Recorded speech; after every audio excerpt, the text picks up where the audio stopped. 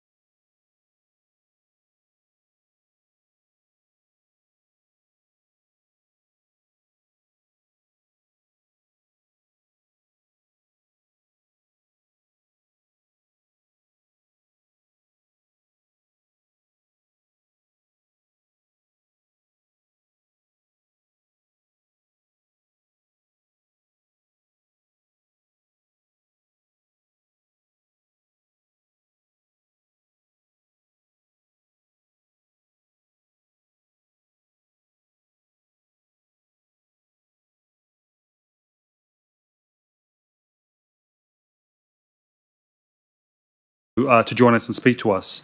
In accordance with Clause 5.37 of Council's Code of Meeting Practice, I'd like to inform the persons attending this meeting that A, the meeting is being recorded, live streamed and made publicly available on Council's website, and B, the persons attending this meeting should refrain from making any defamatory statements. In relation to Clause 4.3, the provisions of this code require the live streaming of meetings to apply to public forums. Now, ladies and gentlemen, we do have 13 speakers today. Now, the allocated time is for 3 minutes each person, and I'll be just informing everyone that we're going to stick strictly to the 3 minutes, please. So if you can please be succinct, just to allow us to deal with that significant amount of people who are here today.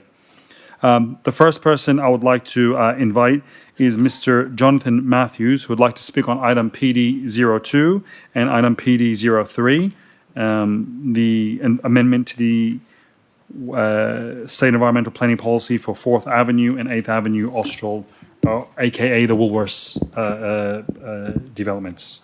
Please, Mr. Matthews. Good afternoon, Mayor and Councillors. My name is Jonathan Matthews, and I'm the Development Manager at Woolworths, responsible for delivering the Austral North and Austral South projects. You might remember me from the February meeting. Back again for round 2. I'd just like to thank the Mayor for allowing me to speak today and just reiterate that these proposals are really important to us, and we're still really excited to deliver a high quality retail outcome for the growing Austral community, and these proposals will help us to do that.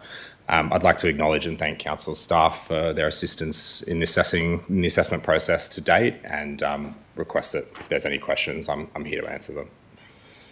Thank you. Thank you. Anyone? No questions? Lovely. Thank you very much, Mr. Matthews. Greatly appreciated. Our next speaker is Mr. Mauro Proletti, who would like to address Council on Warwick Farm Racing Precinct, item PD 01. Please, Mr. Proletti, if you can just press the button on the microphone, please. Thank you. Thank you for the work done to bring this report to Council. However, the stress that the residents of the precinct have been under over the last 18 years has really reached its limit, and what we would like is a decision from the councillors. I know councillors have changed over the time, but we really need a decision to release some of this stress. The timeline given in the report has 2 basic errors, not errors, omissions. In 2008, some 18 years ago, temporary stabling accommodation was built at Warwick Farm Racecourse to accommodate trainers from Randwick during the Pope's visit. This has now all become permanent, to the extent now that over a third of the previously available of the previous lands that were used for off-course races, horses, are now empty. 1/3 of the area. I myself am part of that, and my land tax per annum is $20,073, just to give you an idea of the cost of being empty. 2, after the steering committee carried out its work by the councillors in NOM 05 file number 034386 of 2014 committed to building a bypass road at Warwick Farm to separate the industrial from the racing precinct, and committed to set aside funds from the 2014 budget to do that. Nothing has happened. 14 years ago. Councillor's decision, nothing has happened. We are still stressed out. We still have the safety problems with the industrial trucks turning the corner, especially on my corner, Manning and Monday, 36 wheelers coming around that corner, probably 200 a day. In relation to the flooding issue in this area, in the late 80s, the lakes was opened up to the river, and the area is now tidal. Hence, the maximum hour of any flood would be 12 hours. Also, Manning Street, turning the corner into Monday Street, 2 properties, one of which is mine actually, on Monday Street and exiting on Warwick Street, are not affected by the 100-year flood, so they do have egress. So you could put whatever you really want on there. It doesn't stop the SES getting to them. Separating the racing precinct from the industrial precinct areas is paramount in providing safety to the racing precinct. Uncertainty of the last decade and a half has been stressful and caused quite a bit of angst for all. Whatever decision councillors support, I ask that council officers do their utmost to keep the timetable to a minimum. If council look for opportunities to expedite the process where possible, I ask that council entertain seeking state government funding support for the additional reports that may be required. Hasn't as yet been budgeted for. We don't want another 20 months to go by simply asking for more funding, causing even more delay. because this funding was asked for at the council meeting in July 2024, some 20 months ago, and we have the report today. I would like to hand up a flooding diagram and also the minute at NOMO 5 of 2014, so that you can see what I was talking about there. So, Please. Mr. Politi, your time's up. How much do you need to? One paragraph. Okay, go. Please implore councillors to put an end to the uncertainty and stress and make a final decision, whatever that may be. The very long suffering residents of the precinct need this to end. If you have any questions, I'm happy to answer them. Thank you, Mr. Politi. Deputy Mayor? Yes, I have a question. I'm familiar with the area, as you know. What would you like to see happen there? What I'd like to see happen there is where you have egress, which is down Manning Street to Warwick Street, the big area on the corner, half of that, and down half of Manning Street, a quarter of Monday Street, to be put to low rise, medium rise, whatever fits in with council's thing. Not high rise or high density. Medium density or low density. Then I would like to see the road that was agreed to be built 2014 behind Rosedale Oval to access on Shore Street there, so that we don't have the trucks coming through the precinct whatsoever. Thirdly, by doing that and having the racing behind, that's Bull Street and those streets behind Manning Street and Monday Street, you separate the industrial from any housing or technology or whatever else you want to put along that two streets, and you have the racing precinct closer to the track, closer to where you already have the stabling. So you have three sections all working together, no one getting in each other's way. In other words, you want the bypass road? Correct. Thank you. But agnostic to the use, whether it's residential, or the bypass road. If you put in more industrial, the racing's still going to be there in that back half. It's just causing more problems. Yeah, and when it's not fixing anything. And when you said egress, you meant flood-free egress. Flood-free egress, because the 100-year flood does not affect Warwick Street, down Manning Street, and 2 or 3 houses up Monday Street. So you can egress to those properties for the SES, whatever needs to egress them, no problem, and the rest can stay as the racing or into technology or whatever you want to call it, that you want to develop in that area. But you can't leave it all just as racing, because a third of it's empty and you're just going to have an eyesore. That's what you've got now. Excellent. Thank you very much, Mr. Politi. Our next speaker, I think Ms. Connie Harvey, but I don't think she's here yet. Well, she's indicated she'll come a little bit later on. So we'll come back to Mrs. Harvey, who wants to discuss the same item. Our next speaker then is Mr. Matthew McMahon, who would like to address council on Island Park, COM03.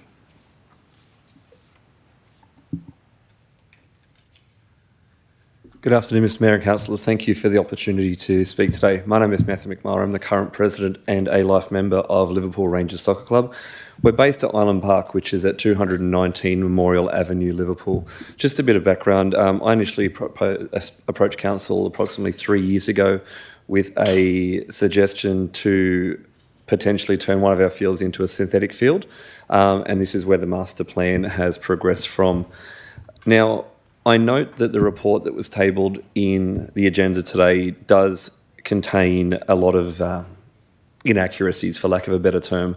I was only made aware of this meeting on Monday afternoon by Karish McAlliander, despite chasing the Project League up as far back as the 23rd of July, and to date I still have not received a response from council as to the status of the master plan.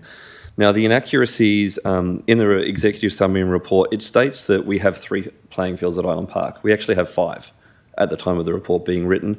As Island Park currently stands, we have it fitted out for 6 playing fields, which is consistent of 2 full fields, 4 half fields, and in those half fields we also have a mini field and 2 midi fields, which cater for children ages from 5 through to 12. The report also states that with the master plan being proposed by council, we will be gaining 2 sporting fields. That is incorrect. We're actually losing sporting fields. The proposal has the far side of the playing surfaces to be removed and have where we've got 2 fields at the moment, a midi field and a half field, and a full field to be replaced with 1 half field. So we're essentially losing sporting fields, which is at the detriment of the playing community to gain car parking. Now, I put to council, there is no point increasing the car parking if we're going to be losing the playing fields and we won't have needs for that car parking because the fields just won't be there for the children to play on. An example of what we potentially lose if this master plan is approved as it currently stands is we currently host Southern District's DDL Grand Finals, which is ages 10 through 12. That is 46 games over 6 half fields, and in one day of those grand finals, we earn approximately $10,000 in revenue as a club. If this master plan was to go ahead, we would no longer be able to host those events, and we would not be able to make that money, which is all invested back into the local community in relation to providing a safe sporting environment for their children. This weekend, for example, I've got 44 games over 4 half-size and 2 full-size fields. If this master plan was to be approved in its current state, I would lose half of those games. Now, please don't get me wrong, we do give our unequivocal approval to a master plan being implemented at Island Park. Sorry, Mr. Mark, your time's up. How much longer do you need? I can summarise very quickly, Mr. Please. We are 100% behind the master plan, just not in its current stand. We want to work with council. We want to work with the community to provide an exceptional sporting facility, but the plan as it currently stands is not it. Thank you. Can I just ask? Of course. So, how much consultation have you had in regards to the plan? So you mentioned that you've been trying to contact somebody from council staff, right? Correct. So we had an initial meeting with before the master plan was put to public forum. We raised our objections with a lot of what they'd put forward. For example, there is a child's playground that proposed in behind an amenities building. As with a lot of Liverpool areas, we're finding a lot of antisocial behaviours, for lack of a better term. We find a lot of drug paraphernalia at the field. By putting a child's playground in behind an amenities block away from the street level, you're increasing the risk of sexual predators preying on vulnerable children. You're increasing the risk of needle stick injuries. The plan just doesn't suit the community, and it doesn't suit the sporting fraternity at Island Park either. And when you raised that, so that was before it went on public exhibition. Correct. And now what's before you? How much of what you brought up on that initial consultation was incorporated? Nothing. Yeah, the plan hasn't changed. Okay, thank you. Thank you. And Councillor AJ? Yeah, thank you so much for the. So, what do you want council to do? Like, I've been to that field. It's amazing. My children played the grand finals there, yes, which is incredible. You get everybody there. So, how would you want council to design that? We keep all that field, we keep those people coming there, and you don't lose that tournament. Absolutely. So, what we've proposed is instead of losing the 2 fields and gaining 1. We do a slight relocation of the fields. We move one of our current full fields over to where our half-end mini field is, relocate one of those half-end mini fields back to where that full field is, so that way you get a standalone showcase field for major events. We've also proposed a knockdown rebuild of the current amenities building to update it, incorporating 2 home, 2 away change rooms, and on days where we have female teams at the club, 1 of each of those change rooms will be designated only for female usage. That design also incorporates improved storage, improved and upgraded canteen facilities, and the possibility and scope for going up and building a function room on top of the new amenities block, which could then host functions, presentations, all the sort. We've also had Ron Hughes, a life member who is very well known to council, lost his life 2 years ago, and we've proposed that the rebuilt amenities building be renamed the Ron Hughes Memorial Amenities Building in honour of a man that gave so much not only to sport for Liverpool Rangers, but for the greater Liverpool area as well. Any further questions?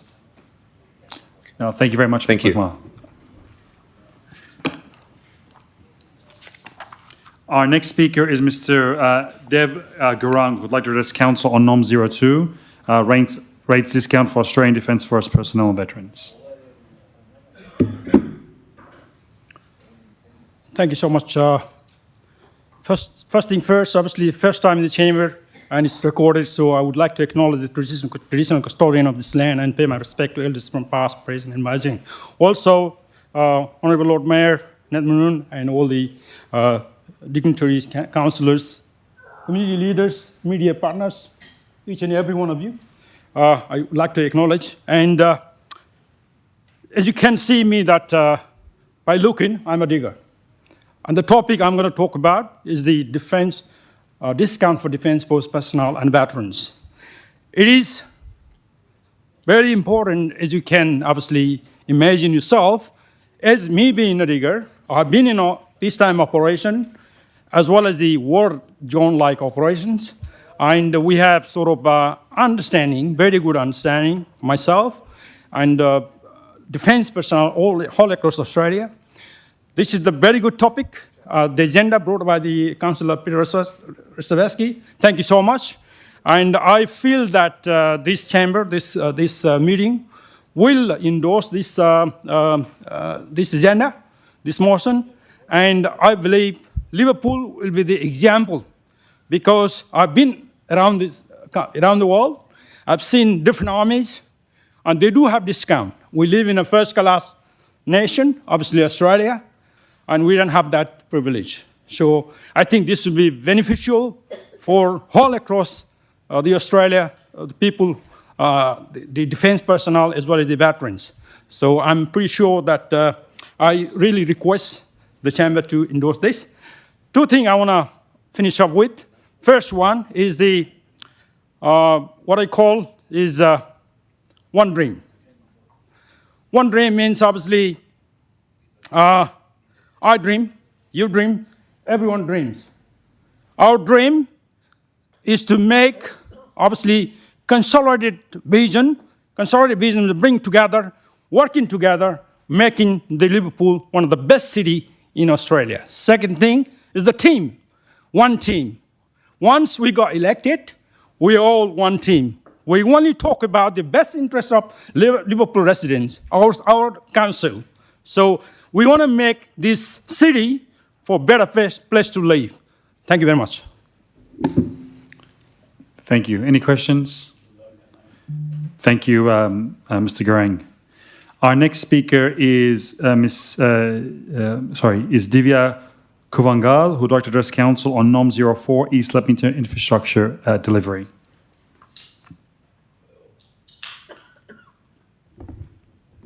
Good evening.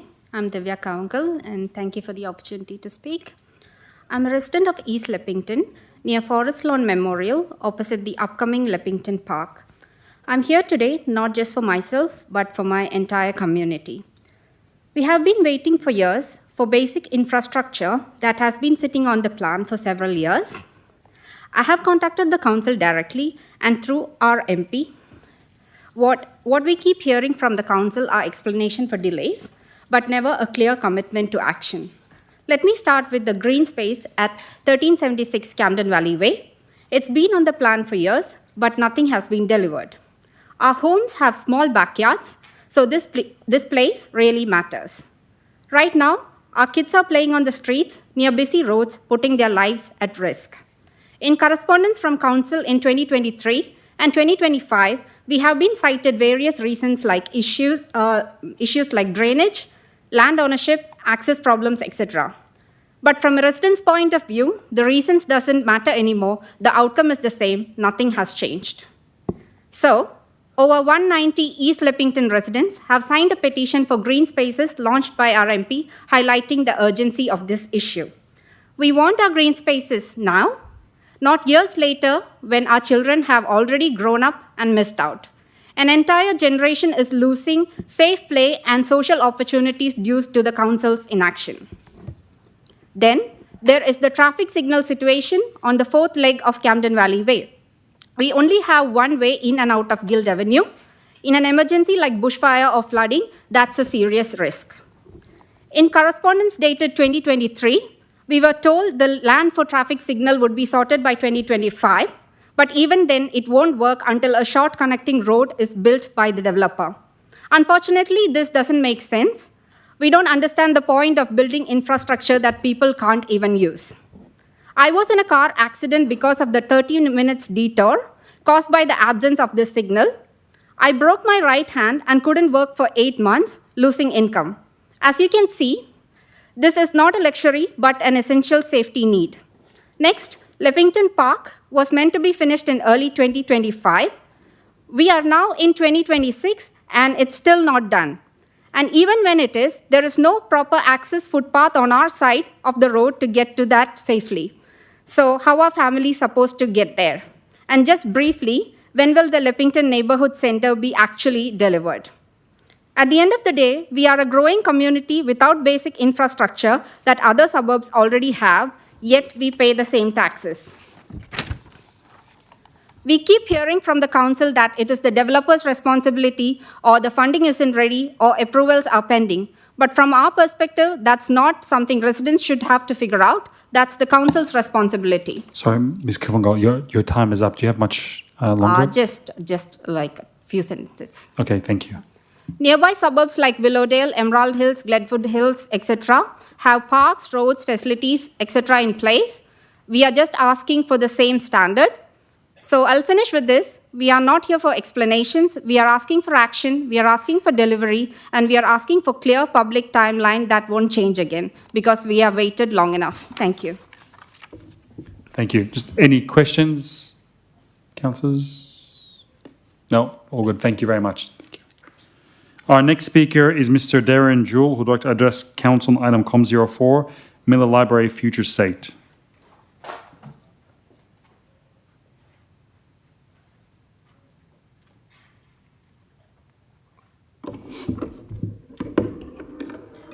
Thank you, Mayor and Councillors. My name is Darren Jewell and I'm speaking on COM04, the future of Miller Library. Let me be clear from the outset, this is not an argument for preserving the current lease model at all costs. It is an argument for preserving the real point of presence in Miller itself. Because if the council withdraws from Miller and tells residents to use Green Valley instead, that is not service retention. That is service removal dressed up as redistribution. The report makes one thing very clear. Miller may have lower borrowing and membership numbers than some other branches, but its public internet use remains extremely high. That is not incidental. It tells you what this service is actually doing in the community. For many residents, especially in a vulnerable and disadvantaged area, the library is not just a place to borrow books, it is a digital lifeline. If you cannot afford home internet, if you have no phone credit, if you need to apply for work, access MyGov, Centrelink, Medicare, Service New South Wales, print documents, send emails, or help your children with schoolwork, the library may be the place that makes that happen. So Miller cannot be judged only through the narrow lens of loans, floor space, and traditional branch performance. This is a digital access issue. It is a social equity issue, and it's an inclusion issue. I understand the report raises legitimate concerns around the current premises. The footprint is small, constrained and expensive, and the shopping centre model may not be sustainable in the long term, but that does not justify abandoning Miller. It means council needs a better model. And that is where I still have concerns, even with option 1, because option 1 sounds better than closure, but it still leaves open the possibility of shifting people towards Green Valley. With respect, Green Valley is not Miller, and nearby is not the same as accessible. For elderly residents, disabled residents, carers, residents without private transport, and people already under financial pressure, even a short shift in service location can become a real barrier. That burden will fall hardest on the people with the fewest alternatives. So council should not describe rolling services into Green Valley as preserving local access. It is not. A point of presence in Green Valley is a point of presence in Green Valley. A point of presence in Miller must remain in Miller. So my request is simple: reject option 2. And do not support any version of option 1 that allows Miller to quietly lose its local presence. Instead, commit to a revised option 1 that retains a service point within Miller itself, ideally in a council-owned or shared-use facility, with strong focus on computers, internet access, digital help, and essential community use. Because this is not a question of whether the current lease is efficient. It's whether council understands the difference between a low-performing asset and a high-need service. Those are not the same thing. Miller does not need to be abandoned. It needs to be rethought and retained. Thank you. Thank you, Mr. Jewell. Is there any questions? Councillor Rosevsky? Darren, just a quick question. On your, you're listed here as saying you're for, but I think you're against the library closing, right? Well, the way the resolution's worded, it's very ambiguous. I'm for some action towards preserving Miller Library. Yep. I understand that there is a commercial imperative. Yep. But we need to rethink the options that are on the table. No problem. Any other questions? Yes. Nice. Thank you, Mr. Jewell. Thank you. And sorry, you're registered here to speak on the media policy and the draft memorial policy? I have indeed, sir. Yes. Can you, do you want to go for that now? Do that now? Yeah. Yes, I'm happy to do that now. Thank you. Are you able to amalgamate them together into 3 minutes? But I planned to have them both addressed separately, if that's okay, Mr. Mayor. Yep, go for it. I'd first like to now address you on the draft memorials policy. I acknowledge that this matter was previously deferred and the draft has now been amended to exclude war memorials from its scope, and that was the right decision. But one correction does not rescue a flawed policy. The policy remains overly restrictive, too subjective and disconnected from the way Liverpool actually remembers its history. The residency test is the clearest example, and we don't have to imagine the consequence. We can see it. Directly outside this building, in front of these chambers, stands one of Liverpool's most prominent memorial statues, Lachlan Macquarie. Lachlan Macquarie was never a resident of the Liverpool LGA. So by the logic of this policy, one of the most visible memorials Council already honours would sit awkwardly within the standard now being proposed. That's the problem. Liverpool was not shaped by people who lived within a modern boundary line. It was shaped by people who founded it, built it, governed it, served it and changed it. A serious memorials policy should test significance to Liverpool, not simple postcode compliance. The draft is also too subjective in the way it deals with offence, disharmony and provocation. These are broad tests that can be used to refuse contested memorials without clear objective standards. And in a city as multicultural as Liverpool, the blanket exclusion on religious and faith-based iconography is not a neutral clause. For many communities, memory, mourning and heritage are expressed through faith, culture and tradition. A policy that allows remembrance only after those elements are stripped away is not genuinely inclusive. If public safety, maintenance, access and practical management are real concerns, then they should be stated clearly, with proper criteria the community can understand. At the moment, those practical standards are not set out. The policy is also unnecessarily harsh in its treatment of low-impact remembrance. Private memorials are ruled out. Memorial benches are ruled out. Plaques for memorial trees are ruled out. Even the scattering of ashes on council land is banned. From the community's point of view, this reads less like a framework for remembrance and more like a framework for refusal. Liverpool needs a memorials policy, but a better one than this. Focus on significance to Liverpool, not residency alone.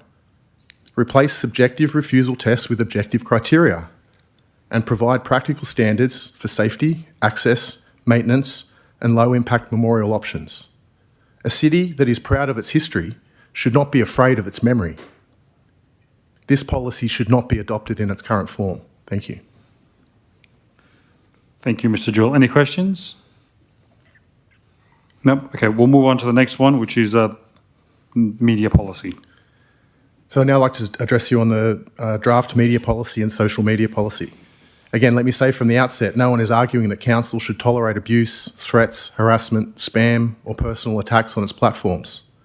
Reasonable moderation is necessary. Clear rules are necessary. But separating the media policy from social media is a sensible move.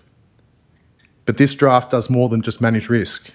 It narrows participation, centralises control, and in key respects reads less like a community engagement policy and more like a message management policy.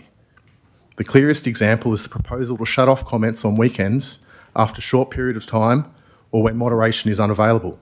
That is anti-community. Weekends are when many residents actually have time to engage. Working people, parents, carers, commuters, all cannot respond during office hours. So when council switches off comments on the weekends, It is deciding that public participation is only welcome when it's convenient for the administration. That's the wrong starting point for local government. And in 2026, that's not the only option. There are moderation tools that can help identify obvious abuse, spam and threats, while more complex matters can be reviewed by staff. The answer is better moderation, not less participation.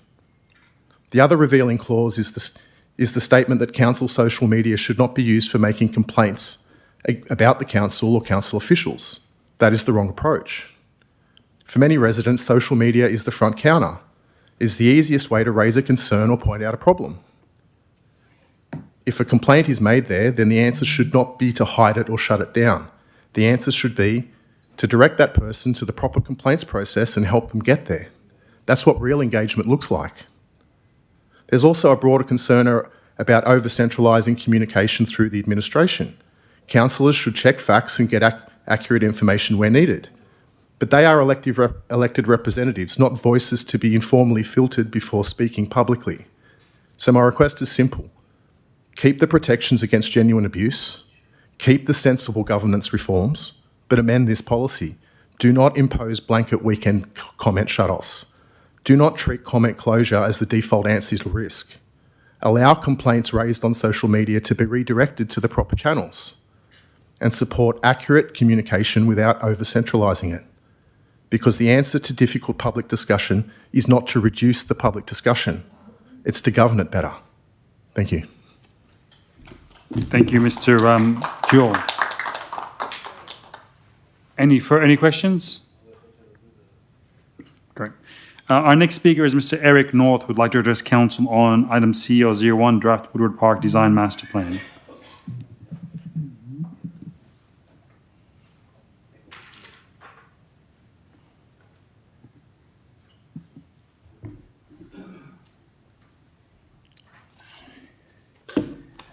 Mr. Mayor, I've actually worked a new summary to just do all three together, amalgamated. Is that acceptable? Yep, that'd be great. Yes, thank you.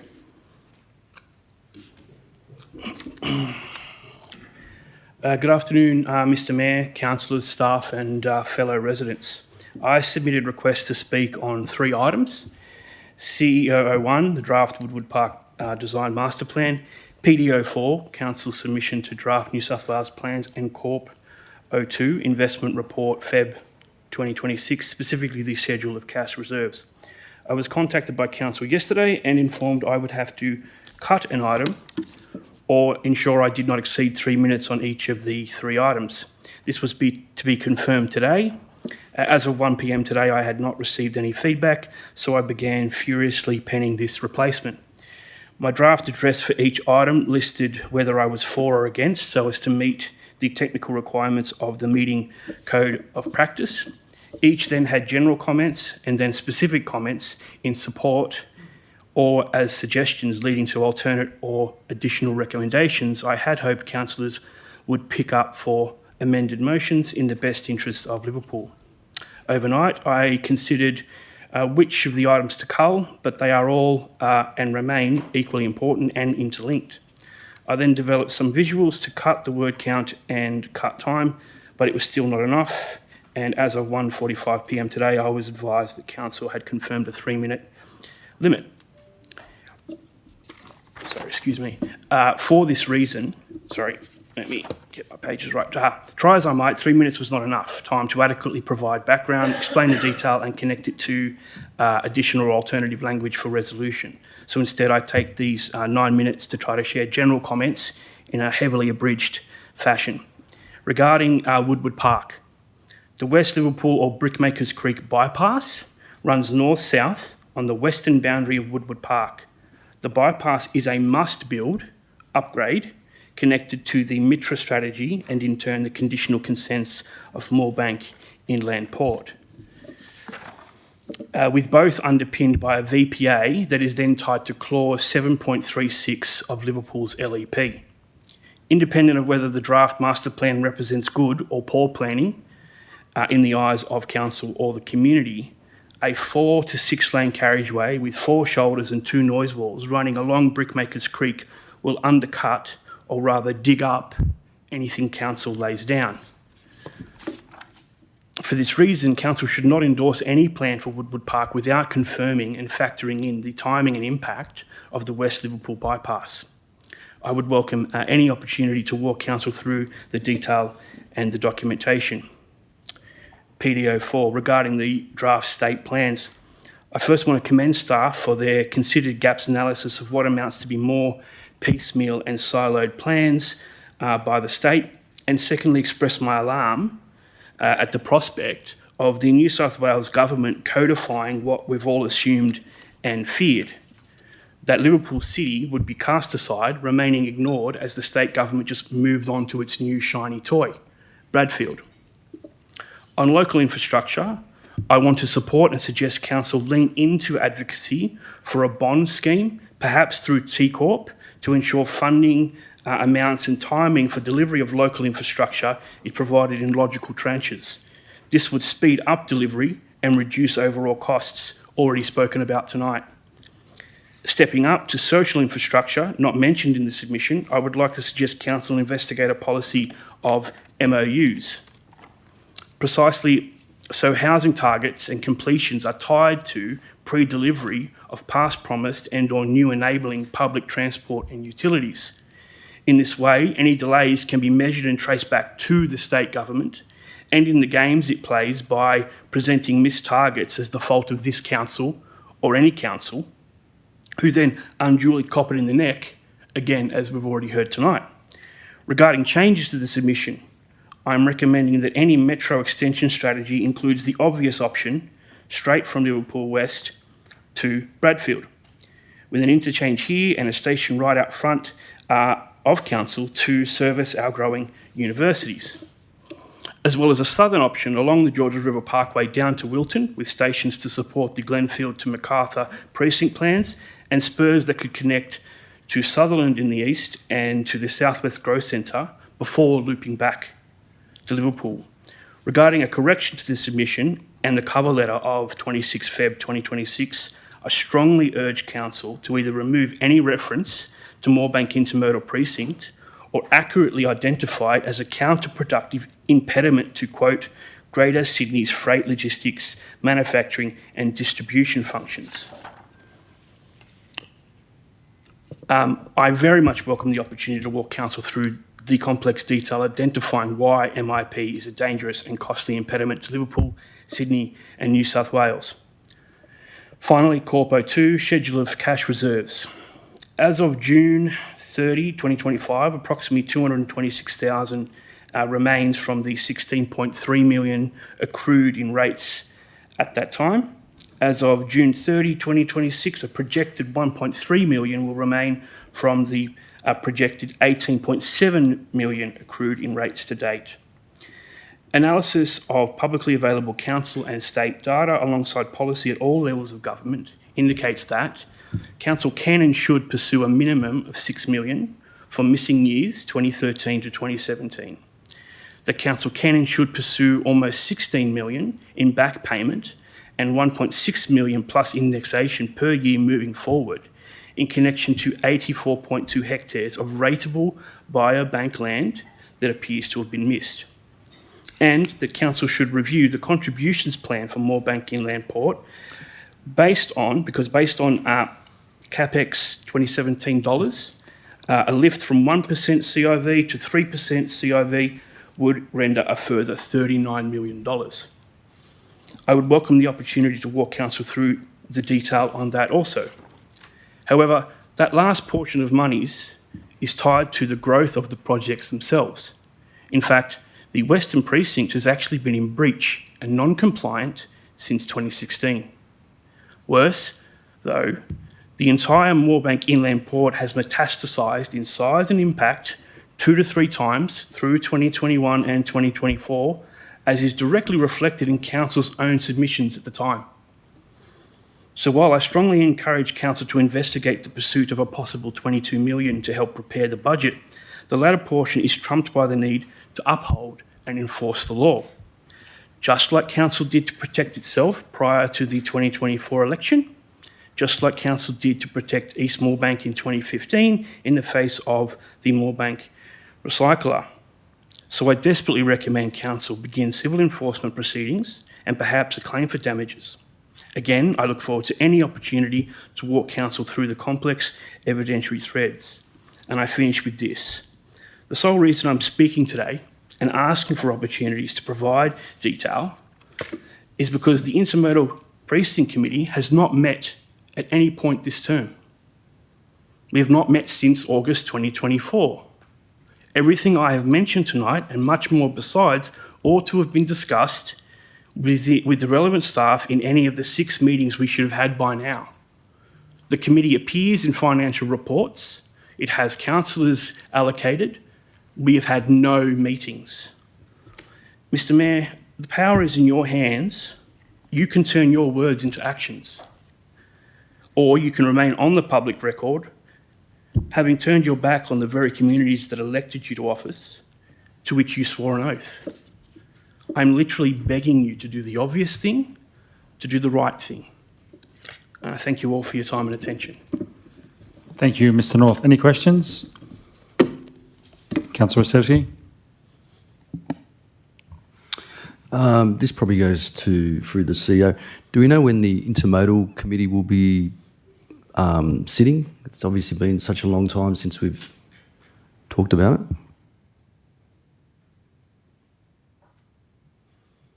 Thanks, through the chair. Sorry, the question again, when will the Intermodal Committee be sitting? I'll refer that to which director? She's Julie Scott. Yeah. Okay, Julie, do you want to come up to the microphone, please, and just answer that question? When will the Intermodal Committee be next sitting? Thank you, Eric. Through the CEO, the council's actually looking at doing a review of the actual committee at the moment. We have actually had a number of meetings through this term. It also proved that we need to look at the actual code of the actual meeting practice, look at the actual agenda, and there will be some information being brought back through council in the short time.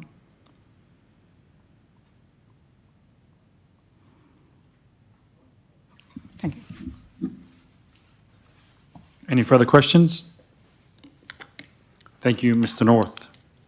Thank you. Is Ms. Connie Harvey here? Yes. Yes, Ms. Harvey, you want to speak on item 3, what was it, Warwick Farm? Yep, please. Yep, PD01 Warwick Farm Racing Precincts. I also had to chop my speech down, so excuse the fast forward button. I'll get through it as fast as I can. It's about 3:10, I think. Okay, so good afternoon, Mayor and Councillors. I am Connie Harvey, the Libertarian Party advocate for South Ward. I'm speaking on PDO1, known as the Mannix Parade Precinct. In December of 2019, this council resolved to spend $300,000 of ratepayer money on a high-density residential vision for this 3.9 hectares site, 670 apartments to be precise.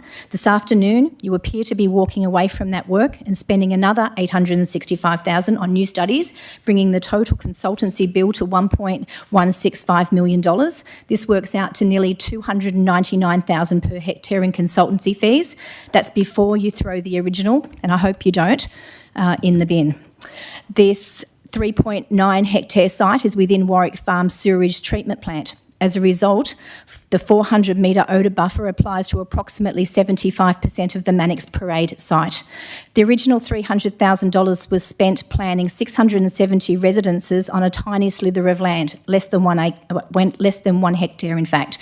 The site is also subject to inherent flood risk, which is not altered by zoning. You were attempting to build in a flood where evacuation would be difficult and potentially dangerous. The state government tightened flood zoning after 2022, but let's be honest, this has given the council a convenient excuse to pivot. Under planning laws, residential air quality must be near pristine, and so this with the flood zone issue, state planning effectively rendered the original proposal unviable. The framework itself was flawed from the onset because of the known environmental and physical limitations. It was destined to be a waste of ratepayer money to study a risk that the market already knew. Here on today's agenda, it suggests you will be formally recommending the Manic C4, general industrial zoning. By switching a zoning, council can actually build on 100% of the 3.9 hectares. This was the only viable path all along. So why wasn't it the starting point in 2019? There was equivalent zoning of the one you seemingly wish to switch to. It was named as IN1, General Industrial. It already existed and it was available back then. It would have allowed 100% use of the site and completely avoided the odour buffer problem, yet council chose to chase a residential vision that was always doomed. Before approving this $865,000 spend today, I ask you two simple questions. One, does council still own all the data in the reports from the $300,000 investment? If so, why can't your own internal planning staff simply update those existing reports for the new industrial footprint, rather than paying consultants nearly $1 million to start from scratch? Two, before any vote, will you table a detailed item breakdown of the proposed $865,000 so the public can see exactly what new work is being done versus what will be duplicated from the 2019-2020 studies? This has been dragging on for 6 years. Let's turn this into a solution for ratepayers. Defer the $865,000 spend for 1 month and use that short time to require a transparent salvage report on the initial $300,000 investment. That simple step would let council reuse the data ratepayers have already paid for, and finally deliver the correct zoning outcome without another cent wasted. Thank you. Thank you very much, Ms. Harvey. Are there any questions? No? All right. Thank you. That is the conclusion of our public forum, and I declare the public forum concluded at 4:48 p.m.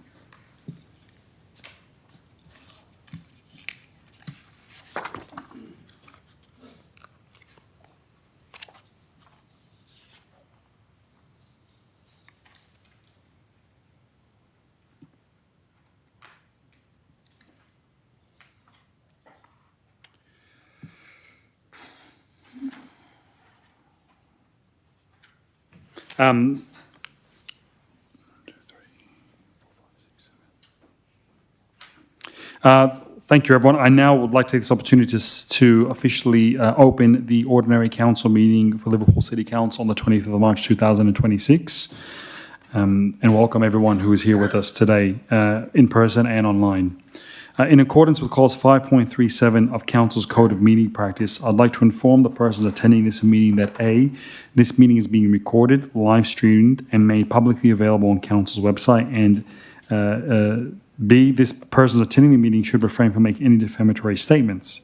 In relation to clause 4.3, the provisions of this code require the live stream of meetings also apply to public forums. To start today's meeting, I would like to invite Reverend Paul Mozichuk from Liverpool Baptist Church, who will read the acknowledgement to country and also offer a prayer for council. And could I ask, followed by the national anthem. Could I please ask everyone to please stand?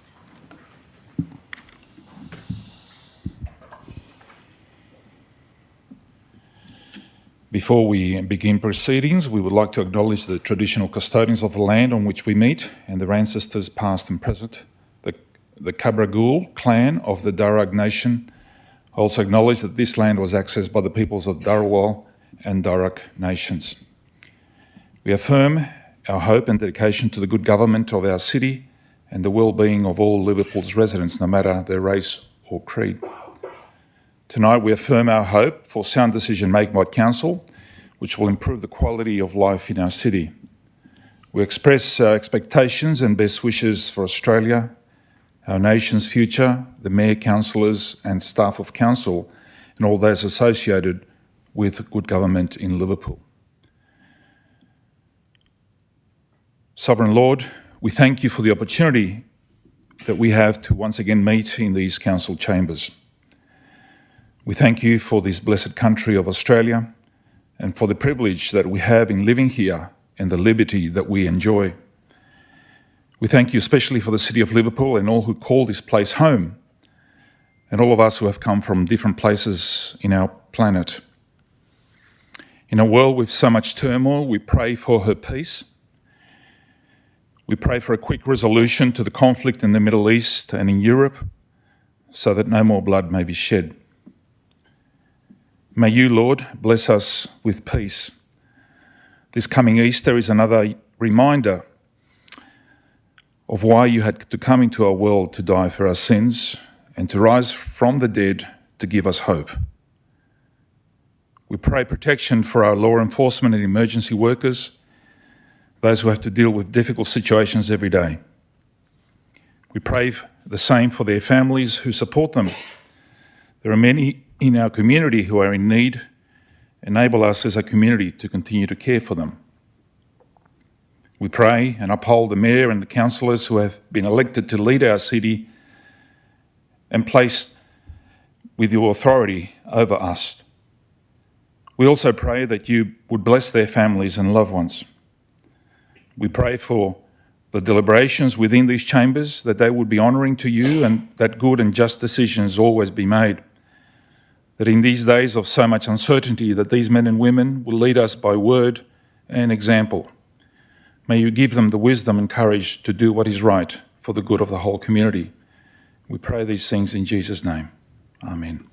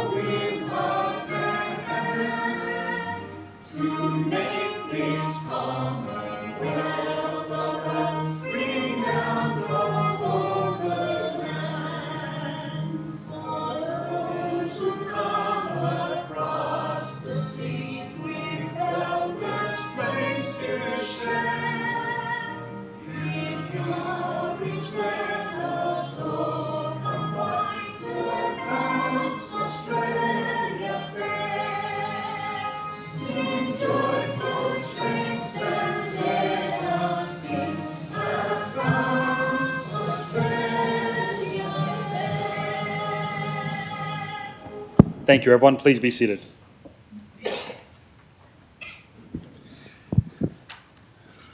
And thank you very much, Reverend Mozichuk, for your kind words and prayers for all of us here, not only in Liverpool, but around the world. And would like to wish you, coming up into your congregation, a very happy Easter in a couple of weeks' time. The next is we have apologies. We have one apology received from Councillor Ethan Monaghan.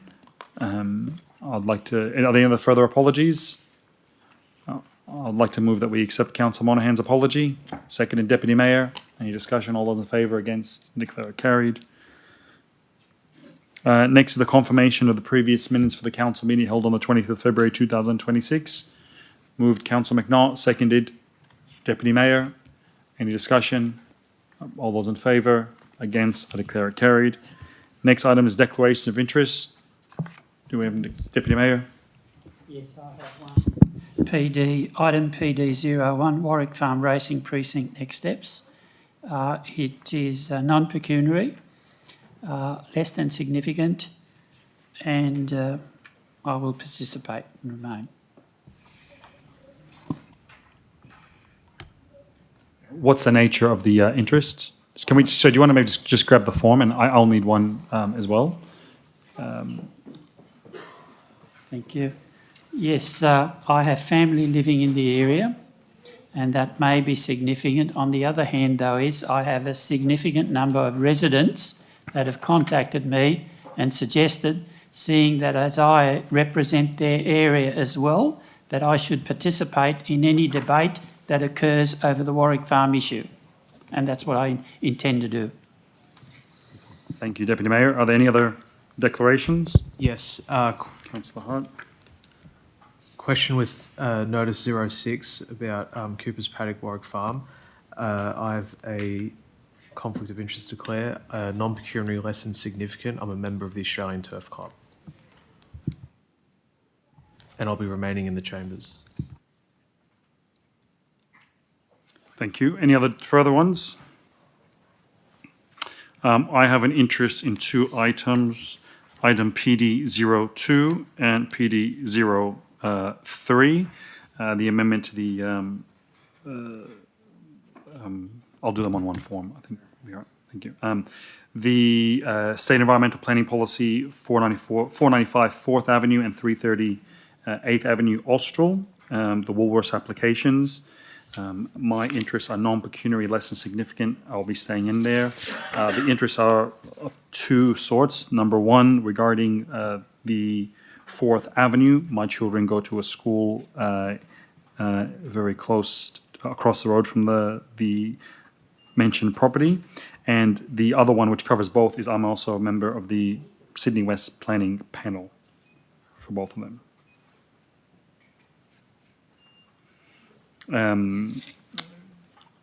So non-pecuniary less significant, and I'll be staying in the room. Any other declarations? Councillor Moon? I might declare the same on, as I'm on the planning panel also, for PD04, I think it is. Give me a second, I'm just looking it up.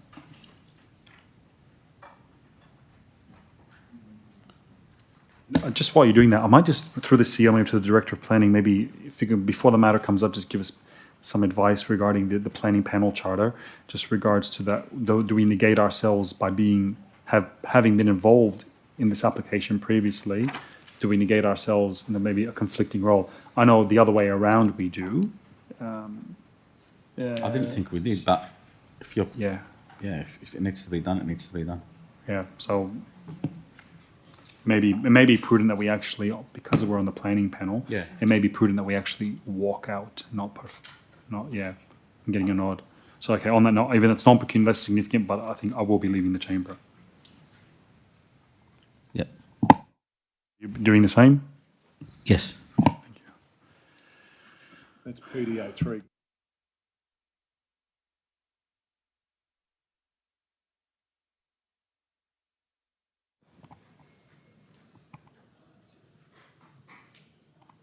Through the chair. Question. Since I'm an alternate member on that as well, should I be declaring an interest? Have you participated in any meetings regarding this? Not lately, no. If but I am the alternate member. I don't think if you that's ultimately it's your choice, Deputy Mayor. But if you haven't been involved in the application, you may not have to be. But it's my your call. reason for asking is if there are a significant number of councillors, they may prevent a quorum, and that then changes. There are legislative changes there that allow the members to remain. Yes.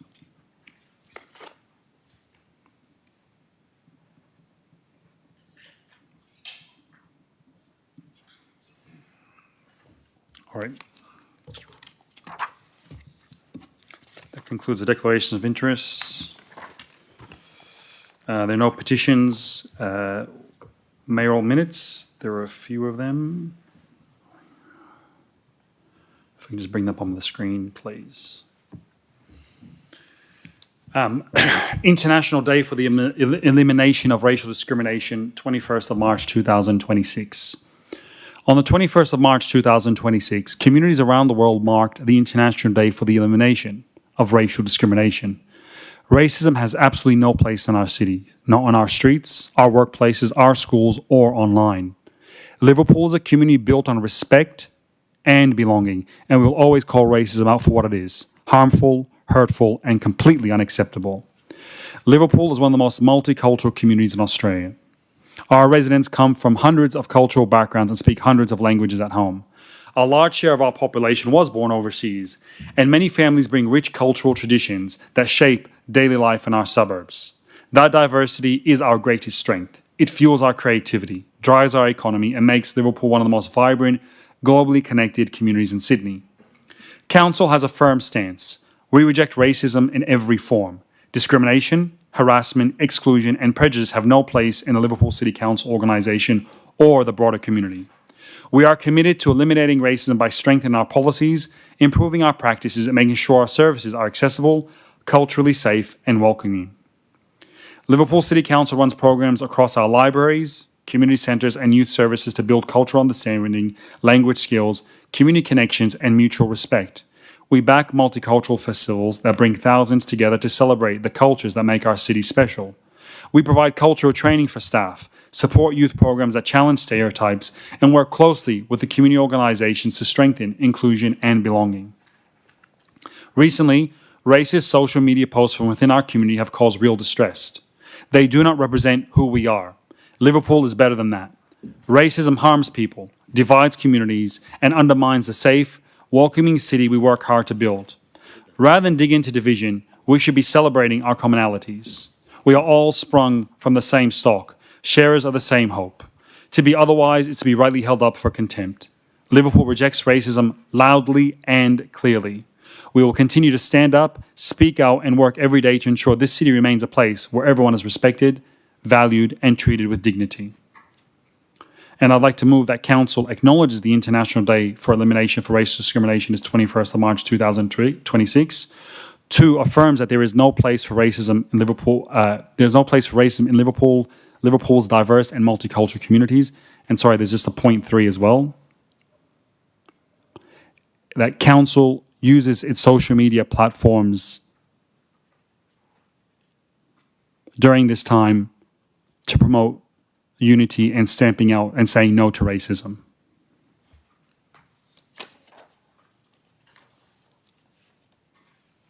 And I'd formally like to move that way. Is there any discussion? I'll put the motion. All those in favour? Against? I declare it unanimous.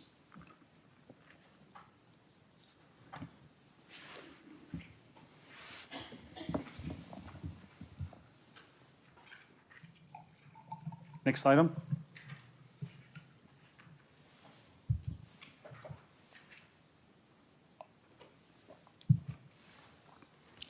The next item is a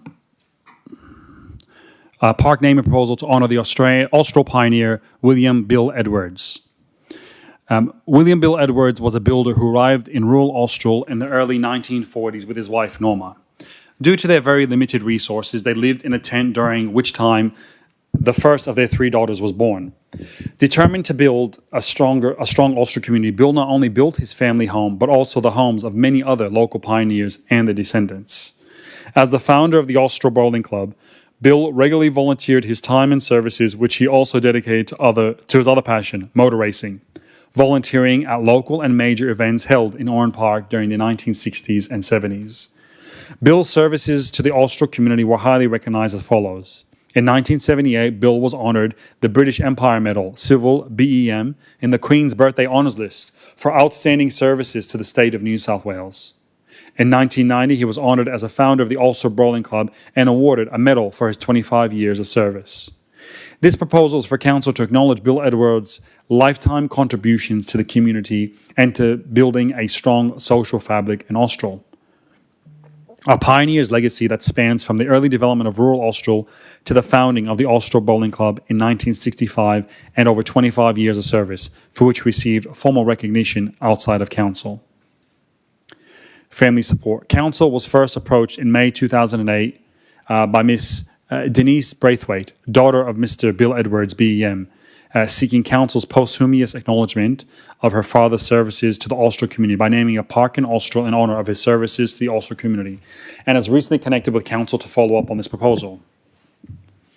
And I would like to formally move that council recognise William Bill Edwards as an Austral pioneer and his lifetime contributions to the Austral community. 2, consider in the future planning of Austral parks and community spaces that appropriate council assets be named in honour of Mr. William Bill Edwards for his lifetime contributions to the Austral community. 3, any naming should be considered through the council policy consultation required endorsement through the Geographical Names Board.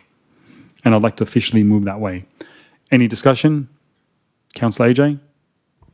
Yeah, I'd like to say that we need to honour great men and women that has contributed significantly into our community. I had the privilege to speak to Denise. She was lovely on the phone. And I believe that if we are able to do this for their family, they'll be very pleased. And Bill will be happy in heaven. Thank you. Thank you. Any further discussion? No. I'll put the motion. All those in favour, please raise your hands.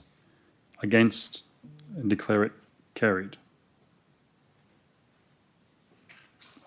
I do have 2 more, but I just need to email one, sorry.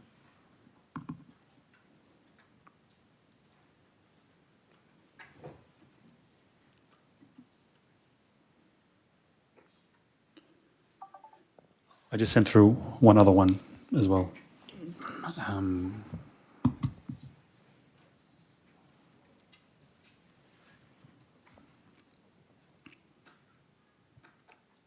we move to the next one, please?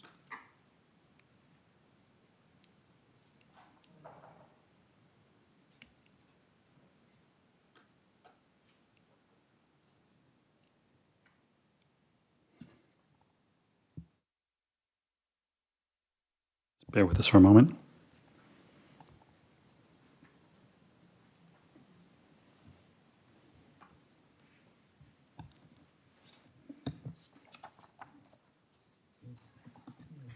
Okay. Oh. What I might do then with that one, if it's just being handed out now, maybe we'll deal with it after the break at 6 p.m. Then. I've got one there. Cool. Okay. So we'll move on to the reports of council, and we'll get back to mayoral minutes later on, especially when the other councils are here. Next item is CEO 01, which is on page 59, tab 1, and the recommendations on page 59 of the agenda, the draft Woodward Park Design Master Plan. Can we defer this until the remaining 2 councillors arrive? That won't be too long. You moving a deferral, councillor? Correct. No, right. Is there a seconder for the deferral? No, the motion lapses. Do we have a mover of the motion? Councillor McNaught. Happy to move as per the book, Mr. Mayor. Moved Councillor McNaught. Do you have a seconder? The Woodward Park Master Plan. Draft CO 01, page 59, tab 1 with the recommendation on page 59. Seconded Councillor Moon. Is there any discussion? Yes. Yes. Councillor, so you're speaking for or against? Against. Okay. Just before you go, Councillor McNaught, would you like to speak for your motion? Thank you, Mr. Mayor. I thank staff for the extensive work that they've done on this, and I understand that, that when we have a master plan, that is the overarching document, there is a lot more detailed design to be done in this precinct, and this is the starting point. So I'm very happy to be starting at this point. There will be continued interaction with interested parties along the way. There will be continued consultation. I look forward to that, and I thank staff for facilitating that we deferred this from last month so that we could end the public exhibition period. Thank you. Councillor Rosevsky. Yeah, so looking at this report, I noticed quietly it opens the door to high density development. Now, buried in the feedback is a very important issue, proposed wording about the potential to increase residential commercial density in the precinct. Now, Liverpool, in my opinion, doesn't need any more overdevelopment in the CBD. Furthermore, only 246 people responded to the survey, only 18 written submissions, and only 2 outright support in a written submission. 4 was an outright opposition, and many other submissions raise serious concerns or conditional support. Now, for a proposal that can transform a major public asset and affect sport, traffic, noise and future commercialisation, that's not a massive public mandate. I have a concern whether council is genuinely listening to the community or whether community consultations have become little more than a box-ticking exercise. Now, we hear the words consultation, engagement, feedback, sounds good. They look good in reports like this one, but the real question is simple. How meaningful is that consultation when the response numbers are so low and when the methodology being used is so clearly failing to capture the true voice of our city? Now, I want to put this into perspective. On the budget issue, I received more than 200 community submissions. The Pulse Radio guys, they have received 350 submissions. Now, that's more direct community feedback through our own efforts than council has managed to attract in many of its formal consultation processes. So let's be honest with ourselves. If an individual councillor using basic community outreach can generate that level of response, then why is council, with all its staff and all of its communication resources and all of its ratepayer funding and all of its official channels, unable to do better? That's not a small problem, that's a serious problem. It points to a deep flaw in the methodology council is using, because if the community is not participating in meaningful numbers, then one of the two things is happening. Either people do not know these consultations are taking place, or they do not believe their input will even matter. Both possibilities are a damning indictment on the current approach that we are adopting. Consultation is not meant to be hidden in obscure web pages, buried in technical documents or dressed up in language ordinary residents do not have time to decode. Real consultation means meeting people where they are. It means using clear language. It means active outreach. It means making participation easy. And almost importantly, it means proving that public feedback actually influences the decisions made in this chamber. At the moment, too often, what we are seeing is a process designed for admin convenience rather than democratic legitimacy. And let's not pretend that this does not matter. In local government, trust is everything. If the community loses faith in the fairness of our consultation process, then every future consultation becomes harder. Every report becomes more suspect. Every major decision becomes more divisive. That's why this issue must be treated seriously. Council needs to review its conduct's community consultation from top to bottom. We need to examine whether the methods being used are fit for purpose. We need to ask whether the promotion is adequate, whether the process reaches working families, seniors, small business owners, young people, and we need to proper reporting back to the public so they can actually see their feedback is shaping the final recommendation. Now, if this council is serious about listening to residents, then we must stop congratulating ourselves for weak consultation outcomes and start fixing the broken model that produced them. Now, I just have two questions before I finish in relation to this report. There's currently a regionally significant netball facility at Woodward Park through the CEO. The master plan removes this and contains no reference to alternate netball facilities. Why not, and what will council tell the hundreds of players and families in our community, mainly young women? So your question is to? Through the CEO. Thank you. I refer to the CEO. Thank you. Through the Mayor, we'll tell them the same thing we told Liverpool City Netball, that we'll go into consultation to find alternate locations across the LGA for Liverpool Netball. We've got a number of opportunities there. We think we can get a better solution for netball, very, very important sport in our local community. And just like the 67, I think, different engagement activities, that'll be another one of them. Final question through the CEO. Council has an MOU with Gandagara regarding Woodward Park. There is a requirement for significant consultation. Why is Council not engaged meaningfully with Gandagara? Thank you. Through the Mayor. So I met with the CEO and members of the board of Gandagara very early in the piece, given an undertaking that as we move Woodward Park forward, they will be the first people at the table. And when we get this master plan, if we get this master plan through council tonight, I'd expect our first meeting to be next week.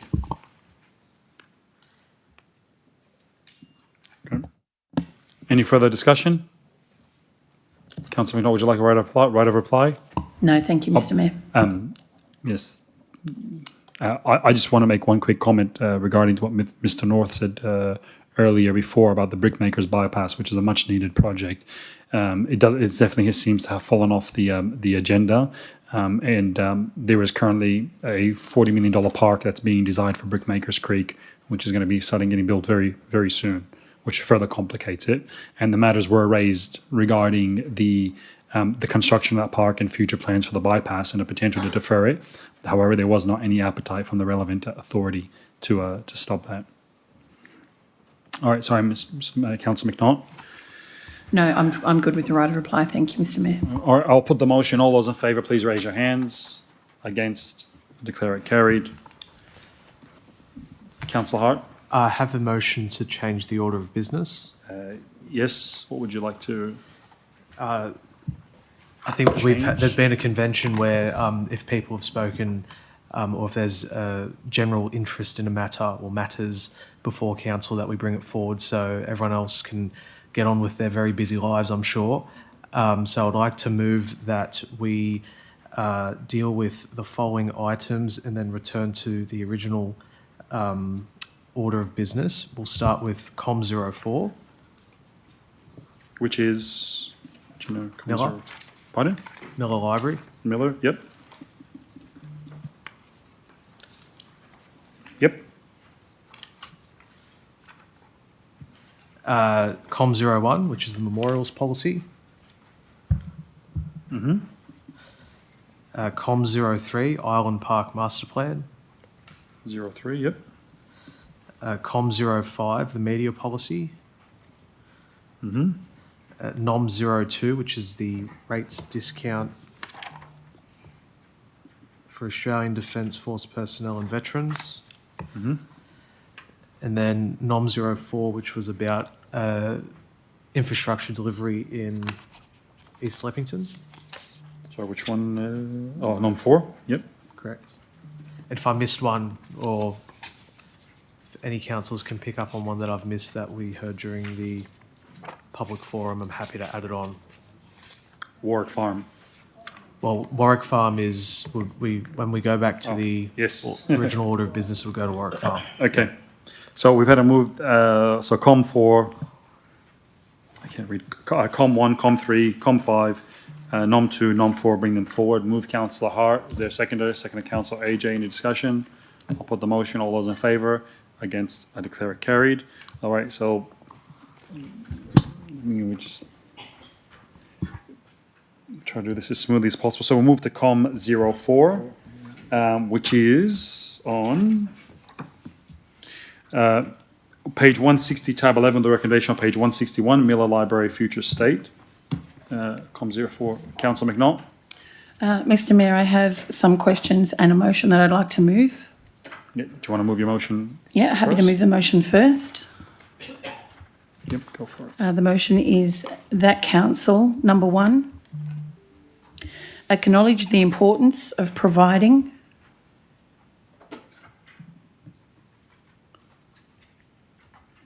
comprehensive services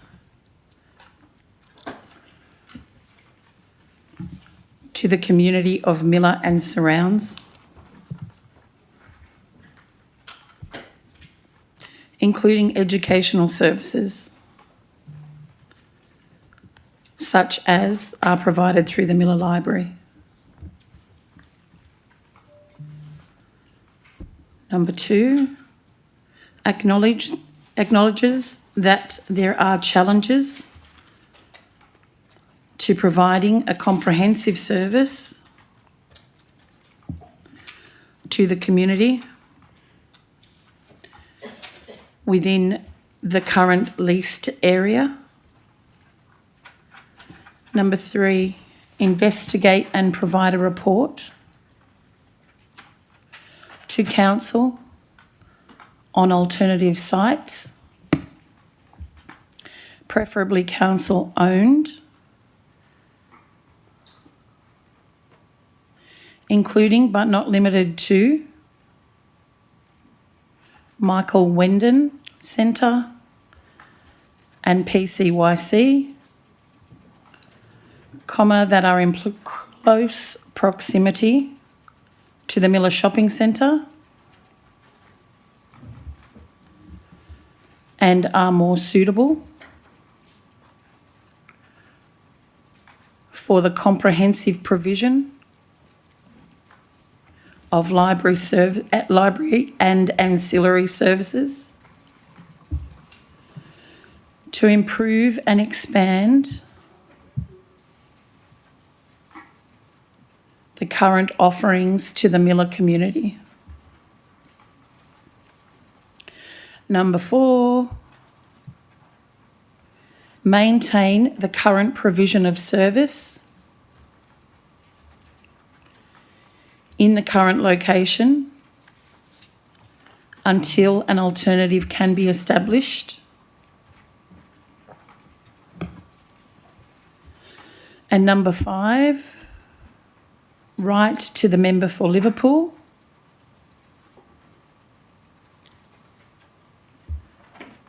asking her to facilitate meetings with the relevant government departments regarding the implementation of the Miller Master Plan. Thank you. Do you have a seconder? Seconder, Councillor Moon. I have questions. Yes. Through the Mayor to the CEO, can I ask who initiated this report being brought to Council? Thank you. Through the Mayor, I'll refer to the Director, Community and Lifestyle. Thank you. Through the CEO, that was myself, in lieu of the lease expiry.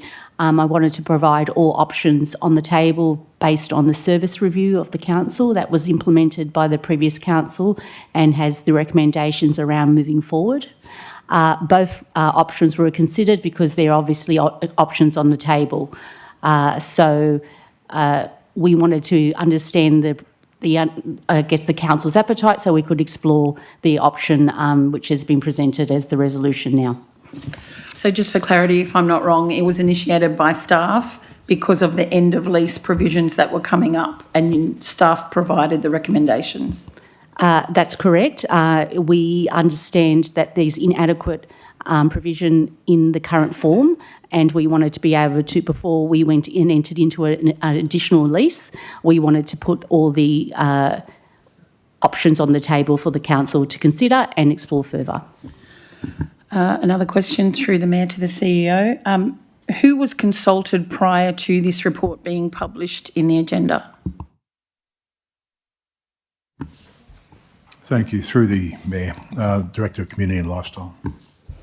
Through the CEO, because it's an options report, no one at this stage. There will be consultation. Sorry, my apologies. I will say the community have had consultation around the service provision in Miller. It was done as part of the service review, so we understand very clearly why and how the service is being used and some of the inadequacies. Thank you. And also, one other question, and I guess it's a question/comment. I understand that we no longer have briefing sessions given the new Code of Meeting Practice. However, is there any reason why this wasn't presented at a governance meeting, considering it's a staff report prior to it being in the papers today? Thank you. Through the CEO, reports that are going to be submitted to the council can't be part of the governance briefing. That is perceived as then a briefing. So it was best that we brought the options to the council, so we knew where officers would need to further extend their resources to explore the options that were placed on the table. Thank you. I have a foreshadowed motion. Yes, Councillor. Keep Miller Library open at the existing location and renew the current lease. Thank you. Just before Councillor Stevesky, through the CEO, if I can refer to the General Counsel about the provisions in the new Code of Meeting Practice with regards to foreshadowed motions. My understanding, my understanding is that the Code of Meeting Practice no longer provides for foreshadowed motions. The procedure that exists is amendment of motions. Can I amend this motion to include a point 6? And just I'll refer back to the General Counsel. The amendment cannot be completely opposite of the intent of the original motion. That's generally how we've dealt with amendments. Sorry, it's a new Code of Meeting Practice, so we're all learning on it. So when you say completely opposite, you're saying that Councillor McNaught's motion is to close Miller Library? No, I haven't said that. I'm just saying looking at it, it cannot be in the complete opposite of it. That's the complete opposite of my motion. She wants it closed. No, she's saying looking at different options and improving the service. She's saying keep it as is. You said it's completely opposite, so that means it's closed. I'm saying open, opposite of open means close. Okay, thank you.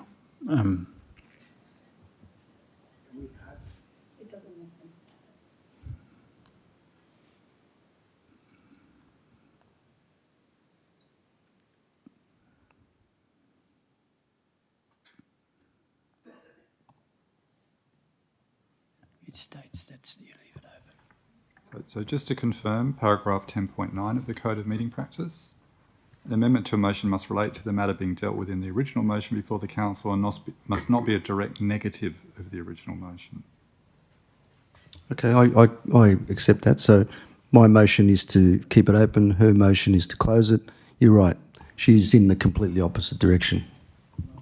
Thank you, Councillor, but that's not your ruling to make. So let me just look at the term direct negative. So your motion is Councillor Stevesky too. Can you just go back through it again? Okay. All right. So let's see. If we compare that to Councillor McNaught's motion, can we just move up a little bit, please?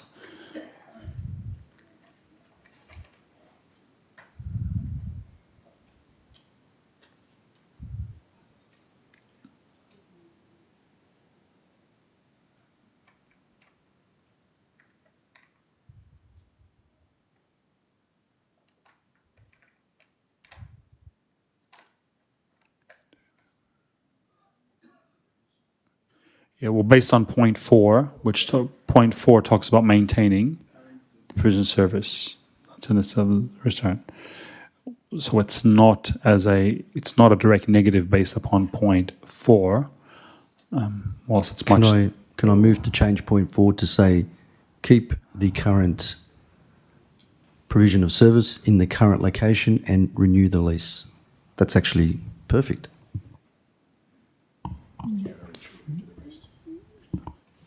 Well, there's the question is sorry, Councillor, is just what they call it. There's obviously a financial implication, which is already budgeted for, but I guess are we talking about a month-to-month lease? Is there provision? Is there an opportunity for the month-to-month lease, or do we need to renew the lease? So I might put that question to the CEO first. Then I refer to your question, Councillor Hart. Through the Mayor, I don't know whether there's a month-to-month provision. I would assume there would be. But, the intent of 1 to 3 is to have another rethink and we can maintain the current provision services until we come back to Council with that work. I think the Director of Community and Lifestyle, if I can through you, the CEO.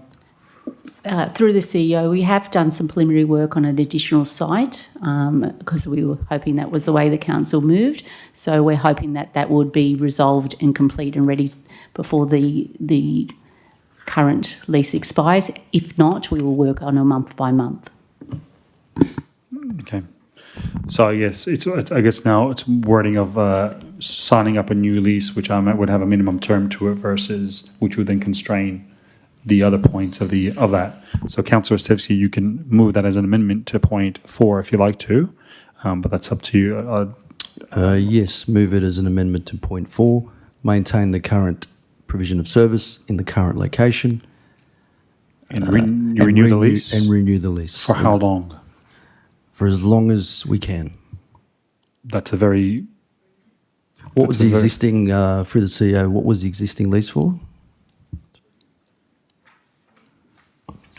Thank you. Through the Mayor, Director of Community and Lifestyle, do you know the existing lease terms? Through the CEO, the existing lease terms are till November 2026. I understand it was I believe it's a 3 or 5 year. I'd have to double check, Councillor. I'm not 100% sure. Make it 5 years.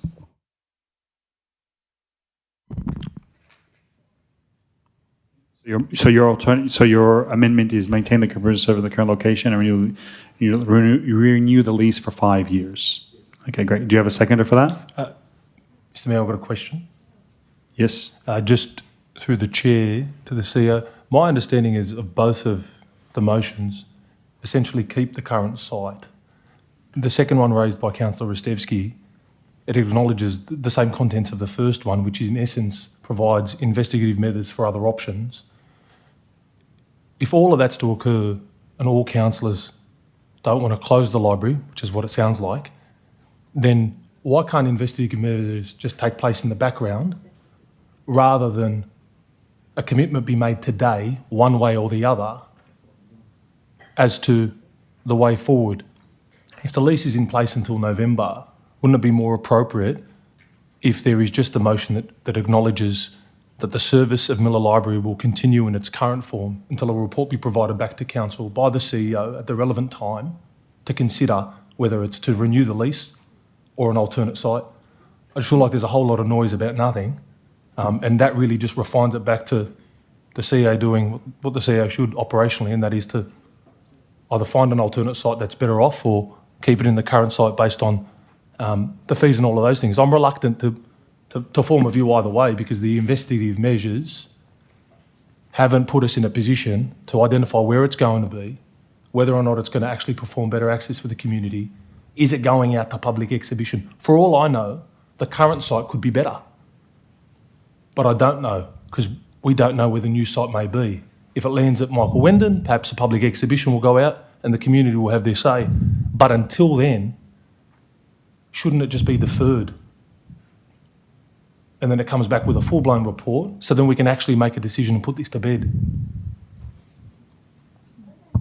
Thank you. Councillor Hart? I completely agree with what Councillor Carney just said, so that's why I don't necessarily agree with Councillor Rostevsky's point of locking us into a 5-year lease, because that's a long-term commitment. When, you know, a much greater or a better opportunity can pop up within 2 years, for example, then you're going to have to break that lease and that's going to cost council money. So I think everyone's in a violent agreement of not wanting to shut Miller Library. So I think the first motion, the substantive motion moved by Councillor McNaught, is a pathway that we can achieve that. I prefer the term peaceful agreement versus. So I think we're all pretty much on the same thing. So ultimately, Councillor Rostevsky, well, do you still want to move the 5 years, Councillor Rostevsky, or bearing in mind what's said, or do we keep Councillor McNaught's motion, which I think pretty much covers the sentiment as raised by Councillor Carney? Based on what I've read in the report, yes, I want to renew it for 5 years. Okay, cool. Do you have a seconder for that? I've got another question. I know no one really answered that question for me through the chair to the CEO. Yeah, but I just need to do... I know, but I asked a question and it wasn't answered and we moved on to... So what exactly was the question? The question was, what investigative measures have happened in the background before this report's come up to determine sites like Michael Wendon? Because if Councillor Rostevsky is proposing a 5-year lease or a lease at the current site and there's no other options for anything else, well then of course nearing November, we don't want Miller to be left with no library. So then it becomes a real consideration because we've got no other option. But how can we vote either way on this if we don't know where the site's going to be? Because whichever way you cut the mustard, no public exhibition's been done. That's why, first, that's the question. And then subsequent to the answer to that question, if the mover and seconder and the mover of the second motion would be amenable just to defer it whilst investigative measures take place in the background as to alternate sites and other considerations, and then it just comes back before council in July or August. then there's no commitment and we can actually make a decision as to whether or not we secure the current lease. That may be the best option. I just don't think that all council is properly informed, voting one way or the other. Because, for example, if we go out there and there's the investigative measures that haven't come back, Miller Central says, see you later, Liverpool Council. We've heard the commotion in the media. We don't want to renew your lease. We don't want to engage in business with you. Well, then we've lost the site and we're left with nothing. And I think that's a real concern. So if I'm left with supporting something today in terms of concrete, I think I'm going to be supporting Councillor Rostevski's motion because I don't know whether or not any other option is going to be viable post-November. That's why I suggested that the first option is just defer it until August until we're properly informed. Otherwise, we could be left with no lease if we support option 1, and we could be left with no alternate site. And the suburb of Miller and surrounds may have no library. And if that's the way I'm voting, then I'm going to be seconding Councillor Rostevski's motion. But before we get to that point, I thought if there's an amicable agreement to defer it, that may be more sensible. CEO? Okay, thank you. Through the Mayor, I'll try and retrofit that answer. So I'm going to pass it over in a sec. So there's been a comprehensive review of library services holistically across council in 2024-25.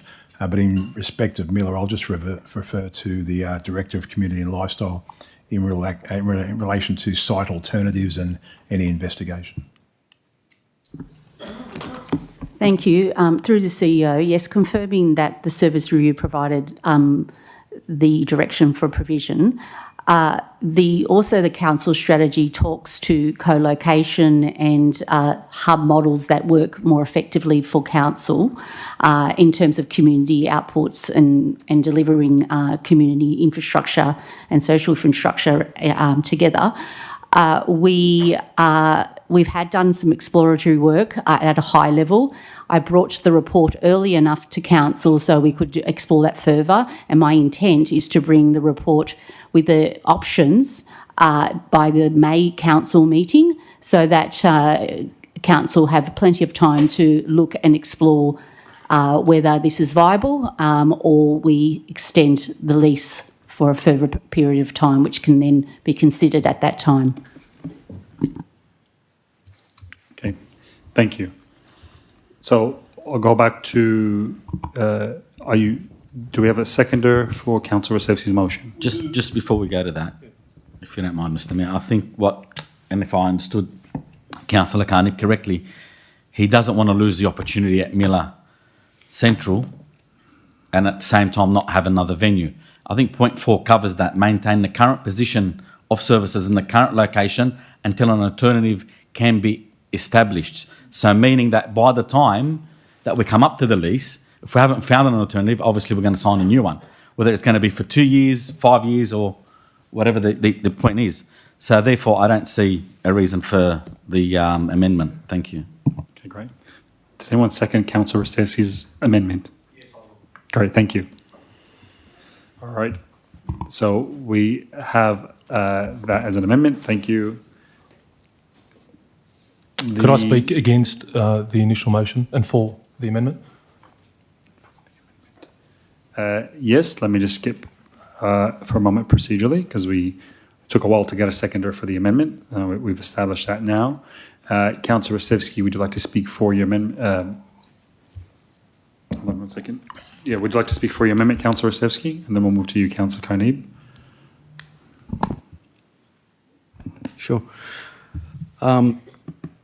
Looking at this report, I definitely oppose any move to shut down the Miller Library in its existing location. There's a proposal to pull a service out of one of the communities that need it the most. And while this council continues to find money for all sorts of things, we are saying that, there's some financial issues in relation to that as well. Now, this report tries to soften the blow with some polished language. It talks about service, sustainability, facility constraints, alternative models. But when you strip away all that bureaucracy, the message is simple. Miller gets less. And that's what it comes down to. because it's small, because the lease costs money, because borrowing numbers are not as high as the bigger branches. That's pretty much a lazy analysis. The report itself gives away the real story. Internet at Miller, in its current location, is 7,707. That's higher than Green Valley at 5,500 and slightly below the bigger library, Carnes Hill, which is 8,800. So what does that tell us? It tells us Miller Library is not failing. It tells us that Miller Library is serving a different need. People in Miller use the library for internet access, digital services, online forms, job applications, homework, government services, and all the day-to-day tasks of modern life. In other words, the people using Miller are not there for luxury, they are there for necessity. And exactly why closing it would be so wrong. Now, we're being asked to close the service at the current location, heavily relied on by people who may not have good internet at home or may not even have transport to go to a different location. That's important. This decision will not hurt the comfortable, it will hurt the vulnerable. It will hurt the residents who are trying to apply for work, the students trying to complete their schoolwork, elderly person trying to get access to online services, the family doing it tough. And then we're told, oh, Green Valley is nearby. Nearby for who? The consultant? Nearby on a map? Nearby if you have a car maybe? But for many residents, nearby is not the same as the access they currently get. And let's talk about the money, because that's where the report becomes even harder to swallow. We're told that Miller's operating budget is $250,000. Now that figure should ring a bell. If you remember the last council meeting, the Liberals were happy to spend $250,000 on rezoning Rossmore Grange by the stroke of a pen. And now we're talking about spending the equivalent on rezoning works around Warwick Farm. So let me ask a question. How is a council can always find $250,000 for rezoning studies, planning exercises and consultant-friendly paperwork, but when it comes to frontline services like Miller, suddenly every dollar becomes sacred? That tells you everything you need to know about priorities. For a library used by people in a rural suburb with real issues, suddenly we're asked to tighten our belts. I don't accept that. Because this is not about affordability, it's about willingness. This council can afford to keep Miller Library open in its current location, and it's choosing not to. And that says something ugly. If it says you are in a community like Miller, your service is viewed as expendable.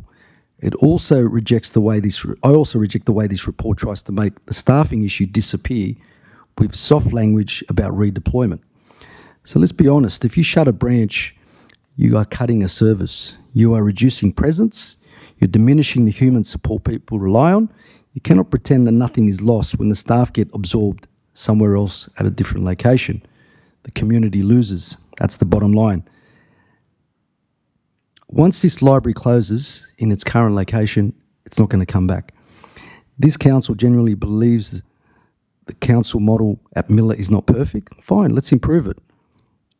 Let's look at improving what we have at the moment. Don't walk away from the people who rely on it.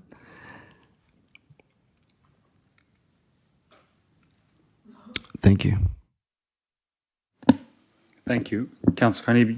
So if you limit to your speaking to the actual amendment, not the original motion, as per the Code of Meeting Practice. To the amendment of? So we're now dealing with the amendment, so we need to stick... Of Councillor Rostevski's motion? Yes. Yes, of course, but when I address the council in respect of, for example, talking about 4, well then I'll contrast it to point 4 in the motion. I think that's sensible to do and gives the fullness of picture, right? Yes. Yeah. So when I second Councillor Rostevski's motion, I do it on this basis. There was an initial report that came out in the business papers. It suggested options that I'm strongly against. My concern with the motion that we see brought forward by Councillor McNaught and seconded by Councillor Ramoon is that the point 4, unfortunately, in the way that it's worded, says maintain the current provision of service in the current location until an alternative can be established. Well, the problem is this. The problem is Miller Central is a business, and if they choose not to do business with Liverpool City Council because we're considering other options, then the constituents of 2168 may be left in limbo with no library. That's the problem. Now, I asked sensibly to defer it until a report came back to council to consider which one is best. Therefore, we can make a decision of one or the other. At the moment, and I suggested this, I'm left with making a firm decision of keeping a service provision I used as a kid, going to school at Sadleir and Ashcroft. I walked down the street of Busby Road. I attended Miller Library. I never went to Green Valley. It was too far for me. And it's not surprising to a resident of the area who grew up in that area to see the internet usage so high, because I used the internet there when I went to primary school and I went to high school, because services weren't that common. And you went to your library. You went there. You borrowed books. You used the internet. It helped you do assignments. You could access them after hours, after school. That is a service provision that is seriously at risk if certainty is not given to the community today. And it's on that basis that I'm left with no other option but to support Councillor Rostevski's motion. And that's the reason why the provision should be kept, because I'm voting for certainty today. The community wants certainty. They want a service, it should stay. I want a service, it should stay. I would like to add a point 5, if Councillor Rostevski is amenable, and that particular point is right to the member for Liverpool to facilitate meetings with ministers and New South Wales Government about progressing the Miller Social Infrastructure Master Plan. We already, Councillor Carney, we already have that as point 5. Not in the amendment brought forward by Councillor Rostevski. Well, the amendment is only that one point, so it's still... Oh, well, then I didn't see that because it was cut off on the screen. You know, the wording wasn't right. So, but yeah, so point 5 on the original motion, which is the one that we're amending. Oh, look, I have no issue. I didn't see it on the screen and I thought it stopped at point 4. So if it's on that basis, then it's perfectly fine. It's words, it's engaging with our local MP to facilitate improvement to the area. So I think we're context is the same. So we're in agreement with that. So you've spoken. We've had 2 speakers for the amendment. Councillor AJ, you're speaking for or against the amendment? Speaking for. The amendment? Oh, no, against the amendment, but for the motion. So you can only just speak for the, on the deal with the amendment now. Against it. And I want to make this clear to all the people in Miller. I grew up in Miller High School. I went to IEC. That's where I learned my English from. Miller is on my heart. The reason why I'm speaking against it is that we are not closing down the library, because I went to that library. I studied there. I walked through Miller Shopping Centre all the way to Wilson Road, Green Valley, every single day to see what is happening. If you're renting a private place that it belongs to a private person, they can always terminate your lease. I will say that we should look at council property like PCYC, which is underused to the full capacity, because that place has been there for a long time. There are surrounding areas in Miller that belongs to council that we can utilize it for the library to have its full function. So I believe that point 4 makes it clear. Maintaining the current position of the service in the current location until an alternative can be established. It's plain English. We're not saying that we are closing the library. That's not what it says. But looking at what belongs to us, because we want the best for Miller. So when you live in your own house, it's better than renting somebody's property, because the owner can kick you out anytime. So I think that council, and also I urge the council staff to look at alternatives so that we have a permanent place for Miller and also to better Miller. Thank you so much. Thank you. Are there any other speakers? I'd like to just speak against the amendment, and then should the amendment not pass, then I'll speak for my substantive motion that I haven't had an opportunity to do so. I'd just like to point out that there's a lot of misrepresentation around this issue. For clarity, I'm more than happy to clarify what I thought was a very clear point 4 and insert the words, maintain the current provision of service in the current location with an extension of appropriate lease to be negotiated. In the meantime there, until an alternative can be established. I'm not suggesting for one moment, and I don't think it needs clarification for myself, but if for other people would prefer that be clarified further, obviously. Point of order. Sorry? For the point of order. Yes, Councillor, what's your point of order? Is that Councillor McNaught had suggested that what the speakers have indicated is a misrepresentation. If it's a misrepresentation, then why alter point 4? Keep it the way it is. I don't... The point of order is she's suggesting that our speak and our advocacy in respect of what we said today, I don't know whether it's me or Councillor Rostevsky, is a misrepresentation. If it's a misrepresentation, then why amend point 4? Leave it the way it is. I didn't hear it that way, so I don't agree with that point of... I don't agree with that point of order. I'm happy to clarify what I said. What I said was there has been a lot of misrepresentation around this issue. So it wasn't directed at councillors. There has been a lot. Referring to what's in the media. If I would like to, I can clarify by saying in the last week there has been a lot. Yep. Okay. Thank you. Yep. Thank you. Sorry, if I can go back to where I was. So in point 4, for an abundance of clarity, I'm more than happy to add words to the effect, maintain the current provision of service in the current location with an appropriate negotiation of lease extension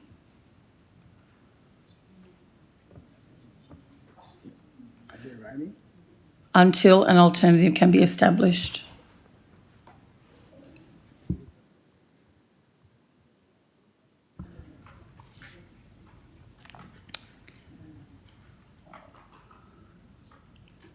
So what that means is that we continue the service in the current location until an alternative location can be established, and we receive the reports on that. I don't understand the complexity behind this. I don't agree with signing council up to a property that has been assessed in multiple studies as being inadequate for the provision of library services for 5 years. If we come up with an appropriate alternative by November, we hear that council has already done some preliminary work.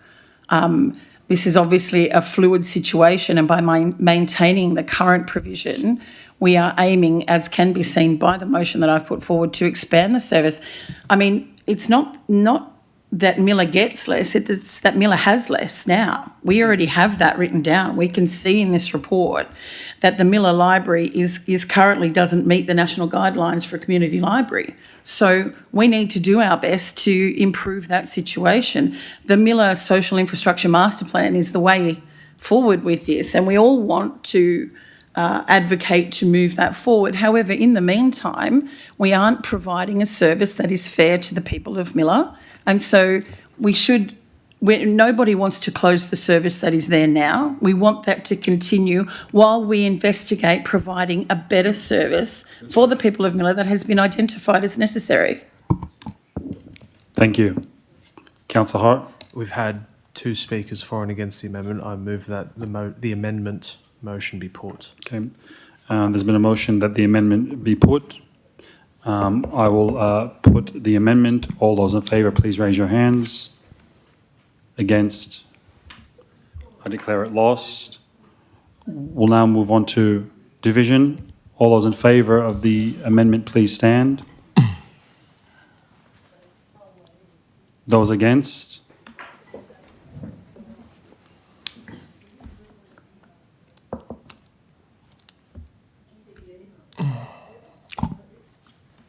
Thank you. We'll now move back into the substantial motion. Councillor McNaught.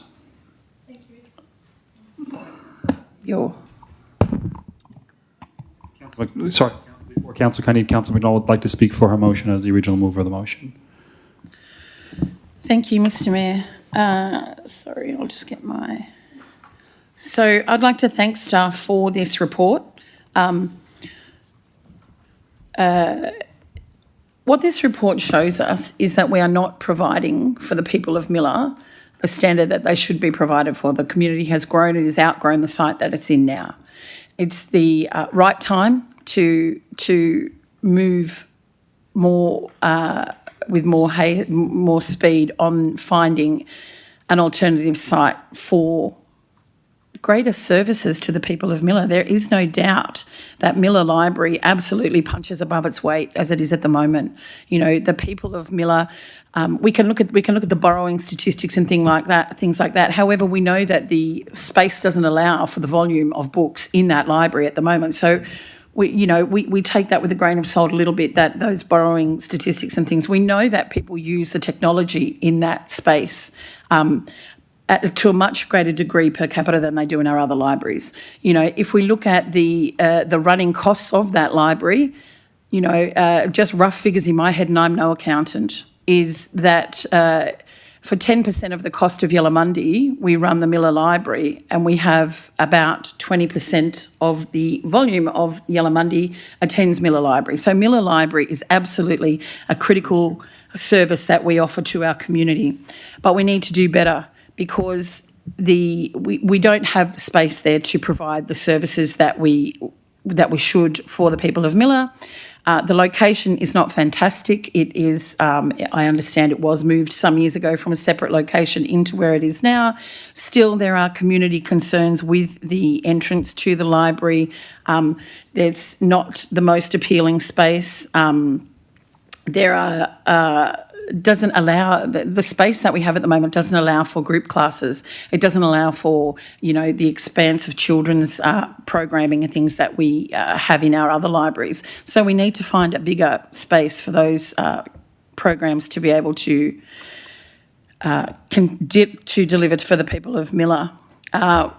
We've got limited space for seating and meeting. And I mean, libraries are a place where people meet and hang out and form relationships and friendships. And we only need to look at Yellamundi for that kind of thing. So we need a better space for the people of Miller to be able to do what libraries are supposed to be able to do. There are, as I said, there are very restricted opportunities for children's activities, including early literacy classes and things like that. We can't extend the access to technology in the space we've got. We're constrained by the place that we rent. We're constrained by the centre.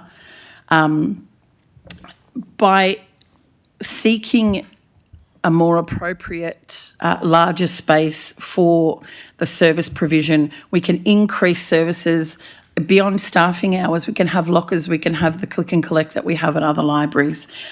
Public access to technology can increase in a more welcoming space, with space to increase the digital services that are available there at the moment. We want the people of Miller to have the best library service that we can provide. We can't provide it in the current space, but until we find the right space to provide that, we will absolutely continue to provide in the current space what we are providing for the people of Miller, who use that library well beyond its capacity. I also would like to thank the member for Liverpool for her engagement with the community on this, and I hope that she will take that passion into her colleagues in State Parliament and get some support with moving forward for the Miller Master Plan. Thank you. Thank you. Councillor Osevsky? I'd like to speak against that motion. Yes. Looking at that motion, point 4 is just a word salad, doesn't mean anything. With an appropriate negotiation of lease extension until an alternate if can be established. So what that means to me is closing the existing location. Now, I heard a lot of talk about the people of Miller want this, the people of Miller want that. Well, I'll tell you what, I get more feedback than council's way of doing community consultations. I'm getting messages online, people watching online, keep it at the existing location. I'm getting emails, I'm getting messages. People want it where it is. Now, library isn't just about books. Yeah, it's got books, but people are using it for different purposes. We're moving with the times. Now, by by voting against my motion, you're clearly saying close Miller Library at the existing location. Now, I have zero trust. If it took 7 years to develop a zebra crossing, I have no trust that this is going to be handled in an appropriate way. And that's why my motion talked about certainty. We could have negotiated rent-free periods, like we give some of our tenants in this building, rent-free periods. We could have negotiated a much better lease.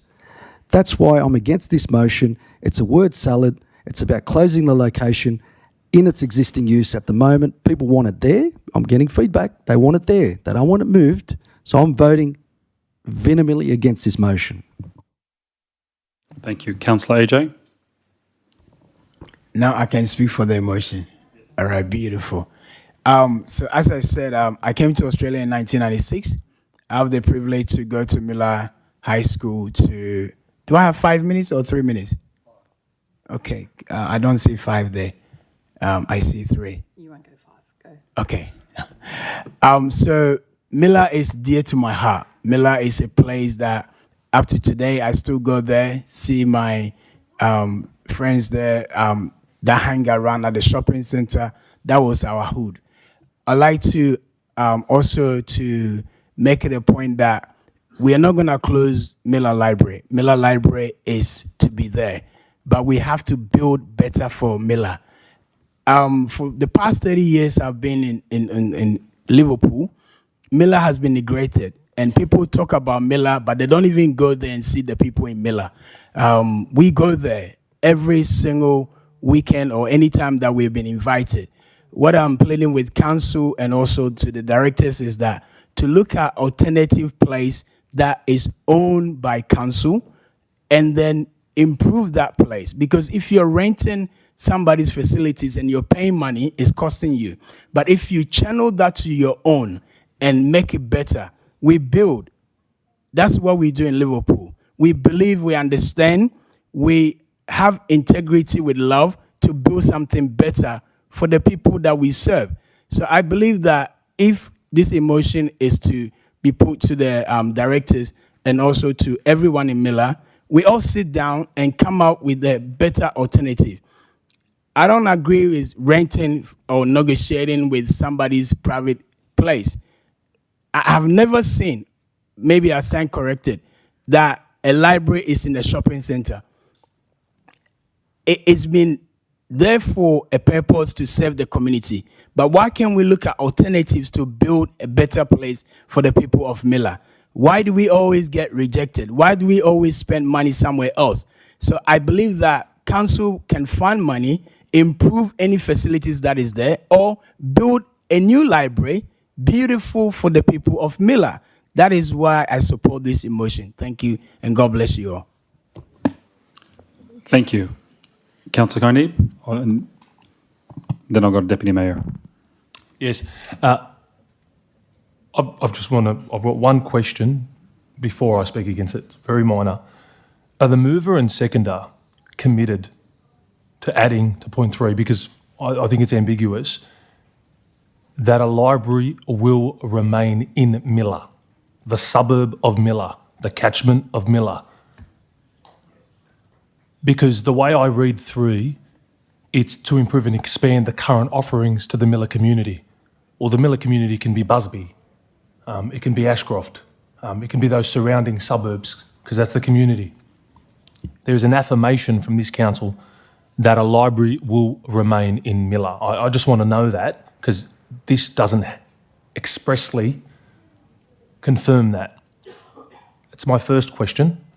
And the only other thing I just want to raise with Councillor McNaught is my concern about an appropriate negotiation of the lease that you added earlier. In my view, it's only my view, I see it as making the motion more ambiguous. Why? Because appropriate is subjective, and negotiation is an objective factor where you negotiate with someone, right? The problem with that is, before it was more firm in terms of a lease extension. Now it's basically making it subjective, that if it's not appropriate to the bearer making the decision, well, then it just lapses. So whilst I appreciate what you were trying to do, I think it's had the reverse effect. And that's just 2 questions I had, and I want confirmation on. I'll put those to Councillor McNaught. Sorry. I'm more than happy to explain that in close proximity to the Miller Shopping Centre was taken from the report. I'm happy to put in brackets there in Miller, if you would like, behind Miller Shopping Centre in Miller. Is the seconder happy with that? And as you would know, that the master plan does have a library in Miller as well, so that's where we would like to keep the library in Miller.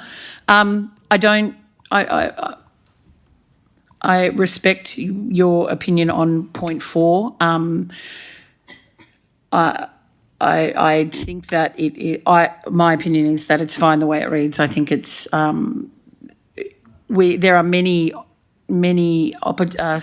situations in council where our staff negotiate ongoing lease provisions at the end of a lease. I'm not all over that, so that's why I'm leaving that to staff. I don't want to sign us up to a 5-year lease when I have no idea what a 5-year lease would entail.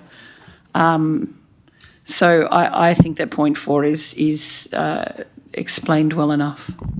Mr Mayor, just to avoid me speaking against it, I just want to outright indicate I'll support it if 4 expressly says the provision of the library service in Miller will remain until and unless an alternate location is found in Miller. If that's the way 4 reads, that means the community knows, I know, there will be a library in Miller. No, it doesn't. Councillor McNaught, are you happy with that? It's rewording it. I don't see the need, but I don't care either. If it means that you're supported and you're happy with it, then I'll do that. I think all right, thank you everyone. Can we reword that, please? Councillor Carney, would you like to provide the words again, please? Yes. Maintain the current provision of a library service in Miller. So in case the current location is not appropriate, in Miller, until an alternate location is found that is determined appropriate by the council governing body in Miller.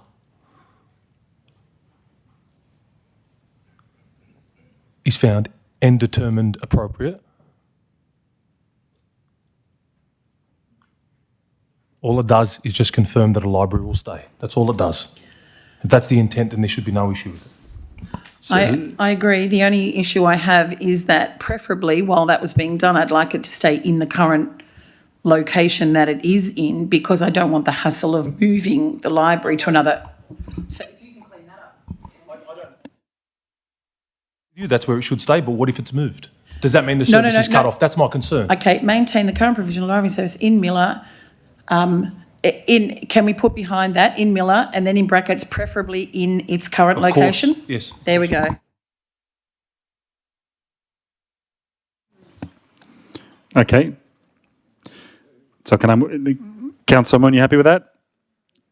Second? Yeah, I guess if all parties are happy with it, it was very self-explanatory, and now people just want to make it worse and worse. Thank you. That's okay. Thank you, Deputy Mayor. Yeah, yes, I just simply wanted to say the history of that goes back to about 2014. And the problem there was it was opposite the hub. The library was located opposite the hub and there were safety issues. And in fact, somebody committed suicide there in front of the library, and it was a really sad occasion.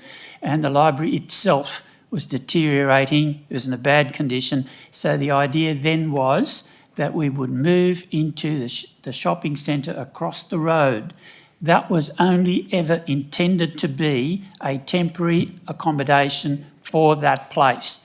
The idea was, at the time, or I thought, that we were going to refurbish the old library, which we did do, but it was then used for other facilities. In fact, I can't see why that place, which is bigger than where we are at present, can't be converted back to what it was.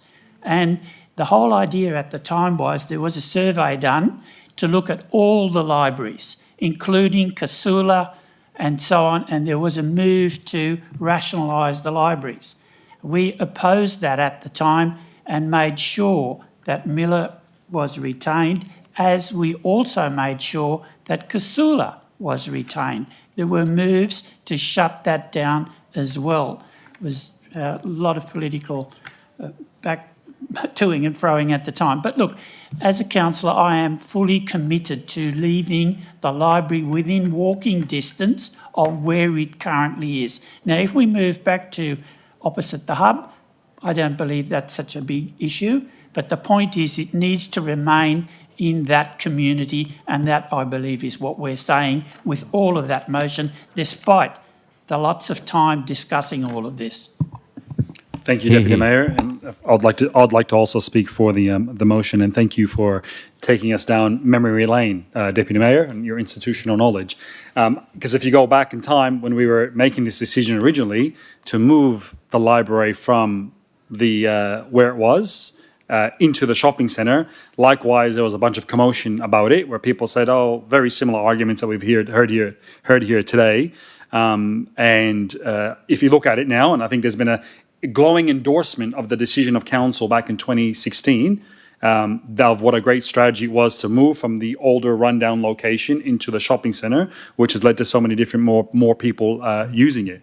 And that was, I think we moved in, the opening was in November 2016, and it was a 10-year lease. So hence why it's expiring in November. I think now when we look at it, actions speak louder than words. I know I'm gladly, I think, have now opened up 2 libraries in my time as mayor. Michael Wendon Centre, the library just behind us, and libraries I don't think anybody thought we'd actually have in Liverpool. So yourself, Deputy Mayor, who've been through every one of those decisions as well. I think it's testament to the level of service that we want to deliver our community. What is so important, though, is that every community gets treated equally. And at the moment, when you look at the services that are provided in that shopping centre, Miller is getting the least level of service compared to Moorebank Library, Casula Library, Carnseal, or the CBD. Looking at an alternate location should be done. It should be done in a way, and that could be in the shopping centre. It could be a bigger space in the shopping centre, but it gives the people of Miller the opportunity to have a larger space, to have the community meeting rooms, and to get the same services that people get in Green Valley, that people get in Moorebank. Why should people of Miller continue to be disadvantaged? I personally would love to go build a library like that behind us in Miller and lift up that area. We've invested in McGurr Park, millions of dollars invested in McGurr Park. The council term we put brand new tennis courts in there that when I wasn't around. We put money for the Michael Wendon master plan, and we have the Miller master plan. So I hope that people can take the energy that we have for Miller and the passion, dedication, and actually start putting more to it, and allow the staff to come up with great ideas and can building these community hubs. Like I said, whether it's there or whether it's somewhere else. So thank you for CEO and your staff for taking us on the journey as we go along with this. So I think it's clear from the governing body we want to improve the library services within the Miller area and continue on delivering a better area. And hopefully we'll go back in a council maybe in 10 years' time. We'll go back and once again say what great decision that was made now to getting a bigger and better library service for the Miller area. With that being said, Councillor Minogue, would you like your right of reply? Nope, I think enough has been said. Great. I'll put the motion. All those in favour, please raise your hands. I declare it unanimous. Thank you. I'm mindful of the communities here, but we've just been going for 2 hours and 14 minutes. I just need to call a 20-minute recess, and we will reconvene at 6:34. Thank you.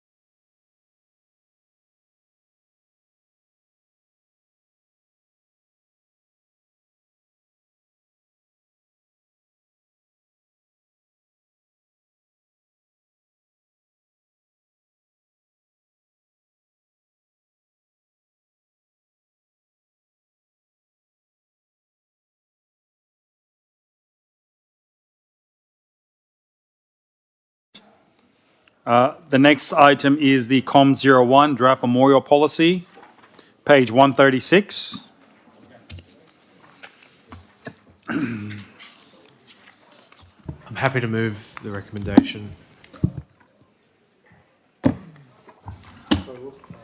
Page 136. Page 136, there we go. Happy to second. I like to speak against the motion.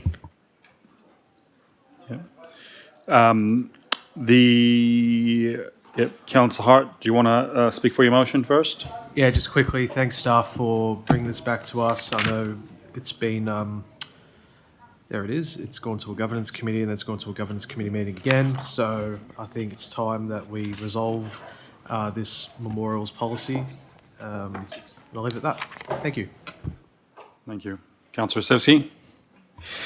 Yeah, so I'd like to speak against this motion. I've got some personal experience about this because I remember when my brother passed away and we wanted to put up a memorial and the hoops and we had to jump through was, I wouldn't want anyone to go through that. And I acknowledge Darren Jewell's speech in relation to this policy.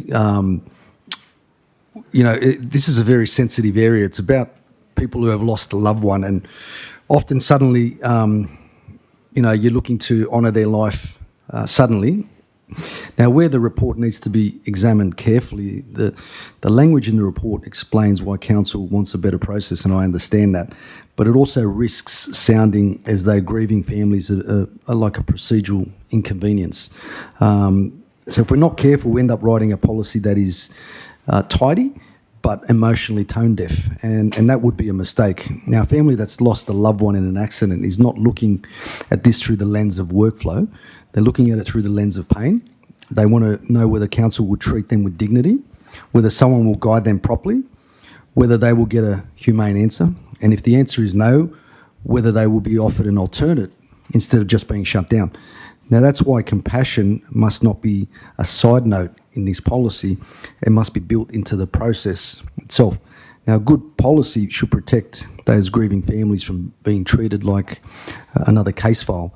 So we're going to finalise this policy, and we must be sure that it's not just looks good on paper. It must be deeply compassionate how it is applied. Now, I've got an alternate motion. I should have sent it earlier to the staff. I totally forgot. If you just bear with me, I'm going to email it to them if they can put it up.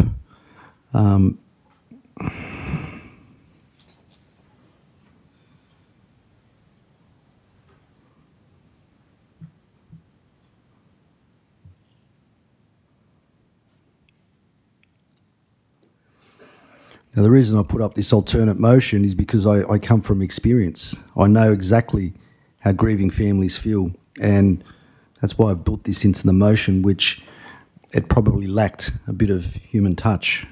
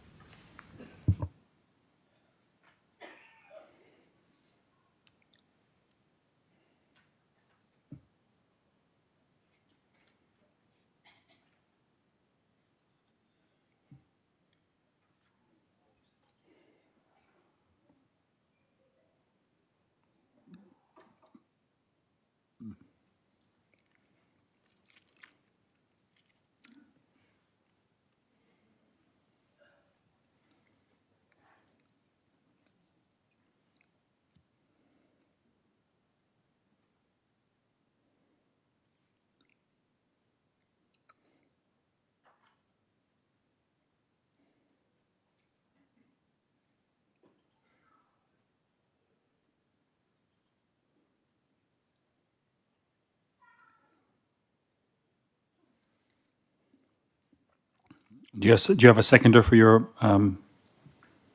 amendment? I can just read it first. Mm-hmm. While that's being done, can I just ask this through the CEO, how many times this has come to council and governance committees? Thank you. Through the Mayor, the draft memorials policy was tabled at the November 2025 Governance Committee meeting to provide a pathway and unpack it. And I think it's been to council, was then tabled at the 4th of February council meeting and deferred for further consultation at the 10th of February governance meeting, where a small amendment to the policy was recommended. and then it was recommended for this meeting we sit at today. So twice to the governance committee. This is the second time to the council meeting, second council meeting. Through the Mayor, that's correct. Yeah. As Councillor Sefsi, I'm just mindful of, the need to have a policy and having it done in an efficient manner. Like, are these things that you can just add into the current policy, as is? Because there's a lot more work to go out there and do this. Happy to add that into the current policy, no problem. Remove the word defer and incorporate the rest. Yep. What about point 4? Yeah, remove that as well.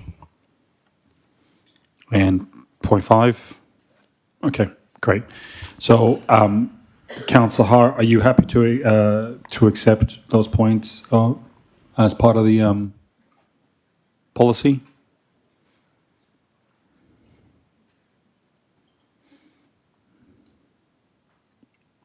Can I ask a question first? Yes, to the Councillor. CEO? Can we just get clarification whether those dot points are already integrated within the policy, even if it doesn't say it expressly?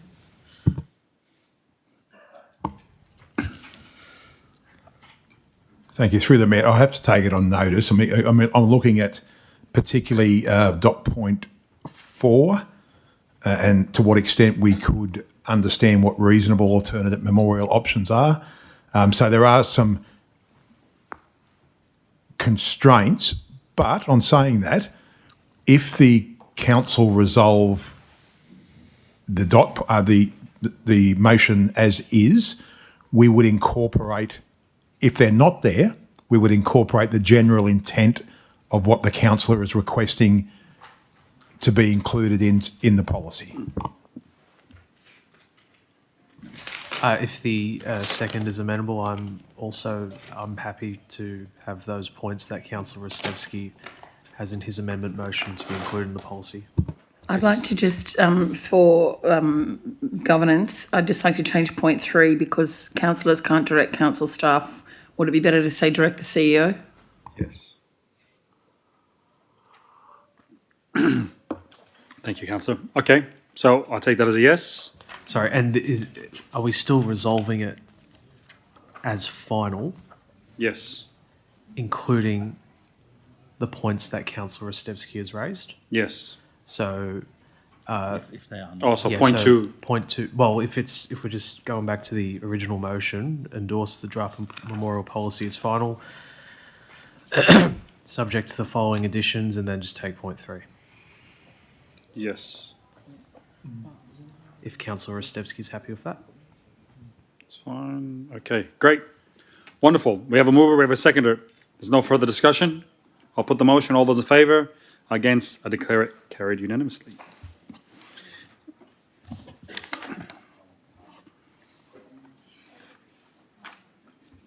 Next item is COM 03, Ireland Park Master Plan, page 153, tab 10, with information on page 153. Councillor McNaught. I'd like to move that we defer this for further consultation. Happy to talk to it if I have a second. Yep. Second, Councillor AJ. Yep. Yes, Councillor McNaught. Thank you, and I'd like to thank the Speaker who presented to us tonight. Thank you very much for your time. I'd like to move that this item's deferred for further consultation with councillors and also with the sporting club that's been affected. Yep, let's put that as part of the motion. Wonderful. Councillor AJ. I agree 100%. Yep. I think through the CEO, the Director of Community and Lifestyle wanted to make a comment. Thank you. Through the CEO, firstly, I want to apologise to the president of the club. We weren't, and I now am, because you've sent me the data on the extent of your feedback, and I thank Councillor for considering a deferral because I think that's the right approach. Any further discussion? Yes, I would just like to, I agree that it should be deferred. I'd just like to say to the Speaker, I wasn't sitting here when you spoke, but I did have it as I was travelling here. So I did listen to everything you said, and I think it's very important that you guys have a seat at the table before we consider any move forward in respect of that particular site. And it's important that Councillor McNaught has raised that specific consultation has to occur with your organisation as Liverpool Rangers, because clearly that's a gap that's been missed. And it's important to acknowledge that, because you've made the effort to come and to stand here and speak and give a speech to the audience and the governing body, and it's important that you know that you've been heard. Particularly if I wasn't here, I did hear. So thank you. Wonderful. If there's no further discussion, I'll put the motion. All those in favour, please raise your hands. Against, declare it unanimous. Next item is COM 05, Media Policy Review, page 167, tab 12, with recommendation on page 168. Councillor McNaught. I'd like to move the motion as per the book with 2 extra points. Point 4 would be to bring these policies to the next governance committee. Whilst on exhibition? Yes, it can go out on exhibition. We can walk and chew gum. Yep. Bring these policies to the next governance committee for further input by councillors. And number 5 brings a report back to the council meeting following the public exhibition. Right, do you have a seconder? Second, Deputy Mayor. Any discussion? Yes, I'm against this policy. Happy to speak for the motion. Yes, Councillor McDonald. Go for it. Thank you, Mr Mayor, and I thank staff for their work on this policy. I think it's important that we unscramble the egg the way that we have, and I'm grateful for the opportunity to be able to do that. We recently, as councillors, had some training on social media policy and media policy for councillors, and it's very interesting the depths that we need to consider. I'm mindful of the amount of people who are affected by, media and social media, both within the council, elected members and members of the public. So I think that I'd like to encourage people to, certainly comment on these policies during the public exhibition period. I note that they're modelled on the OLG guidelines, and also the guidelines for free speech and local government have been considered as well. So I really encourage people to have a good look through and to comment during the public period. Thank you. Thank you. Councillor Osevsky. Yeah, so in relation to this policy, having a read of it and listening to the some of the speakers that were talking about this, in my opinion, it's nicely packaged, but it's a form of censorship dressed up as governance. Now, the motion's not about transparency, and it's not really about engagement, and it's certainly not about trusting the community. It's about control. Control over what ratepayers can speak, control over how they speak, who gets blocked, who gets heard, and if we're being honest, more control for the machine that we have within council. Now, ratepayers fund this council. They pay for the staff, the buildings, the social media team, the lot. And now here we are to tell them they can only comment Monday to Friday, 9 till 5, comments off on weekends, comments off after 3 days, comments off when moderation is unavailable. Completely embarrassing. This kind of democracy only works during office hours? That's my question. Now, what kind of public engagement shuts down the moment the public is actually free to engage? Because let's be clear about who comments on the weekends. Working people comment on weekends, parents comment on weekends, residents with jobs comment, people who are flat out Monday to Friday comment on weekends. So this policy does not just target bad behaviour, it targets ordinary people with ordinary lives. Now, this 3-day turnaround, just as bad. Why should public discussion expire after 3 days? Who decides that ratepayers' concerns have a 72-hour shelf life? If council posts something important late in the week, why should the public lose their voice just as the issue starts gaining attention? Because that's actually what it's designed to do. Shorten the window, reduce criticism, manage the narrative, move on quickly. That's definitely not community engagement. And then we wonder why no one's engaging with us. This is called narrative control. The report gives blocking and banning powers through the administration, and it narrows the time the public can respond on official channels. So definitely this is not neutral. This centralises power, weakens everyone. It weakens councillors, it weakens public scrutiny, and it weakens the voice of the ratepayer. And I will not support this for 1 second when we are censoring by roster. And censorship by roster is still censorship. Now, what is most appalling is the mindset behind it. The public is treated as a problem to be managed rather than people to be heard. Criticism is being treated as an organisational risk rather than a democratic feedback. And open discussion is being treated like a liability instead of a basic feature of accountable governance. We've got the wrong attitude, we've got the wrong culture, and we're heading in the wrong direction with this policy. From a ratepayer's perspective, this looks exactly how it will be seen in the community. Council's happy to post glossy photos, happy to broadcast, happy to push its own message, but when it comes to hearing from the public, suddenly the shutters come down. That's definitely not engagement, that's propaganda with limited replies. And I'll say this as well, if council can't manage comments on a platform it chooses to operate, then maybe the problem's not the public. Do not punish the ratepayers because the administration wants an easier life. Do not silence residents because criticism is uncomfortable. Don't shut down lawful comment because the bureaucracy prefers tidy messaging over genuine accountability. This chamber should reject this idea, and that's why I reject this motion. Thank you. Are there any other speakers for or against? Councillor Carnegie? Yes, Mayor, I'm going to speak against this motion for two reasons. I'm going to echo Councillor Rostevski's sentiment about only allowing comments between 9 to 5. The harsh reality is most working people do work 9 to 5. And whilst I can appreciate that that's the only time that moderation can occur, there could be other options explored by the operation, that is council, in terms of moderating it if they are of the view that certain issues arise and concerns aren't being adequately met. The problem with shutting down a method of communication or response by the community is we say, okay, well, we're going to post things, we're going to post outside of hours about festivals, about upcoming events, what have you, but you can't respond. Where it becomes even trickier is there are things that occur like flooding, certain impacts in terms of safety for certain community groups, for example, the mosquito outbreak that we had. What if it's the case that certain people access and try to contact council through those hours? If you shut off moderation and you shut off contact, you shut off accessibility, and that's a safety concern. I don't support this policy. I'm not going to support it in any facet.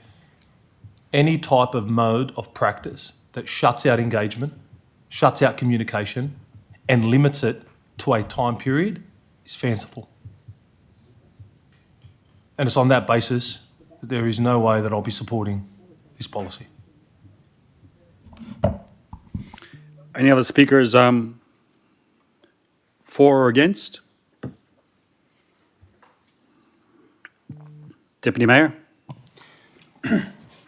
Yes, I've heard the arguments about free speech and all of that, and incidentally there is no such thing as free speech, and that the federal government has indicated that several times.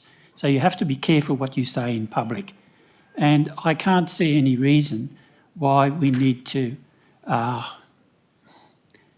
shut down the page totally. I can see that if people want to put comments on there after hours, by all means, delay that and then do the checking of that afterwards and then republish them. You need to go back to the days before we had social media. We had newspapers. That was about the only communications council had with the public. What's changed? What has changed is that the social media has got nasty. The disrespectfulness that occurs over social media is something that I wouldn't tolerate, and I don't think council should tolerate that either. Now, the disrespectful comments that we've had made over the social media over the past 2 or 3 years is really at such a low level. I thought we were above all that, and that has in fact caused this media policy to be developed because people just couldn't behave themselves.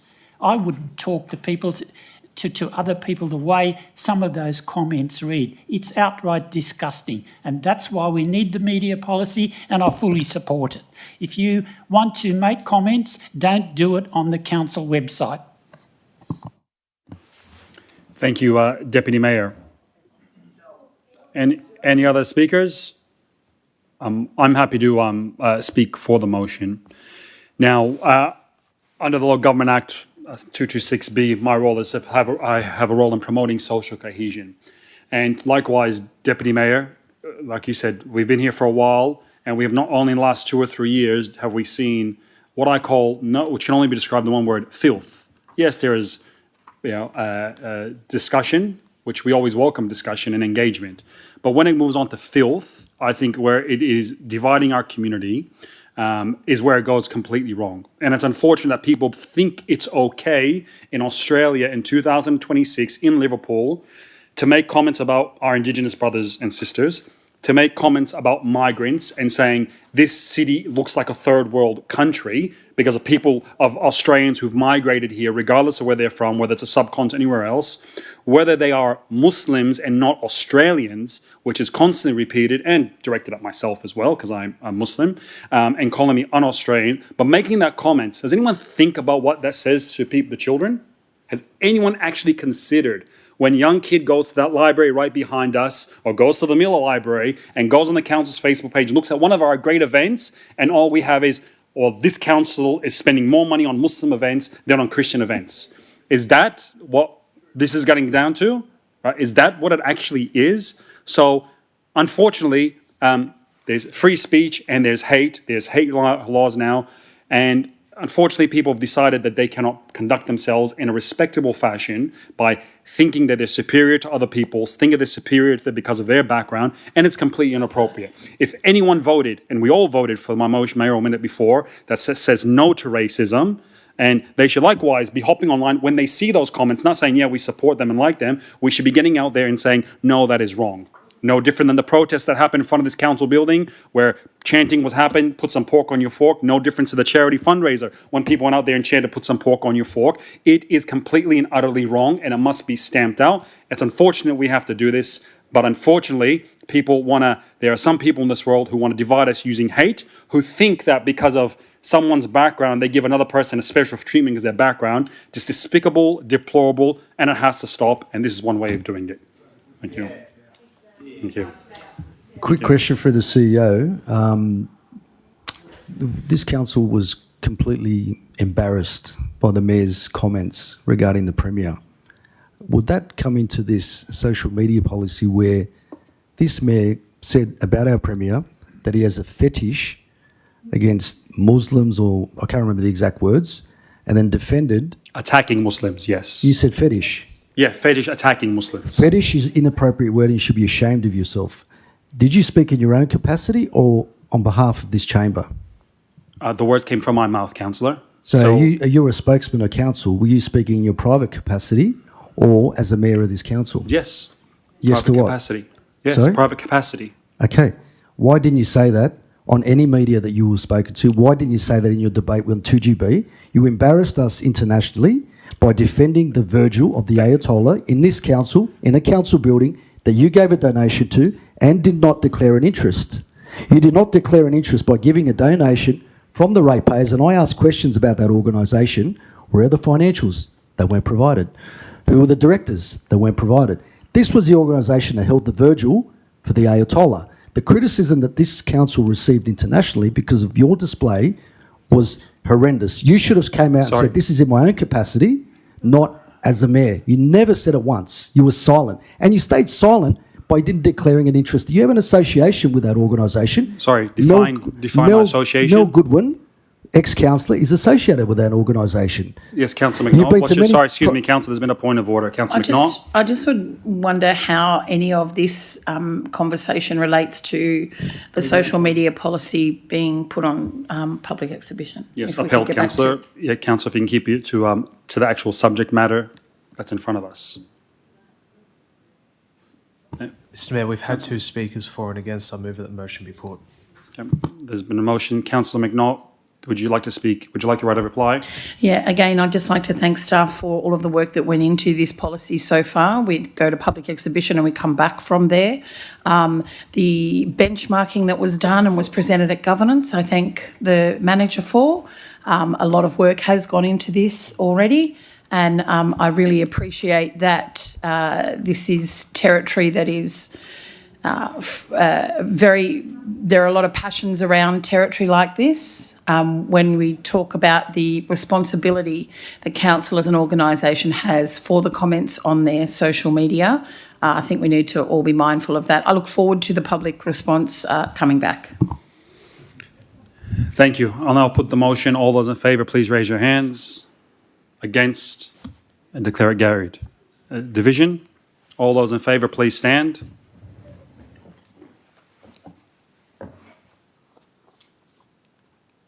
Against?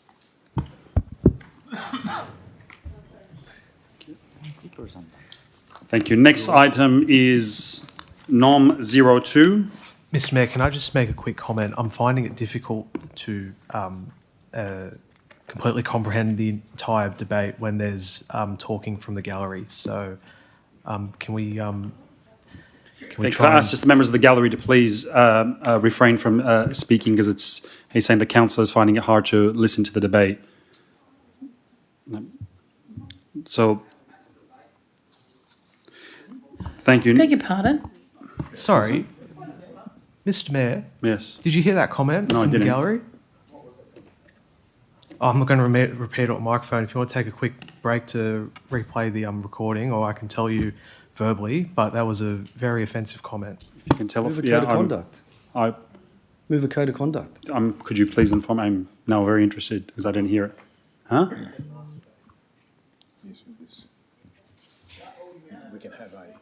All right. Yeah. Yeah.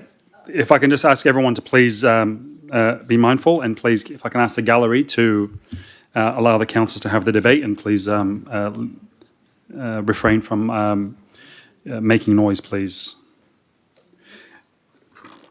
The next item is NOM 02, rates discount for veterans, page 254, tab 19, reclamation to page 255. I have an alternate motion based on the CEO's comments. Thank you, councillors. What's your alternate motion, councillor? They'll put that on the screen in a second. Page 255.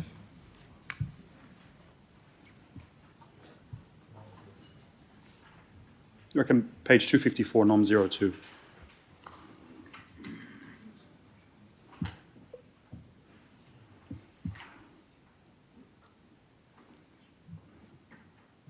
So I've reworked the motion to make it work in line with the CEO's comments.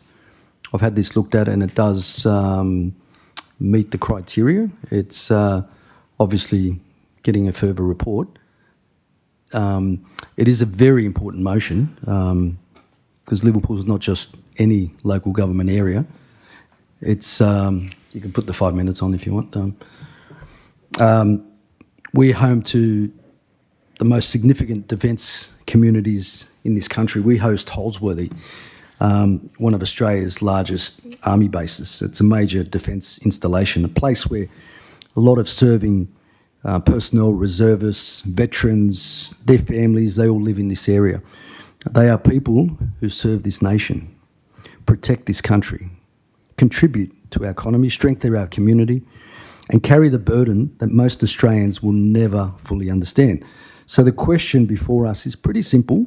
If a city like Liverpool cannot find a meaningful way to recognise and support its defence community, then who can? Now, in line with the CEO's comments, I do accept them.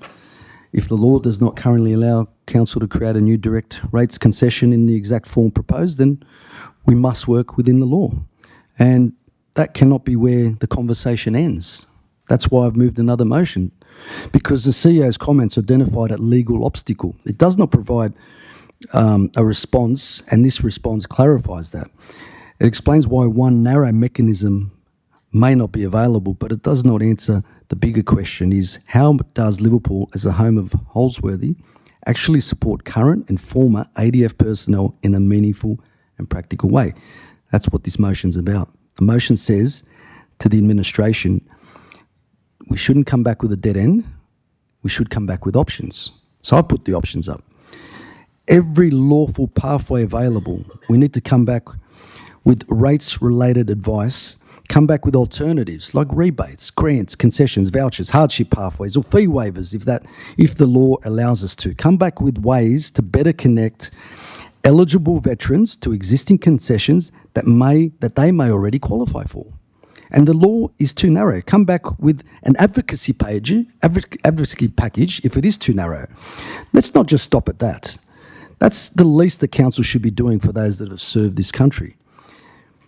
We find the money for all sorts of things. Discretionary events, non-core activities, nice to have, branding exercises, things that look good in a brochure. So I don't want to hear that supporting defence families is somewhat too difficult to investigate. I'm not going to accept that. If we can spend public money on things that are optional, then surely we can examine whether some of that spending can be reprioritised to support the people who have worn the uniform of this nation. And from a ratepayer perspective, it's not reckless spending proposal. This motion says the support should be examined through prudent reprioritisation, not by increasing rates. Because we're talking about here is not a burden on ratepayers with a blank cheque. We are talking about setting priorities. And I say this clearly, recognising service, sacrifice and national contribution is a better priority than wasting money on things to do that don't go to the card of council's purpose. There's a broader principle here in this motion. The current legislative framework already recognises some veterans and defensive-related classes for concessional purposes for rates. So the principle's already there. The law already accepts that service can justify special treatment in special circumstances. The issue is that the recognition may be too narrow, too outdated, or too limited to capture the wider defence community that a place like Liverpool knows very well. That's why this council should not shrink from the issue. We need to take the lead on it. Liverpool should be the council that says we host one of the largest defence bases in Australia. We know the contributions that our service personnel and veterans contribute, and we're prepared to do the work to support them lawfully and properly. This motion does not ask council to act unlawfully. It asks council to act seriously, to investigate, to take the lead, to reform if necessary. That's exactly what we should be doing, and that's exactly what my motion says. Thank you. Any other speakers for or against? Councillor Carnegie? I don't know if he's got a second here. Oh, yeah, sorry. Do you have are you seconding the motion? Yes. Yes, Second thank motion. you. Did you want to speak for it or no? As I understand it, Councillor Rostevski's seeking a report to address the aspects in point 2. It's not refined to a rate reduction, which the CEO made valid points for in the agenda that I've read. This is different. This explores other options to be able to convey it and communicate it to the community.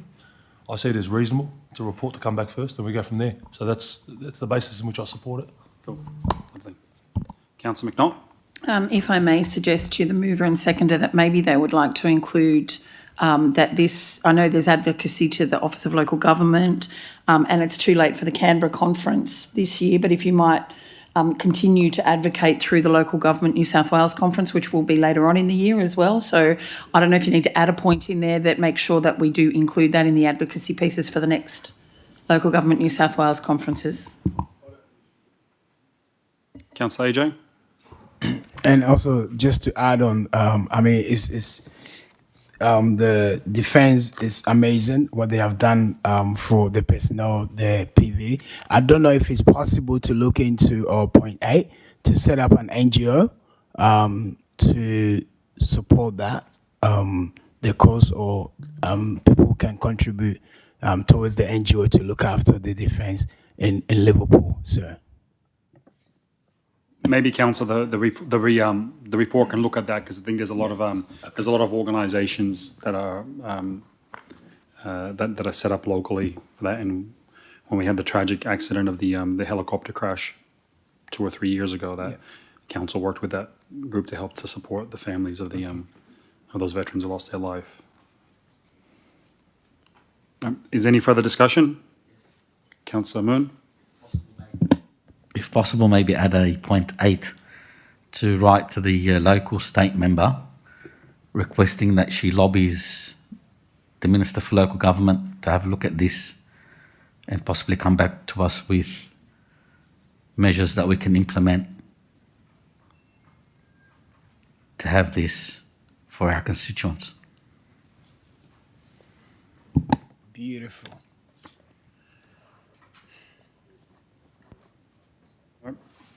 Any further discussion? So Councillor AJ, can you turn off your microphone, please? Oh, sorry. Councillor Carnegie? Just that, with respect to the point 8, no issues writing the state member, but in terms of we can have this for our constituents, unfortunately that refers to everything in the NOM, as opposed to, for example, things that would be state related and within Ms Caliander's remit. I think I'm going to be all state members, wouldn't it be? And so what's your point, Councillor Carnegie? My concern is that writing to the local state member is fine. There's no issues with that.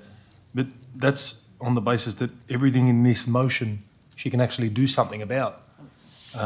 If the view is, for example, whether or not all of this falls within her remit or somebody else's remit. How about if we just say the relevant items? Correct. Okay. Correct. Are we happy to add that point 8, the relevant items? That's all it is. Lobbies the Minister of Local Government, the relevant items, or something. Cool. Is the mover and second happy with that? Yep. Okay. It probably should say all local state MPs that overlap with the Liverpool LGA. Not just one. All. Yep. All. Great. Any further discussion? I'll put the motion. All those in favour, please raise your hands. Against? Oh, sorry. Deputy Mayor? Oh, sorry. We're simply going to suggest this really is a federal issue. The military comes under the federal government, and if anybody can do anything about this, it ought to be the federal government, not necessarily the state government. State government has nothing to do with the defence. We're talking about defence forces here, and it should be the member for, I would say, Werriwa that we should be writing to. We'll possibly change that to write to all state and federal members. This one, I think, Deputy Mayor, I understand. Yes, you're correct with that, but this is seeking a change to the Local Government Act. Then it's a state issue because it's enabling councillors to do the rate relief of some sort. Seeing as the federal government doesn't pay rates for land that we have, maybe it's an opportunity for the federal government to subsidise the ADF and pay their rates on the federal government's part. Good point. All right, that's a good way of doing it. Agreed. Okay, so local and state federal members. Okay, wonderful. If there's no further discussion, I'll put the motion. All those in favour, please raise your hands. Against, I declare it unanimous. Next item is NOM 04. East Leppington, page 263, tab 21, with recommendation on page 264. Just move that way. Move Councillor Stevsky. Do you have a seconder? Yes. Seconded Councillor Carnegie. Any discussion? I'll put the motion. All those in favour? Against? Declare it carried. And on that note, I want to actually move a mayoral minute, which kind of ties into that item there. And there's 2 more mayoral minutes. So this one is about establishing the Park and Infrastructure Delivery Committee charter. And the community expectations, the community has expectations with regards to the timely delivery of infrastructure, in particular parks. The objective of this committee is to work with the community and the governing body to deliver high-quality parks in a timely manner and have a leading method of community engagement. And number 1, this calls on council to establish the Park and Infrastructure Delivery Committee, and 2, to put this charter out for consultation and call for community members for 28 days.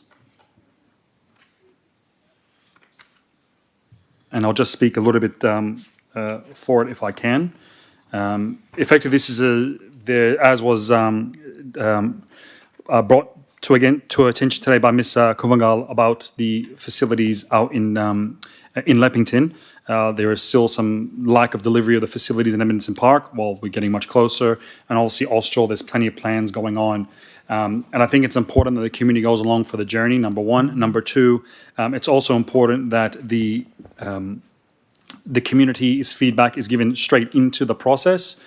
We saw an example to that with Ireland Park, where our consultation could be better. And I think having a committee with 5 community members, as what's outlined here, as well as inviting our state members and to be involved in the process, to help drive and put the emphasis on this as is required, and the governance layer as well as the community layer, will be a positive thing. I go back to my first involvement with Liverpool Council when I was on the Youth Council, and we built a skate park on Newbridge Road in Moorebank. And the Youth Council played a massive role in the design of that actual skate park. And Council then used that committee, being the Youth Council, as a way of liaising and getting community feedback, because there was a great cross section there. So ultimately, that's what this is about. It's about putting on exhibition, getting the community's feedback, and it's pretty straightforward and pretty simple. And I would strongly recommend it to councillors to support it. Councillor Moon. Sorry, I'd like to add a couple of things to the recommendation of the motion, if I can, please. Point 3. Mm-hmm. Grass that's over 150 millimetres considered to be overgrown. This is a park one. This is delivery of parks. Delivery of parks, as in just the delivery of them, not the just maintenance delivery, of them? parks and infrastructure. Okay. I think that's for the next one that councils have in front of you. Sorry, okay. I didn't call Sorry, it. I thought I misread there. My Can apologies. you scroll down, please?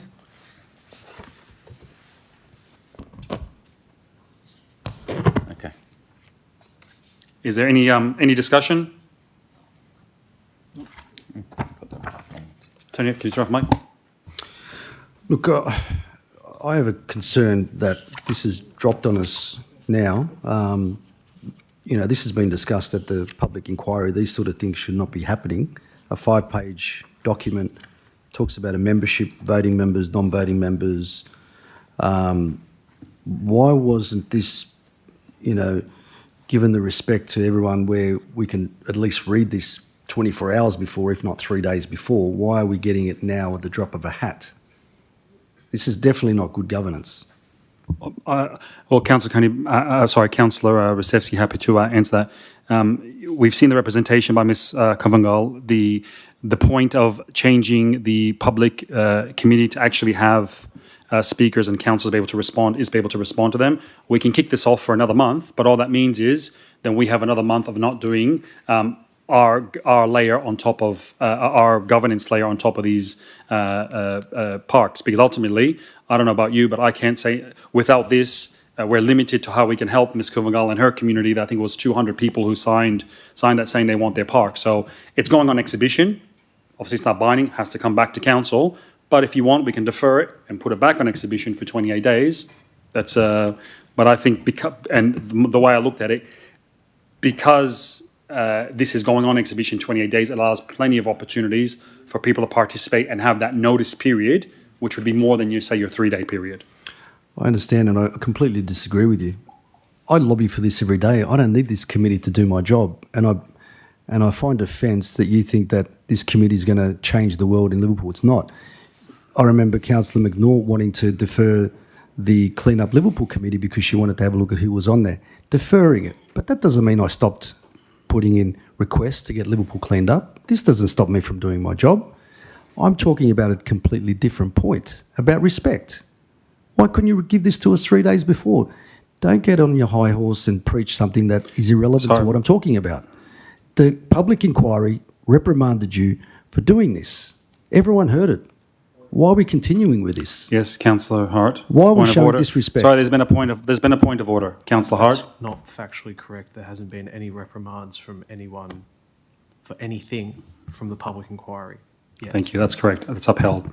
That's fine. But this is complete lack of respect for us as councillors. Like, this is not a dictatorship where you can just put something to us in a matter of, here you go, read this 5 pages and approve it. Aren't you organised? Can't you get this to us 3 days before? Thank you. So you're speaking against it? speaking against your disorganisation and lack of respect for this chamber. Thank you. Any other discussion? Yes. Yes, Councillor Carnegie. I don't disagree with the intent of this at all. I really don't.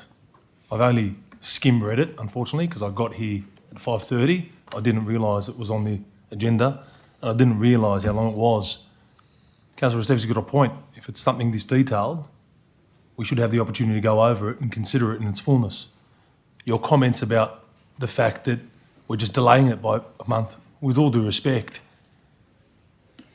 the delayedness when it comes to parks in Edmondson Park and other areas like Austral have been delayed for far too long.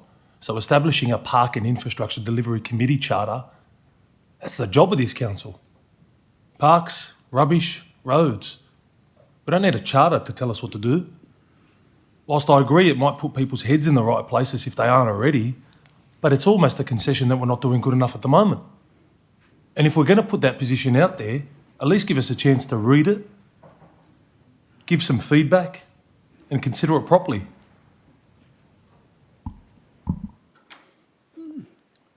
Thank you, Councillor Carnegie. Councillor AJ, speaking for or against? I'm speaking for it.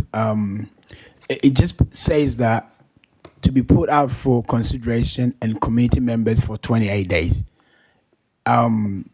We can interject, we can suggest. 28 days is a long time.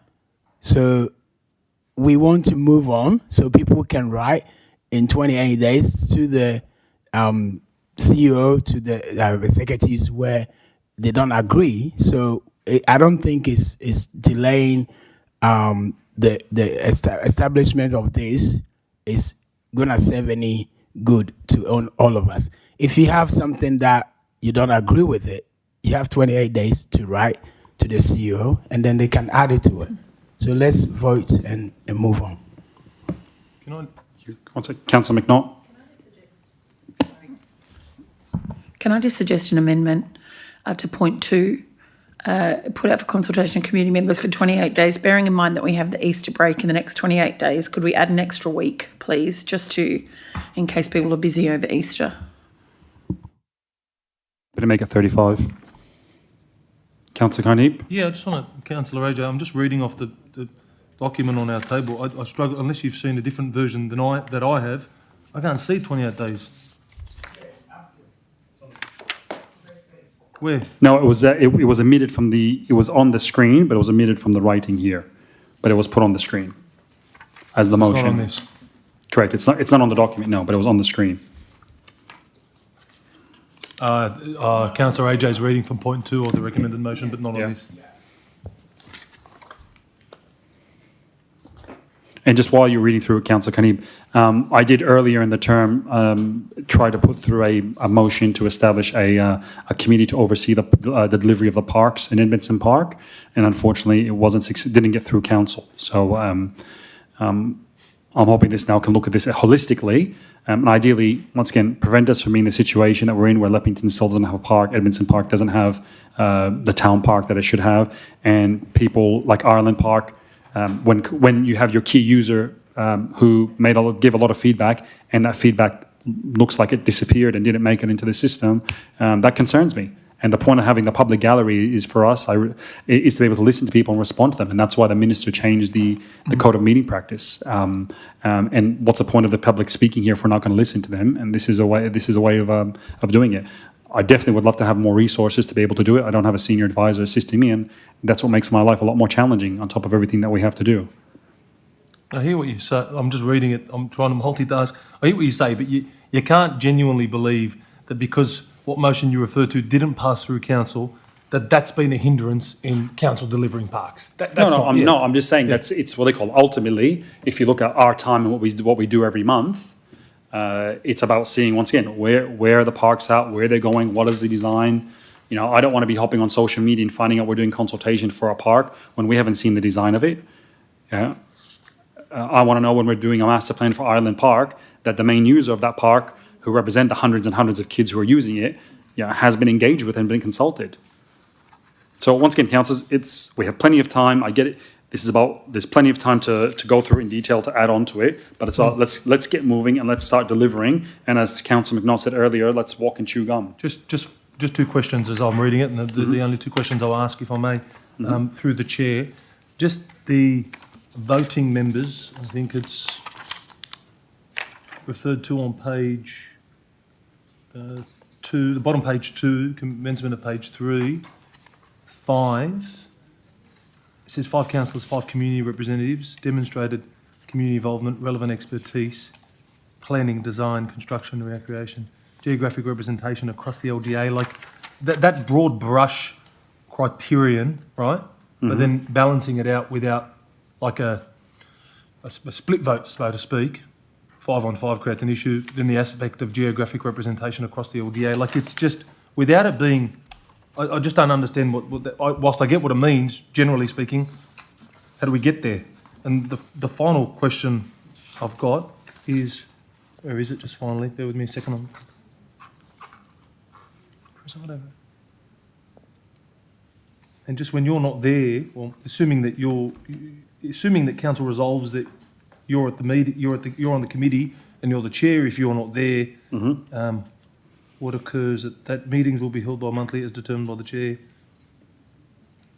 I don't think it particularises who presides over the meeting. Yeah, the chair will preside over the meeting. It identifies you as the mayor, but not as the chair. Just things like that are contentious. Like if this goes out, comes back, we come to a council meeting, and you're on the committee, and I nominate, even though the numbers wouldn't suggest that I'd be successful in nominating as the chair, but I was. Well, a committee of council, I'm automatically the chairperson of every committee. You're automatically the chairperson. Yeah. But that's my point. That's not ironed out in this. Just two things I picked up briefly. But yeah, and look, that raised, and they're very valid points. And Councillor Hart had a similar issue in regards to they should. I think our charters. There's another exercise that I'd like to put forward in the not too distant future, that we have a standard template charter for all of our committees, which would cover exactly those sort of procedural things. You know, they shouldn't have to be reinventing the wheel and all that sort of stuff. But anyway, and these are the things, once again, this can all be polished up. It comes back to us, cleaned up. Has it been changed to 35 days? Yes. Any reason why? To give, I think, Easter break. Okay. Thank you, Councillor. So what, the page in front of us is completely different to that. Doesn't have...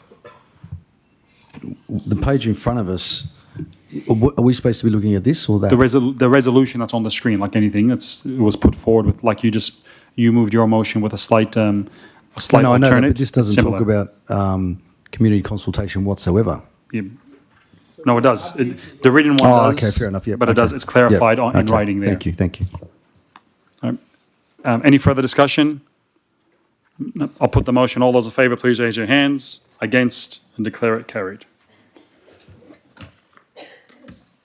And I have one more policy which I'd like to put forward on public exhibition. It's called the Public Exhibition of Grass and City Presentation Policy. This mayoral minute seeks Council's endorsement to place the draft Grass and City Presentation Community Standards Policy on public exhibition and receive community feedback on the level of service provided to the community by Council, and to obtain advice on the financial implications of implementing the proposed standards as part of the current budget process. Grass maintenance has received significant attention from our local members of Parliament and community, and this draft policy going on exhibition allows the appropriate level of feedback and interaction to and from the governing body regarding this vital service provided to the community. Council manages a significant portfolio of public land and is responsible for maintaining an acceptable standard of city presentation. Community feedback has highlighted concerns regarding inconsistencies in grass maintenance and the presentation of public areas, particularly during peak growth periods. While service delivery is an operational matter, Council has a clear governance role in setting community standards, service expectations, and resourcing priorities through the budget process. This draft policy has 5 points. There's 5 points there. Establishes community-based standards for grass and city presentation. 2, aligns service levels with the annual budget decision-making. 3, provides flexibility for the CEO to respond to seasonal pressures, including contractor use. 4, introduces public transparency measures, including service delivery dashboard. And 5, formalizes Council's roles in addressing state and federal land and private land issues. The public exhibition will allow the community to provide feedback prior to adoption. It is also appropriate that council consider the cost implications of meeting these standards as part of the current budget process.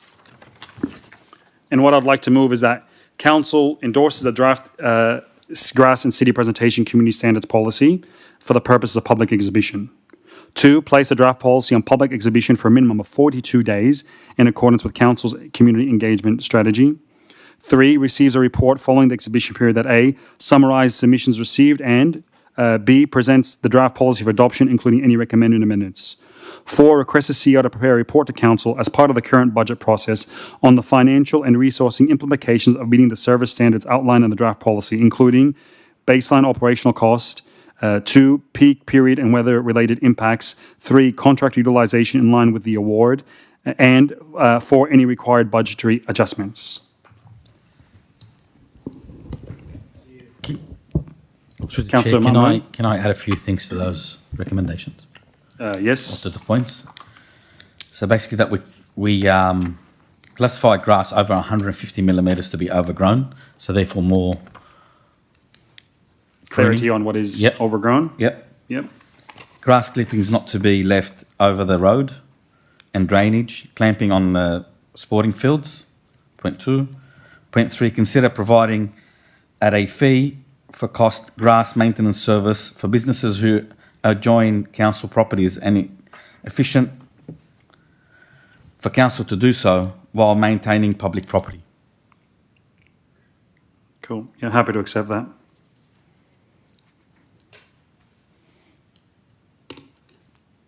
Discussion? Yes, I have a few questions. Look, mathematics isn't my expertise, but am I correct in, is this what we're referring to in terms of 150 millimetres? It's a bit more than that. That's 30 centimetres. No, that's not 30 centimetres. That's. You just moved it up after I said 30 centimetres. It's not 30 centimetres. Yeah. No. I'm just who determines 150? That should be a great benchmark standard, and I think if we were operating off that approach, we wouldn't have an issue like we are. But who sets that standard? Is that no? I appreciate, but is there a benchmark that says 150 millimetres is overgrown? Because to me, that's not overgrown. Some people's grass is 150 millilitres. Are you able to play soccer on a field if it's got over 150 millimetres? My wife tends to yell at me when it gets to 150 mils. That's why I kind of use that's when I know the grass has gone too long. I understand you can't play soccer with 150 millilitres. The millimetres, I just don't think. I think that is operationally going to cause a massive problem. And if we're setting without any study, without any research, and say to the CEO, go out and make sure that we don't breach 150 millimetres, we're not going to meet that. We're not meeting the current demand at the moment. I've seen the email that you responded to with those grass. And there's a child driving through a scooter, and the shrubs are higher than the child's head with a helmet. That's not 150. That's 1.5 metres. I don't like that. This has got to be realistic.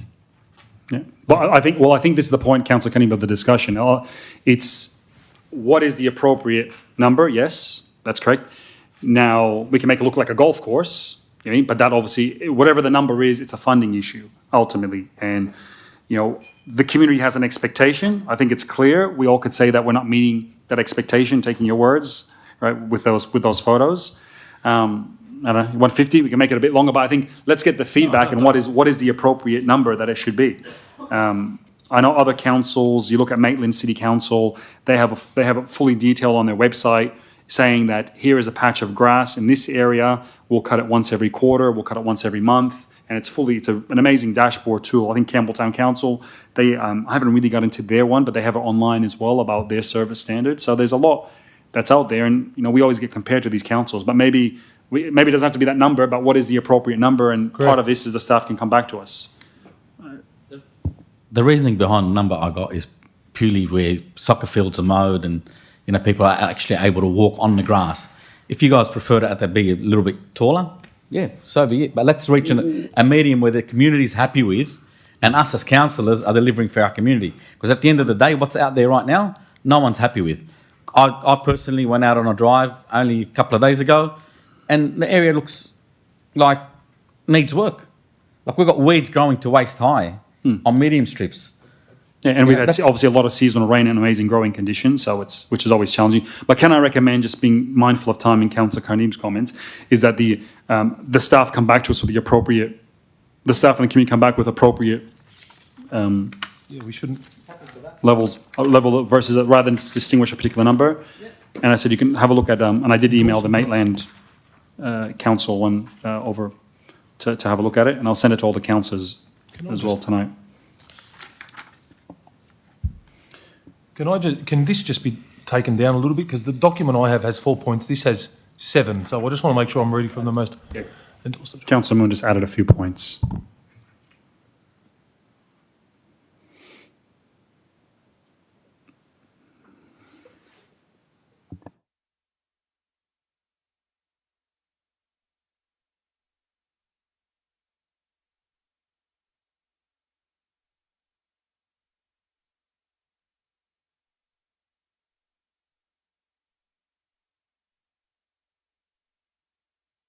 Can we just go down if you don't mind?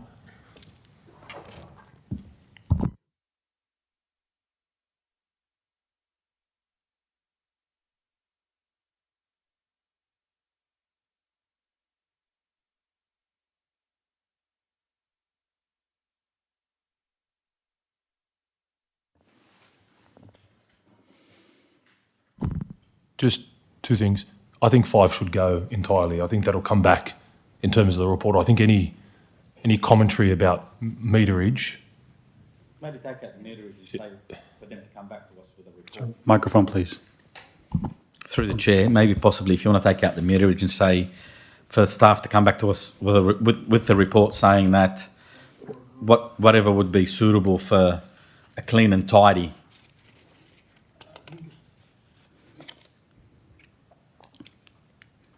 If you guys aren't happy with the, I think, Councillor, let's see what comes, what they come back with, and we can go from there. Whether it's And just with 6, grass clippings not to be left over the road and drainage. Like, what is that? Is that part of the policy?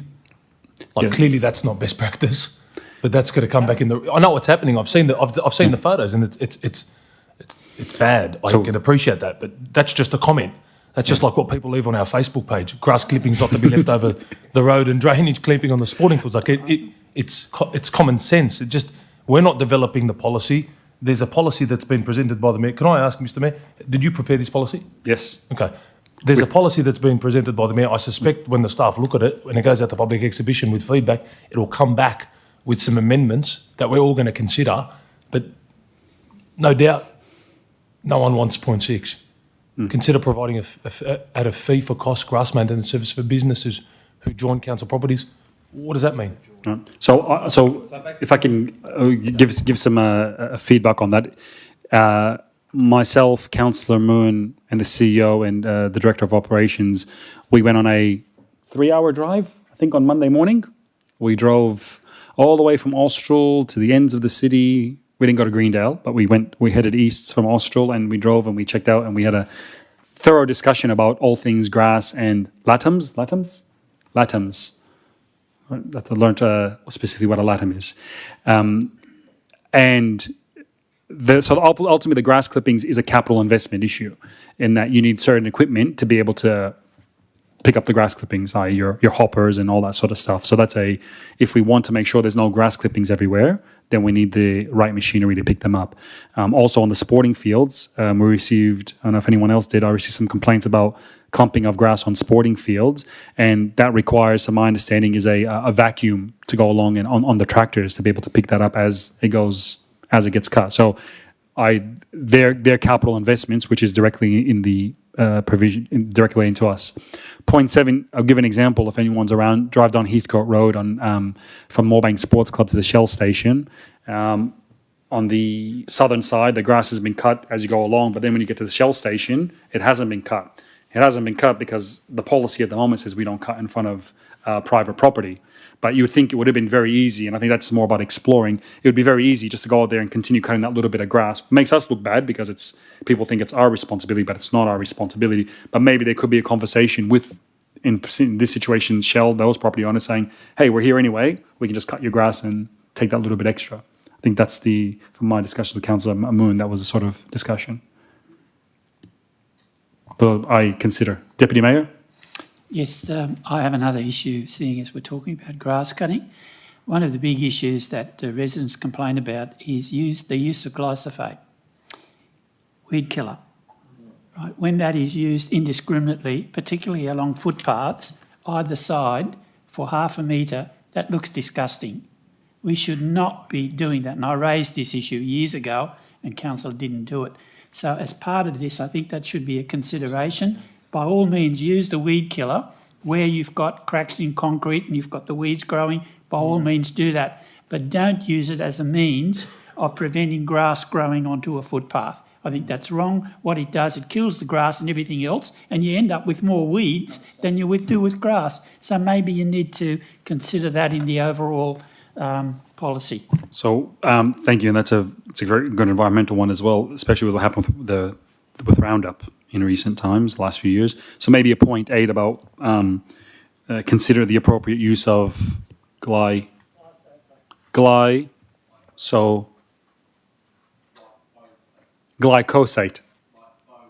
Can you spell it for us?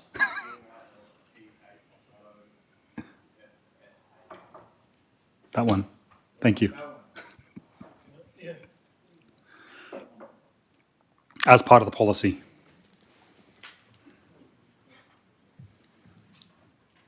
Weed killer's a bit easier.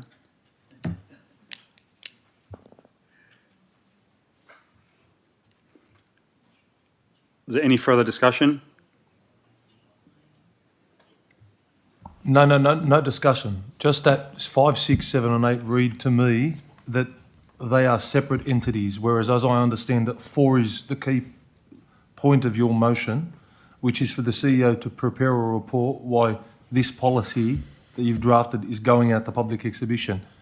These four items, 5 through to 8, should be categorised under the current 4 dot points in 4. For example, considering providing a fee at a cost for if that wants to be explored, that should be under any required budget adjustments. Right. Grass clippings not to be left over the road, drainage clamping on the sporting fields. That's a capital issue, so that should be considered as any required budget adjustments. Look at this specifically. So if that's what Councillor Moon wants to look into, which from what I can take from what he said, that's what he wants. That's where it should go. Otherwise, it just reads that if we're supporting this, we're just supporting it without knowing. That makes sense. So if we can do that, please. So basically just cut all of that and put it under point 4 as dot points. At point 4, yeah. Or even as a sub point to dot point 4. But anyway, yeah.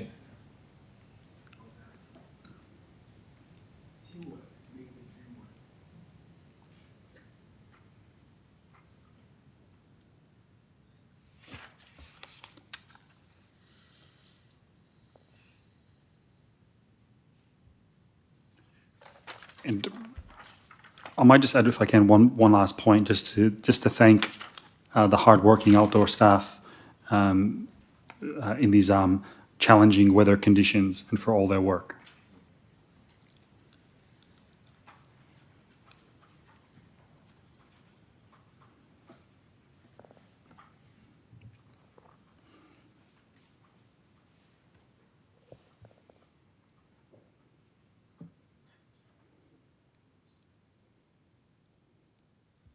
All right. Any other further discussion? Yeah, look, I'm doing similar to what I did last time. I'm just reading this, for example, point 6, operational flexibility and contractor use to ensure service standards are maintained, particularly during peak growth periods. The CEO is authorised to engage external contractors in accordance with the applicable industrial instruments award and procurement requirements, supplement internal workforce capacity during periods of rapid growth, implement surge responses following the weather events or seasonal demand. Contractor use is to be planned and scalable, financially managed within the approved budget allocations, reported to council as part of the regular performance reporting. The issue with that is, with the sentiment of thanking staff, which of course we always thank staff because they do a fantastic job in the circumstances, I take this as we're going to gap fill, and number one, it's operational. In my view, it shouldn't be in a policy framed and structured by council to go out to public exhibition, because we're basically telling the community tell us how we should tell the CEO to do his job. So it's operational by proxy. And that could be a concern. And this is the thing with Merrill Minutes, this dense, and I appreciate you went to the lengths of preparing it, but the staff that read this, that it goes out to public exhibition, will be thinking, well, does the governing body think we're doing that crap of a job that they want to replace us by contractors? Because that sentiment can't be echoed based on what you said, and it's not echoed. It's certainly not echoed by myself, as I understand it, other councillors. But I'm not going to be. Now that I've read this, and I appreciate that I support the whole of this, but I'm not going to send this out to public exhibition by virtue of the fact that it's operational by proxy, and two, it's sending the wrong message to staff that we don't have your back. I don't like the way that feels, and I don't like the way that sounds. So on that basis, I'm not going to support it. And look, I apologise to the rest of the council body for only having said this now, but I'm literally reading it as we go. And I don't like point 6. And Councillor Kennedy, I'm happy to speak to it. Ultimately, when you look at it, we have during winter, the conditions, vegetation doesn't grow that much.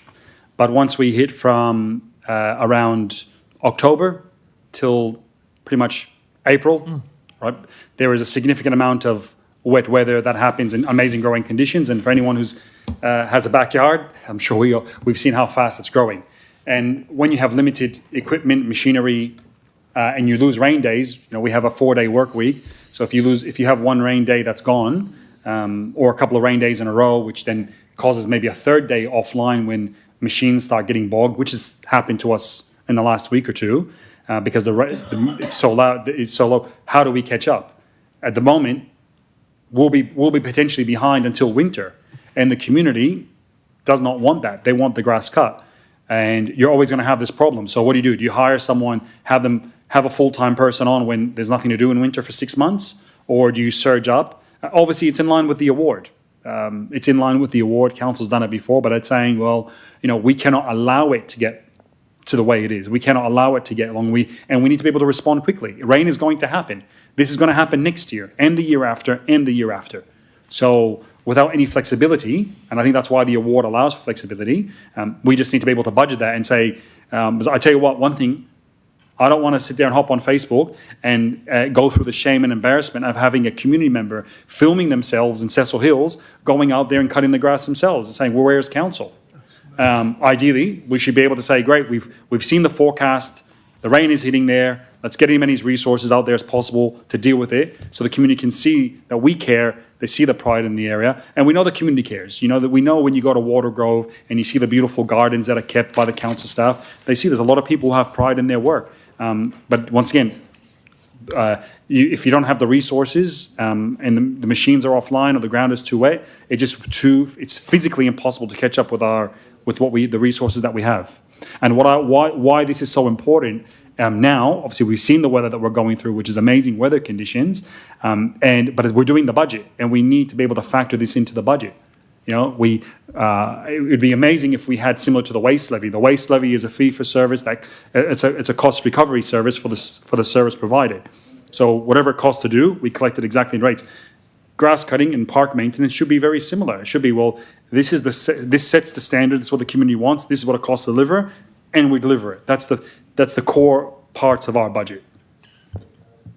And I think when you compare this, if you compare that to the media policy that just went up and previously, and look how prescriptive that is, I think this is way less prescriptive in that, and it's providing budgetary. This is the key point. It's providing budgetary overlook on that, which is clearly the domain of the councillors. But just two things. The problem with that is that this Merrill Minute, with that being said about point 6, and noting the budget's coming, but the budget's we're not there yet. Where's this?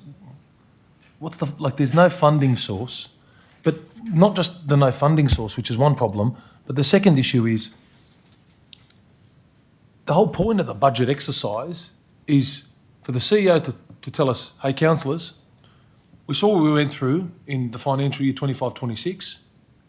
We're under-resourced here. We need more people. Clearly there's an influx in these months. So what I need is a budget of X, because what I want to do is shift staff from this area to this area. I'm not going to tell him how to conduct the operation, but I suspect that that's what will occur. It doesn't need to.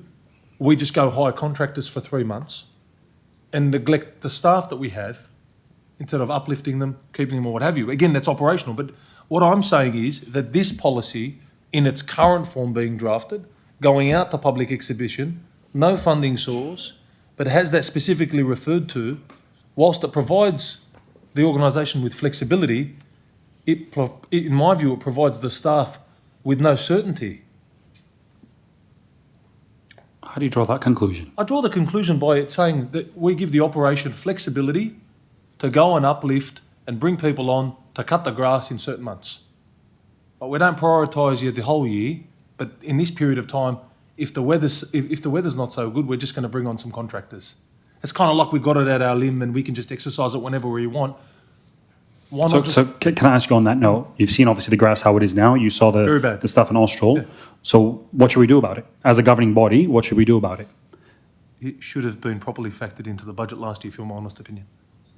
Mm-hmm. So explain. That's all it is. Because as a councillor, what does that look like? You know, we're doing the budget now. That looks like we have a budget workshop, as I understand it, I was told over the break in April, that we sit down, roads, rates, rubbish. Yep. How do we make sure that the grass, under no circumstances, reaches the levels, even noting what Councillor Moon said, 150 mil, how do we get there? Mm-hmm. The CEO says, well, this is what I need. Then we look at the budget and we say, well, we've got to reprioritise this, because you can't have kids walking through grass that's a metre long. Yep. That's how you do it. And I'm not saying that you can't fix this, you can fix this, but this policy is not going to go out and be active anyway. The whole point is we go to the budget on the 11th of April in the workshop and we prioritise funds to make sure that the CEO and the operations team have what they need to do the job.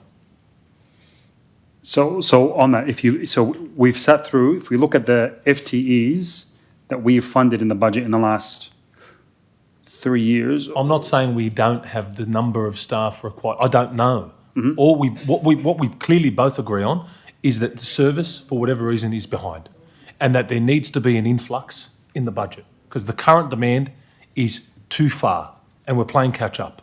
And when you're playing catch up, you're just always going to be behind. We agree on that. Yep. So we have gone from. Let me pull this up because we have gone through exactly what you said in the budget process. So if you were to, from the year 2016 to the year 2020, our headcount in the grass team, in the parks team, was steady at just under 80 FTEs. In 21, it went up just over 80. 22, once again, just over 80. 2003, mid-80s. 24, over 90. Till today, we're probably sitting on 105 approximately. So we're seeing the growth that's been happening in the last 4 years, but we still have the issue with weather conditions. I guess what I'm getting at is, if I just finish this point, so we can move on. The community is very vocal. Our local members of parliament are now writing to the CEO and saying, do something about the grass, and once again, we've demonstrated as a governing body, we've gone from, 80 to 110, that's a good 30% increase in full-time employees in that corresponding period. So we're doing our bit. Obviously our members of parliament are unhappy, our community is unhappy. All this is doing is putting out a framework in the form of a policy that we're inviting feedback. Maybe let's see what comes back in the 45 days and let's go out there and deal with it then. I hear you. Whilst I don't know those numbers, and I'll finish on this because clearly we've just got to put this to a vote, and I don't know whether those numbers, whilst they're an increase, whether they're increase on a ratio basis to population and service areas for staff, for example, the growth in Austral, the growth in Edmondson Park. Edmondson Park has to be massive in terms of its population and size, and the fact that the parks haven't been delivered means there's a lot more open space, a lot more things that staff got to get through. I don't know whether or not the 30%, I genuinely don't know, is appropriate in terms of a rise. Maybe it should have been 50. I don't know. Well, clearly it should have been because we're behind for a reason. But the only reason in which I'm not going to support it, and I'll just vocalise it just to end it here because it's 8 o'clock now, is I'm only not going to support it on the basis that the policy going out that I'm going to vote on suggests that during an influx, us as councillors, myself, am not willing to do the budget in an appropriate way, and for that reason, contractors are going to become part of the scheme just as a quick Band-Aid fix. I take it that way. That's why I'm going to vote just against it, and I'll just leave it at that. Thank you. Councillor Hart? We had the member for Liverpool deliver a speech in Parliament tonight about cutting grass. So I think you're right, Mr Mayor. We're well within our rights as a governing body to set a policy, a benchmark, framework, whatever it is, for the staff to work towards. And that will be obviously form part of the budget process over the next couple of months. And we've had 2 for and 2 against. I move that the motion be put. All right, thank you. There's been a motion. There's been a call. The motion be put. I'll put the motion. All those in favour, please raise your hands. Against? Declare it carried. Division? All those in favour? Too eager to stand. Go with your heart. Those against? Thank you. I declare the motion carried. All right. Now,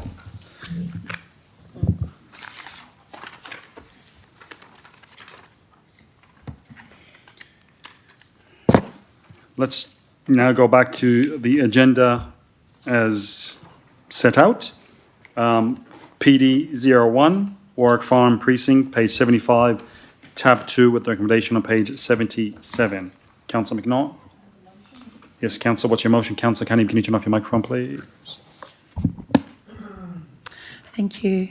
That council, number 1, receive and note this report. Sorry, same number 1.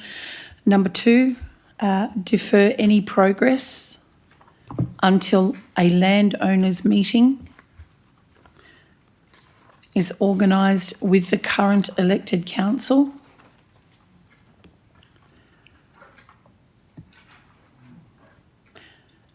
So that we can hear their views and desired outcomes, given the length of time this project has been in progress.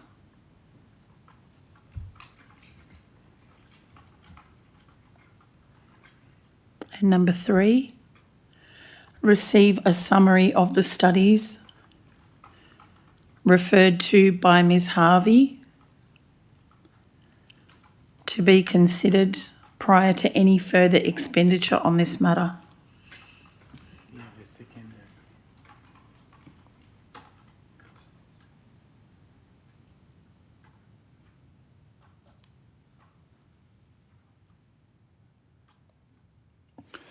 Is that all? That's all. Do you have a seconder? Seconder, Councillor Moon. Is this just deferring? Is this just deferring until? Happy to speak to it, and I think it'll answer Councillor Carnham's questions. So we're receiving the report with thanks that we have been presented at governance, but I want to. I understand that this has been so long-standing. It's not funny. However, as a relatively new council in this space, I think it's prudent that we have a meeting with the landowners. We heard from Mr. Pauletti, I think he was, and I probably pronounced that wrong tonight, with thanks, and I understand his frustration at being so long. We heard, I think, and I don't want to paraphrase, that he was happy with any decision as long as there was a decision. I just want to hear from the community in a timely manner as soon as we can. And I also thank Ms Harvey, if she's still here, for her presentation. And I'd like to see a summary of those studies. And this highlights again that those studies predate most of us here on council. So I'd like to just see a summary of those so that whichever way we may end up going, we're not spending money we don't need to spend if it's already been done. Wonderful. Any further discussion? I've just got a question. Sorry, no disrespect, but who is Miss Harvey? She's the lady who presented tonight about the Warwick Farm precinct. Yeah, her name is... Yep, okay, yep. I understand we want to defer it, but we're kicking it down the road. I get SMSs and feedback from a lot of the landowners, and they don't want this, especially spending $865,000 on money that we don't have on a kind of a speculative thing that we're doing, just wasting money. I'm happy to defer it, but I'm not going to approve it when it comes back. All right, any further discussion? I'll put the motion. All those in favour? Sorry. Oh, sorry. Deputy Mayor? The person who actually spoke on this and would probably know more about it than most is Mr. Portelli. He was the first speaker. Mr. Portelli lives, I think it's Portelli, or close Portelli. to that. No, Moro Paletti. Moro Paletti. Paletti. Sorry, Mr. Close enough. I should know better. But he spoke about the issue. And look, I know about the issue as well. It's been going on for far longer than we should be. It goes right back to 2008 when I first joined council. So that's 18 years that we've been looking at this. We've had numerous studies that have cost a lot of money, and with due respect to Ms Harvey, there were actually reports done earlier than that which cost a lot of money as well, and we're still no further advanced. We had Warwick Farm steering committees, which I was part of. We had numerous residents come and speak at council meetings and committee meetings that were, prior to you, Councillor McNaught, that spoke about that area. What those people wanted was for it to go to high rise for that vacant block of land, which made a lot of sense as far as I'm concerned, because it's right next to the railway station. And that meant public transport could use those people could use public transport facilities rather than use motor cars, use vehicles, because one of the big issues with that area is the motor vehicles that come from direct freight. In the morning there, from about 4 o'clock onwards, you cannot use those roads. They are fully congested with B-doubles, large trucks and so on. By making that an industrial area, you are going to make it considerably worse, far worse than what it is at the moment. And what I would also like to say is that at one of the council terms, I think it was 2018, there was a decision made that that was going to be high-rise development of 600 odd units in that area. To me, that made a lot of sense, and unfortunately it was defeated by one vote. So it was approved to be zoned residential at that time. What has changed since then? And I believe there needs to be some very thorough investigations into how that changed. I'll leave it at that. Thank you, Councillor. Deputy Mayor, if there's no further discussion, I'll put the motion. All those in favour? Against? I declare it carried. Just, councillors, if I can just refer you to the time and the left of the agenda. So as succinct as we can be, that would be great. Now, I just need to get a vote. Did everybody vote for that? Because we just need that recorded. Yes? Everyone? Unanimous? Unanimous. Thank you. All right. Next two items, I'll be leaving the chair. Deputy Mayor, if I can ask you to take the chair, please. PD02 and PD03.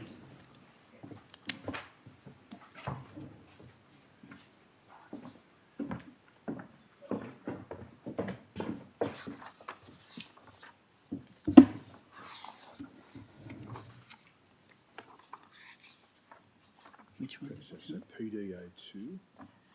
PD02. PD02 is amendment to the State Environmental Planning Policy, precincts Western Parkland City, and we're looking at 4th Avenue Austral. Page 87 in your agenda.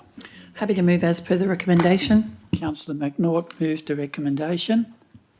Quick question: is this the gym one? Yes, it is. yeah. Matthew Hart seconded. Thank you. Any discussion? Yeah, a couple of questions. Yes, Councillor Wistevski. Have residents been consulted on this at all, or are we allowing them to consult during the post-approval process? Through the CEO, sorry. CEO.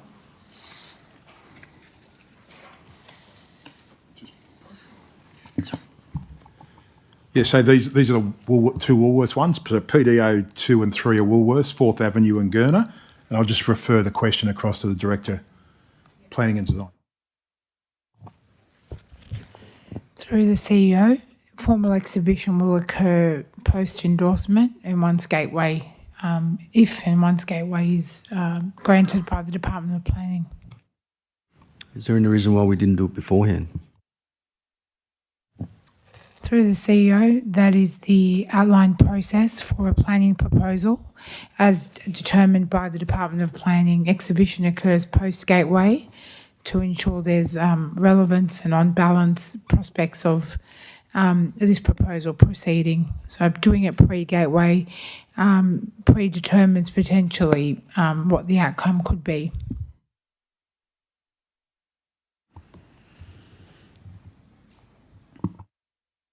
Happy with that, Councillor?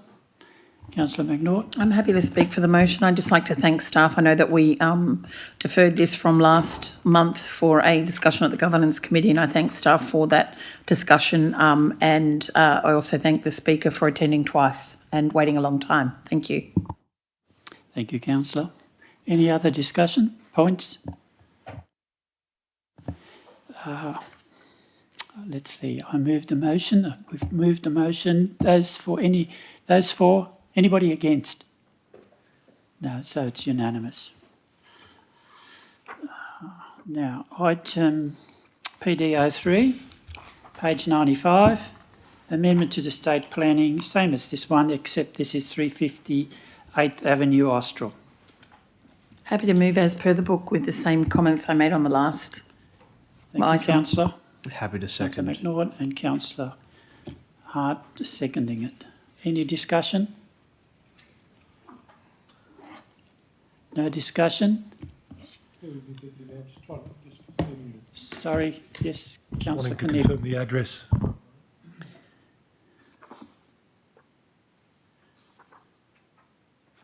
That's fine.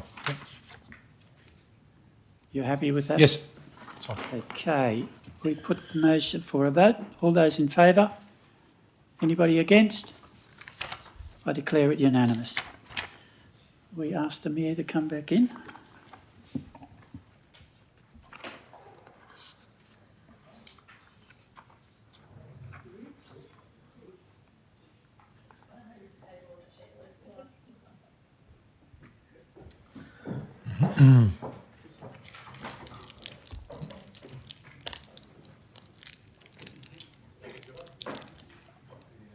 Now, if the rest of the meeting goes like this, we're doing what? Chair the meeting. Yeah, chair the meeting. Chair the meeting.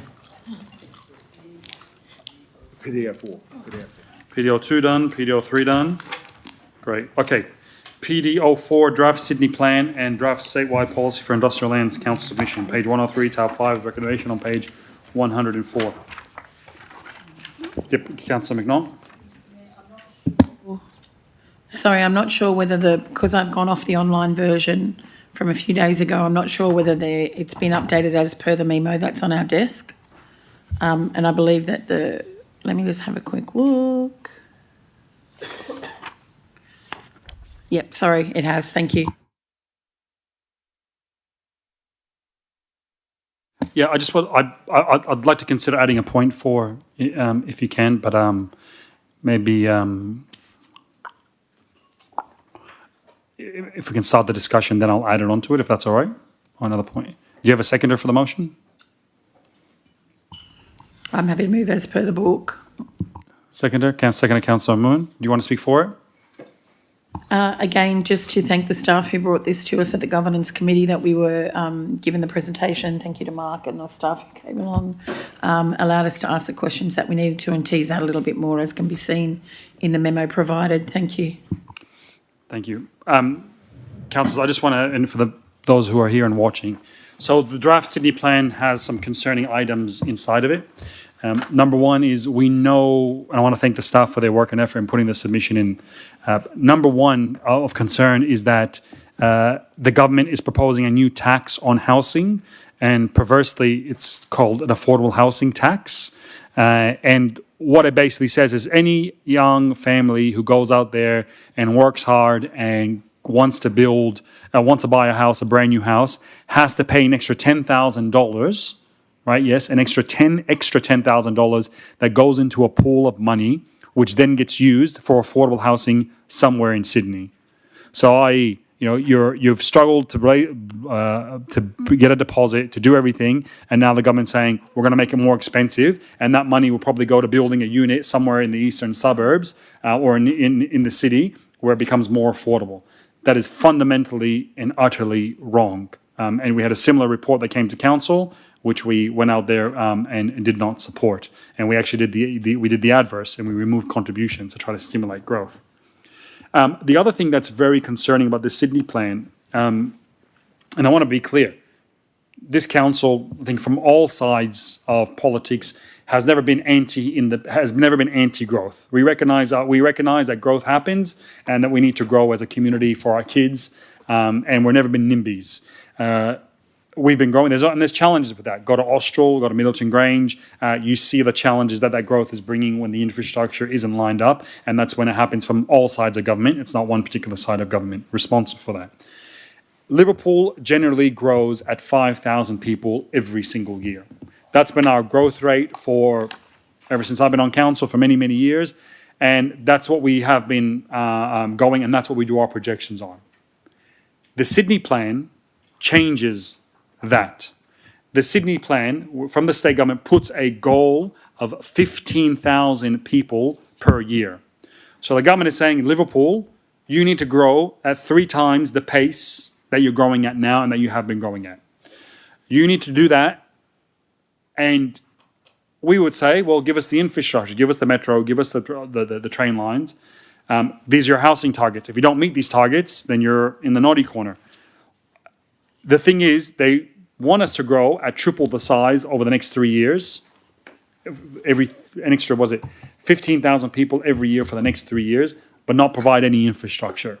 And in this whole document, there's no discussion about infrastructure.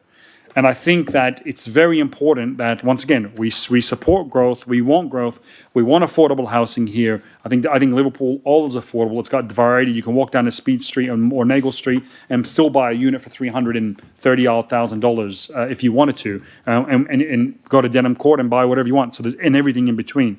But to say that to the people of Liverpool, you need to grow triple the size without a train line or without the infrastructure, I think it's completely wrong, and I think we need some advocacy on that, and to at least get our local members to help support us in this position, because they're out there saying, well, there are challenges with the growth in Liverpool, there are challenges with the infrastructure, and I think it's important they stand up for the people of Liverpool and say, hey, with us, we cannot take that growth at the moment. And I think that's just being realistic and being honest. And I just wanted that somehow conveyed in a point 4, if possible, if you'd like Councillor McNaught, which is something about, I guess, highlighting the growth target set in the Sydney plan as being unachievable without infrastructure, and triple the growth that council has been growing over the years.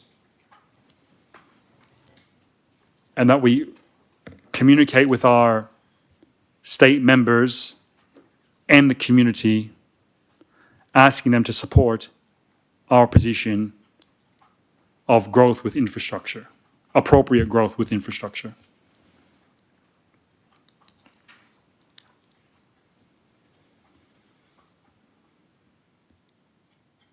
With infrastructure, not avar. Thank you. Are you happy to accept that, Councillor McNaught? I am happy to accept that, and it's remiss of me to forget that we had a conversation about this with planning staff during the governance committee meeting, so that's perfect. Thank you. Second, are happy with it? Is there any further discussion? Yes, I have a question. We've added points A and B, which aren't in the agenda item and online. Why are we adding points A and B, which add more housing, especially along Moorebank Avenue, when it doesn't have the infrastructure? What was through the CEO, point of adding those two in there so late in the game?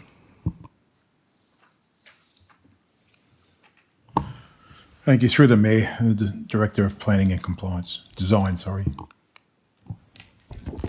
Thank you. Through the CEO, these points were added in after the Governance Committee meeting briefing. There was discussion and endorsement at the GCM about the inclusion of these sites and precinct on the basis that there have been some historical discussions regarding the ability for these sites to accommodate for additional housing. So that is the premise as to which these have been included. Well, I can't vote for this motion. This is, you want to add more housing to Moorebank Avenue, which can't even cope at the moment. And we're talking about lack of infrastructure, but we're actually making the problem worse. It's a complete mess down that part of the electorate. And adding these 2 points, I'm voting against this motion. Thank you. Councillor Carneeb.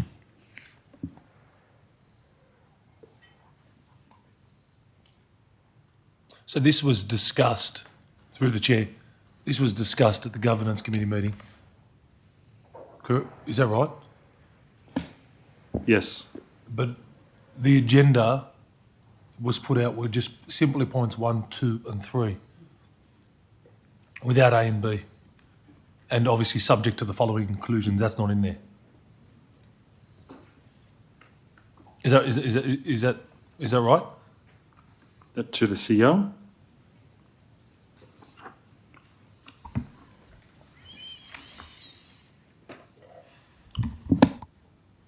Yes, thank you. I'll just revert to the Director of Planning and Design. Thank you. Through the CEO, that's correct. It took some time for officers to gather the, details and previous information that had been presented to council on these sites. So we didn't make it in time for the council business paper, just on the basis of needing to be sure of which sites were referred to at the briefing meeting. Just, if I may speak again briefly. Yes, Councillor. Since I've been elected on council, the one thing I've heard more than the grass has been piss poor in the last month has been that the level of infrastructure out here doesn't meet the level of growth. Public transport, parking in and out, the decision that was taken out of our hands about the share house in Casula. Your point 4 really contradicts the addition of A and B, because the position is, well, we're allowing it to occur, but hold on, state government, come back and help us with infrastructure. It should occur the other way around, and that's what the communities have been crying poor about in Austral, in Edmondson Park. Where are our parks before you sell us the ideal lifestyle here in Edmondson Park? Similarly in Austral, similarly in the other areas where the infrastructure is behind, but people are moving and living their lifestyle that's just simply not up to standard of other suburbs. And it's on that basis that I'd be voting against this motion. We've had 2 speakers against. Any speakers for? Councillor AJ. I have a question. Through the chair, through the CEO. When it comes to Department of Planning and Housing and Infrastructure, those location or suburbs that have been chosen, is it the state government that rezone that area to bring houses there, or is council that decide that? Thank you. Through the Mayor, it's the Council.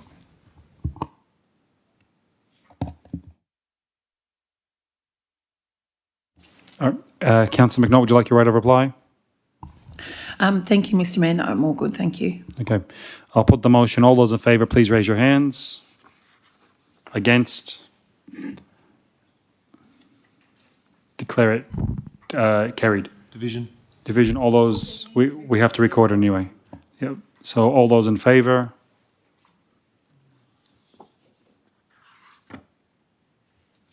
Against? Thank you. Next item is PD 05, page 109, tab 6 with recommendation on page 111. Councillor McNaught. I would very much like to move it as per the book. You have a seconder? Seconded, Councillor Hart. I just have a few questions. Happy to second, but Councillor, can we just go back up with the voting record for the last item? Councillor Ibrahim isn't here. Yeah. Councillor Ibrahim is not in the chambers. Yeah. I don't know when it was. But I'm happy to second. Yeah. Councillor McNaught, would you like to speak for your motion? I just want to thank staff very much, very, very much for finally being able to bring this to us, and look forward to moving forward with it. Thank you. Councillor Rostevsky. Through the CEO, of the 153 million, how much is actually cash rather than a paper valuation of land?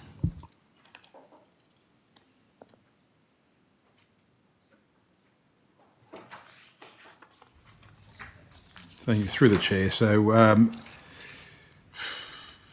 think it's covered on page 110 of the report. 113, I've got it. 113. Yeah, 113. So 138,823 in land and works, and the other cash is 15.1. And I've got to say, after inheriting this one for 12 years, we are happy to see it proceed. So we're carrying the delivery risk instead of the developer, is that correct? No, that's not correct. They carry the risk as per the VPA. Okay. And the traffic modelling, do you think it's enough for the 3,301 additional vehicles? Yeah, well, it was satisfactory to the approval, but I'll just refer to the Director of Planning and Design. Through the CEO, I'll echo your words, CEO. The approval is a separate process to the VPA, which is a funding mechanism. So the approval process is in effect a decision that has been made by the Department of Planning. This is a precinct plan. The VPA is purely a funding mechanism to facilitate the yield that is acquitted out of that approval process.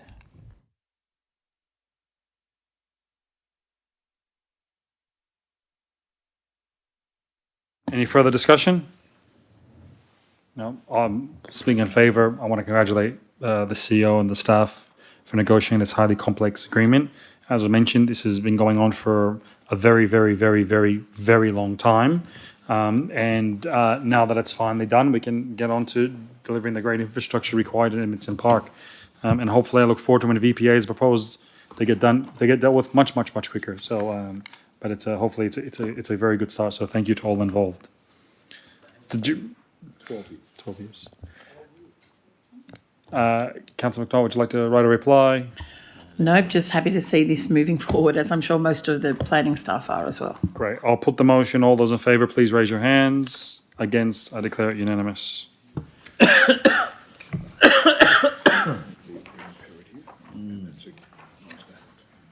Okay, next item is PD 06, advertising lecture signage policy, page 119, with tab 7, recommendation on page 119. I have a motion and a couple of questions. Yes, Councillor Hart. My motion is the recommendation plus a point 4, please. Yep. And point 4 is to acknowledge former councillor Dr. Betty Green for initiating this review of the policy.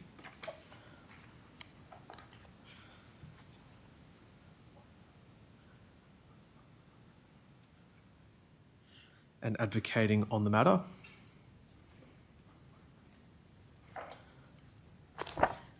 And then I've actually got point 6, which it's a very minute point, but I'll make it anyway.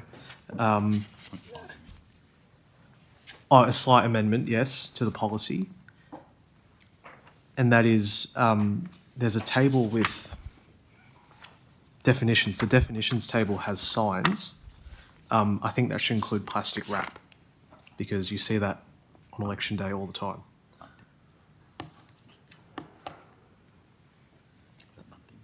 Bunting. Do you have a seconder for your motion? Seconded, Councillor Amoon. And I do have one question. Yeah. It's section 3.4. It says the requirements for an election sign to be exempt development by virtue of the ECDC EPP include, and the first dot point is, the sign is no more than 0.8 square metres in area or 3.7 metres squared in rural zones. I take that is that standard across the state? So is that something that we've determined, or is that some instrument which probably isn't here that prevents us from changing that figure?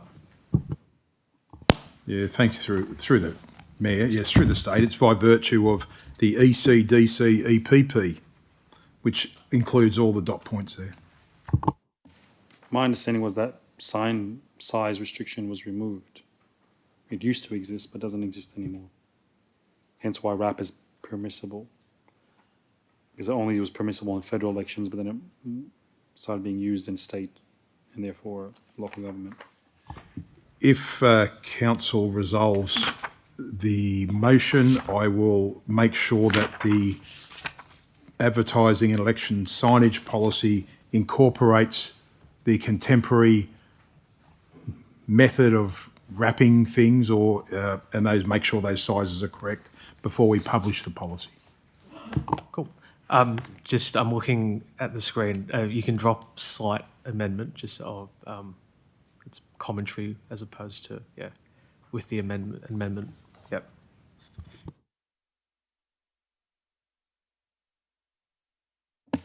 Any other further discussion?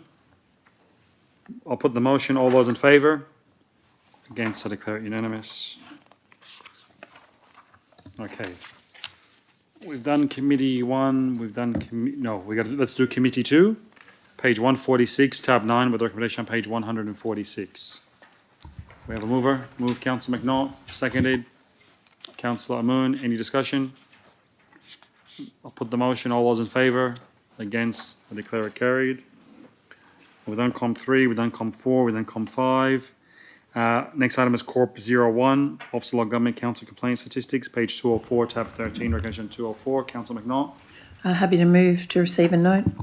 Move the receive note. Do we have a seconder? Second, Deputy Mayor. Any discussion? I'll put the motion. All those in favour? Against, I declare it carried. Next item is Corp 02 Investment Report, February 26, page 208, tab 14, recommendation page 209. Move Deputy Mayor. Seconded Councillor McNaught. Any discussion? I'll put the motion. All those in favour? Those against? Declare it carried. I move that we move the committees as a whole. Move that we move as a whole. Move Councillor McNaught. Seconded.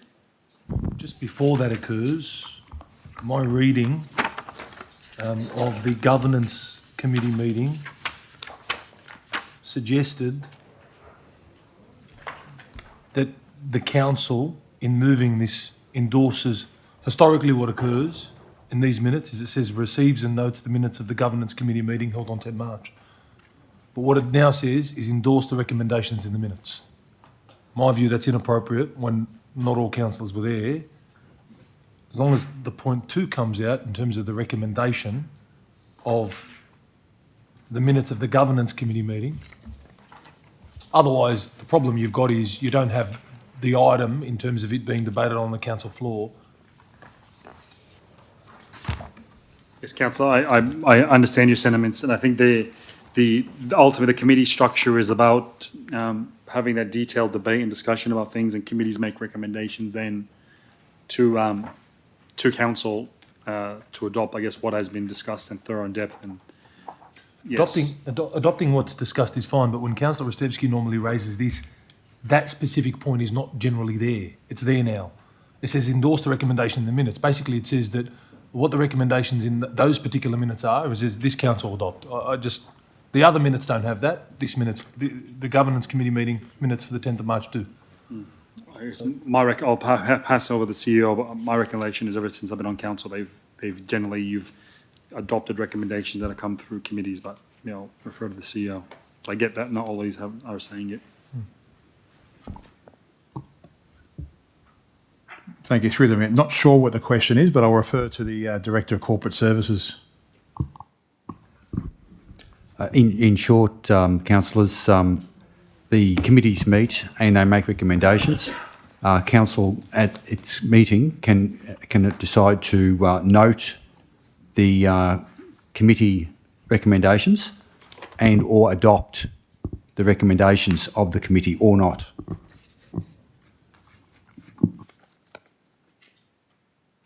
Thank you.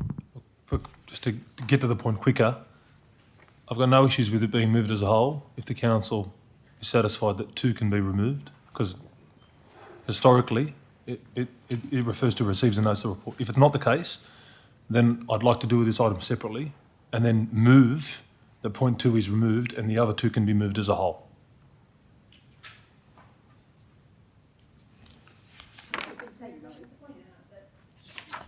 This is how the minutes of the governance committee, that for the last 3 meetings I've just gone back, that we've received it. There is a point 2 that says endorse the recommendations in the minutes. The difficulty I have is the answer I'm getting told today is different to Councillor Rostevsky ordinarily raises this, and my recollection is that that's not the case. But look, in any event, when Councillor Rostevsky raises it, the answer is given by other councillors and the Mayor is that it's just noting the minutes. There's been several times, I've heard it at least 3 to 4 times in my time on council. It came out to me when I was reading these minutes that it says endorse the recommendation in the minutes. Now it's not how it traditionally read when Councillor Rostevsky's given that answer. It's got, I think the director indicated that it can be that we note the recommendation. So we can note them, we don't need to endorse them. And if we note them and council staff put them in the business paper for the actual meeting as an item, then it can be dealt with that way. And that's how it should be dealt with. Like, it should be put in the business paper, so then it gets, the considered item is before here, as opposed to just the minutes, which is not really, it's not good governance anyway. Like, it's got to come back here. For example, this was discussed at the governance meeting. It's recommended that it's be supported for this reason, and then it's in the business paper.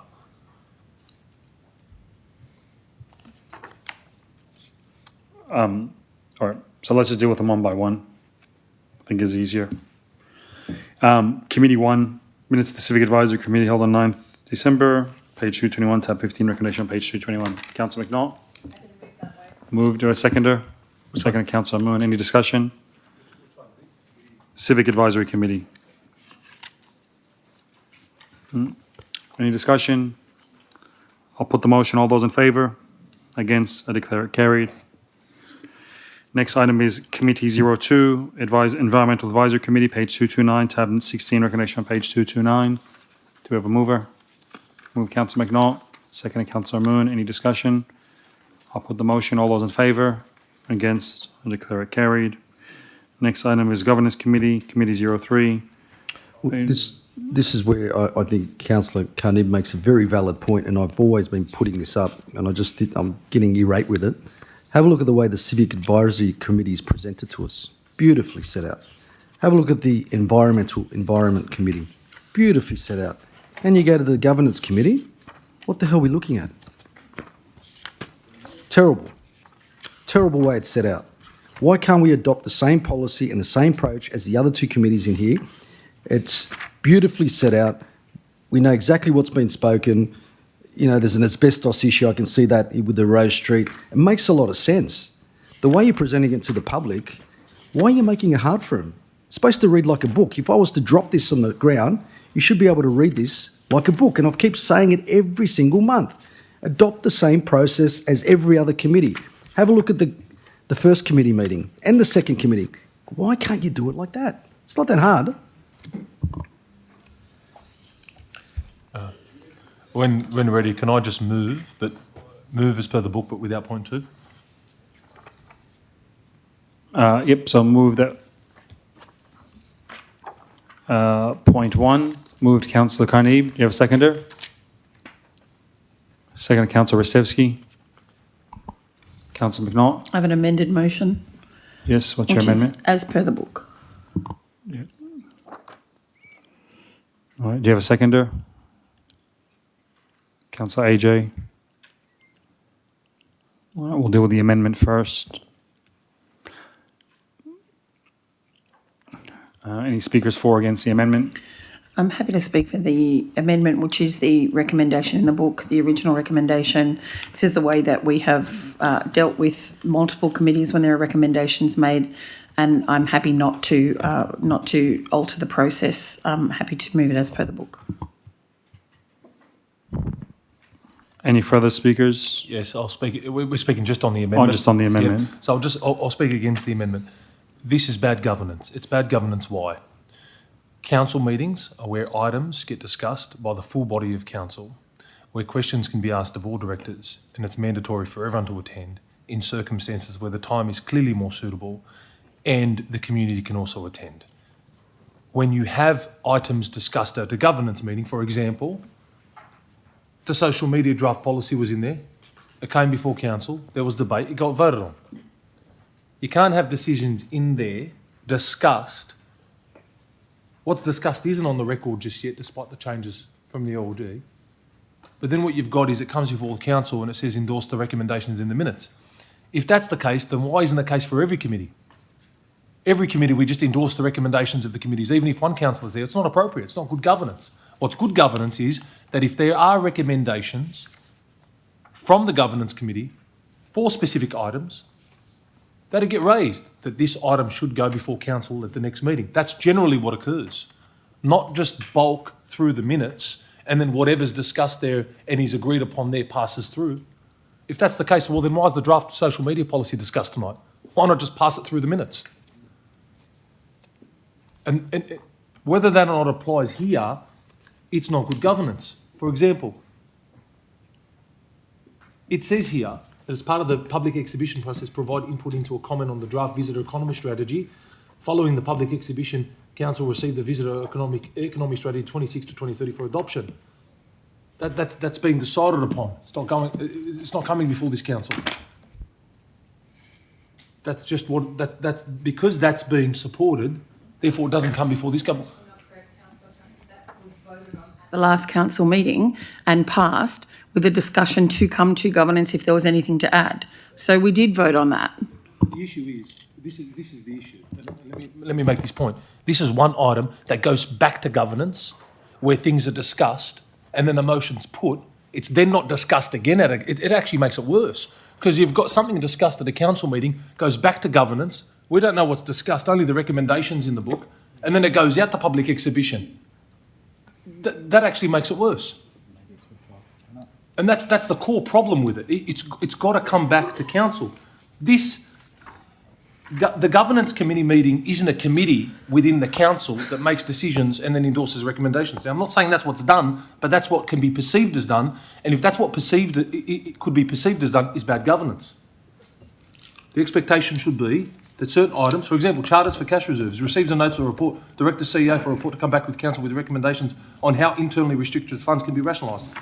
The discussions around that weren't privy. The other one, strategic priorities, budget update, receives a notice or report, direct the CEO to present a report on all external organisations that council is a member of, consideration prior to the budget allocation 26 to 27, relating to item COM 3, 25th of February council meeting to ensure that the zebra crossing at Council Park is included in the capital works program. Now, whilst I'm not against that, why doesn't it come back before the governing body?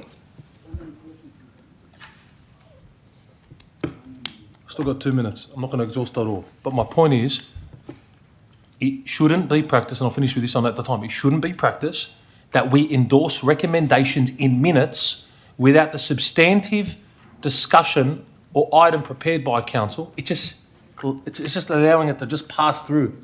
It's like going through the turnstile at a footy game. That's what it is. There's no discussion, there's no oversight. It's not good governance. It might be a governance committee, but sliding it through and saying we endorse the recommendations in the minutes is bad governance. And that shouldn't occur. It doesn't occur with other committee meetings. It shouldn't occur with the governance committee.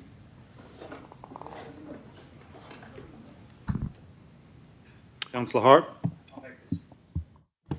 I'll make this point very short. I'm pretty sure the governance committee meetings are recorded, and I think it's somewhere in the council intranet. Councillors are able to come to the governance committee meetings to discuss these matters. The governance committee meetings were changed at one point of this term to 5 o'clock to facilitate. No, well, hang on. I've got the call. Point of order, Mr. Mayor. Councillor Carney, Point of order. what's If your he's point going to of start order? taking issues, What's your point of order? we know exactly where this is going, Mr. Mayor. What's your point of The order? point of order is this. He's trying to highlight about council meeting times. Don't dare do that when I'm rushing to get here at 5 o'clock. Sorry, at 5:30. Don't dare do that. Don't dare do that. I'll take offence to it. It's a point of order, Sorry, and I'd ask you to uphold it. it's not a- it's not a- Respectfully, he's it's not a trying to point. have a crack. He's Councillor trying to Carney, have a crack. It's not a point of order. Councillor point Hart, of please order. continue. Well, I don't agree with it. Councillor Hart. We've changed the times for these governance committee meetings, and the same 6 councillors rocked up. So, and that's why I got moved back to 2 p.m. These matters are discussed. They are put before the governance committee meeting, and is put before council. You get the paperwork, and if you have significant concerns, you can always go back to the governance committee meeting agenda, which I thought all councillors read when they receive it. But if that's not the case, then so be it. I'm done. What's your point of order, The point of Councillor? order is the commentary by Mr. Councillor Hart is offensive. He's trying to make inferences. sense? He's trying to make inferences through his poor commentary that councillors should be attending in circumstances where the timing of these meetings have been changed 3 times. It's a point of order, and I want a ruling on it. Yeah, I don't. The point is, can I just finish? The point is this. No, I need to make a ruling. I don't agree with your point of order. The council said nothing wrong with what he said, and he just stated items in a calm and collected fashion that was not directed at any personal. No, but it's offensive. But it's offensive. I take it as offensive. Well, I'm once again, I don't see it as a point of order, councillor. Okay, but I just want a ruling. Your ruling is that it's not It's offensive. correct. It's not offensive. Correct. Yes. Any other further discussion? Yes. And Yes, I'm Councillor going to Simpson. speak against this, and I'm going to point this out very, very clearly. And unless we get changes, I will take this to the Office of Local Government, because something is not right here. Have a look at the recommendations for Committee CT01. Council receives and notes the minutes. CT02, Council receives and notes the minutes. CT03, endorse the recommendations in this. So we've added an additional point. Have a look at the presentation of the committee minutes for the first 2 committees, laid out perfectly. Through the CEO, what will it take? Do I have to go to the Office of Local Government? What will it take to get the minutes of this governance committee more transparent, to equalise exactly what's been done in committee meeting number 1 and 2? It's been sent out perfectly. Can we get it done that way? Yes or no? If not, let me know so I can take the necessary action. Mr. Mayor, I've refer to just the got CEO. one question. Oh, when you're ready. Sorry, through the Mayor, I'm not sure I can answer the question. So if the question's about the format, then I will take that on notice and I will speak to the staff about the format moving forward.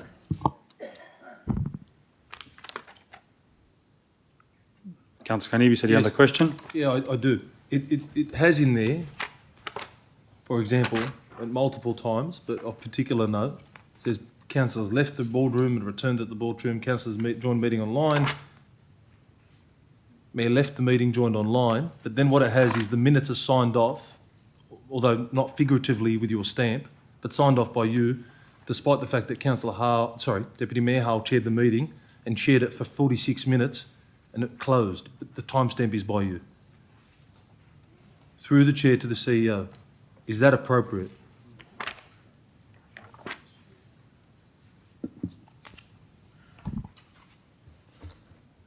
Yeah, through the Mayor, I'm not going to make a comment on the appropriateness of a council meeting, but what I will do is look at, when I'm reviewing the format of how these things are presented to councillors, I will certainly take advice offline from tonight from the Director of Corporate Services particularly, and perhaps the General Counsel, as about the anomaly in the signature block.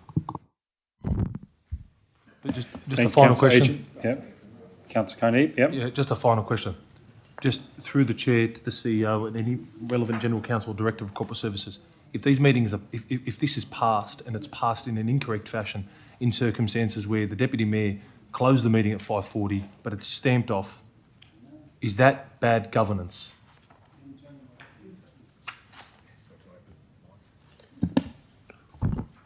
again, I'll take the question on notice. It's not ideal that the anomaly exists. Look, the only reason I raise it is because I'm going to be voting against it in terms of the amendment. But regardless, even my motion, does that make my motion invalid in circumstances where I'm receiving a noting the report noting they're incorrect? Is it better that this particular set of minutes are rectified, looked at before they're passed, whichever way? The reason I say that is because if, for whatever reason, if Councillor McNaughton's fails, I don't seek to press mine anymore. I seek to defer it because I think that's good governance. Just until it's fixed.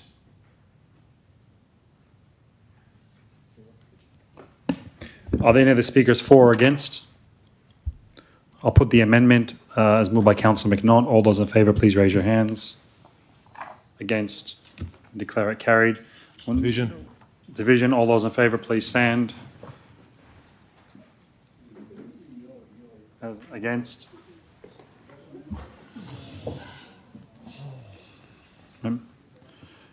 Now we'll now deal with the motion. Any discussion regarding on the motion? I'd like to say something. There are numerous committees established by council, and I know councils can't go to all of them. There are numerous committees that are established, whether you're in the corporate world, whether you're part of a club. There are subcommittees, and subcommittees are established to ensure that appropriate debate can tease out an issue, because we all don't have time to be at every meeting and every minute, and we have trust and faith in our colleagues. And I want to thank the staff for the amount of effort they put into the governance committee, because that is the agenda of the governance committee compared to those other two committees you mentioned, Councillor Carneeb, is significantly different. It's significantly more in depth. It's actually looks and actually exactly like a council meeting report, a council agenda, similar to this size, pages, quality, because of the importance of the matters discussed in there. And I understand that people have challenges on their time, but I strongly would like to encourage all councillors that if you can at least get to a committee, to at least watch it when it's put online, because the staff put a lot of effort into making sure that meetings are recorded and to be able to replay it so we can move on. Alternatively, if you want to get rid of committees and you want to have 2 meetings a week in the council chambers to go through everything, because that's what you would need to do to be able to deal with it. And happy to do, if you want to be here 2 nights a week doing this sort of stuff, happy to do it. You know, no, we would need 2 nights a week to be able to go through. If we were to get rid of committees, we'd have to be 2 nights every week to go through the amount of work. I thought you were just referring to simply the governance meeting. No, because we have all these other committees that are being discussed and a lot of issues, and I've sat on numerous committees, and I've gone through all I've been on, from even before I was on council committees. All right, if there's no further discussion, I'll put the motion. All those in favour, please raise your hands. Against, and declare it carried. Next item is NOM 01. Councillor Rostevsky. Withdraw that motion. Yeah, withdrawn. I'll get there. NOM 03, notice agency extended study hours at libraries, page 258, tab 20, recommendation on page 259. Councillor Moon. I'd like to speak for it. You're moving the motion? Sorry? You're moving your recommendation as is? Moved? No. I'd like to amend it if I can. Okay, what would you like to move? I would like to amend it in a way where we can actually look at it, the funding, through our next budgeting session. Because at the moment, as it stands, there's no funding source for it. Yep. So therefore, if we can please allow for when we're doing the budget for next year, or as in the 25-26, so the kids can benefit from that period while they're studying for their HSC. As a regular ongoing matter? Yes. Right? Yep, so I think that's covered there on point 3, I'd say. Hold on. What? What is it?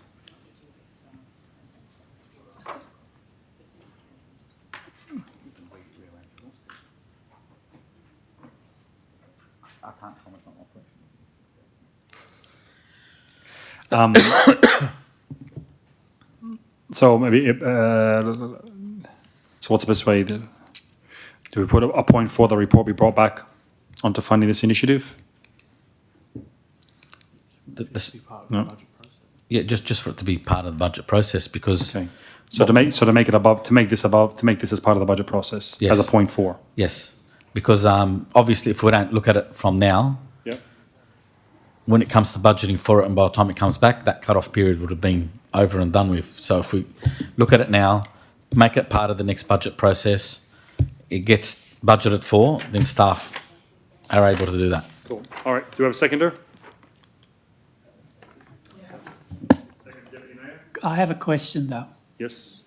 I thought we've been doing this for years. So why does it have to go through a separate process every time? It should be part of the regular budget. Why are we doing it now? I thought it was. To the information I've received from staff, it was actually put up every single year. It wasn't done for ongoing, and that's where we're changing it now for ongoing. So whenever there's a HSC from now going forward, it'll be part of the budget, and it'll be budgeted for and staffed for, so our kids can go out and do their studies on time and pass the HSC and get good marks, hopefully, and make Liverpool proud. I have a concern with this motion.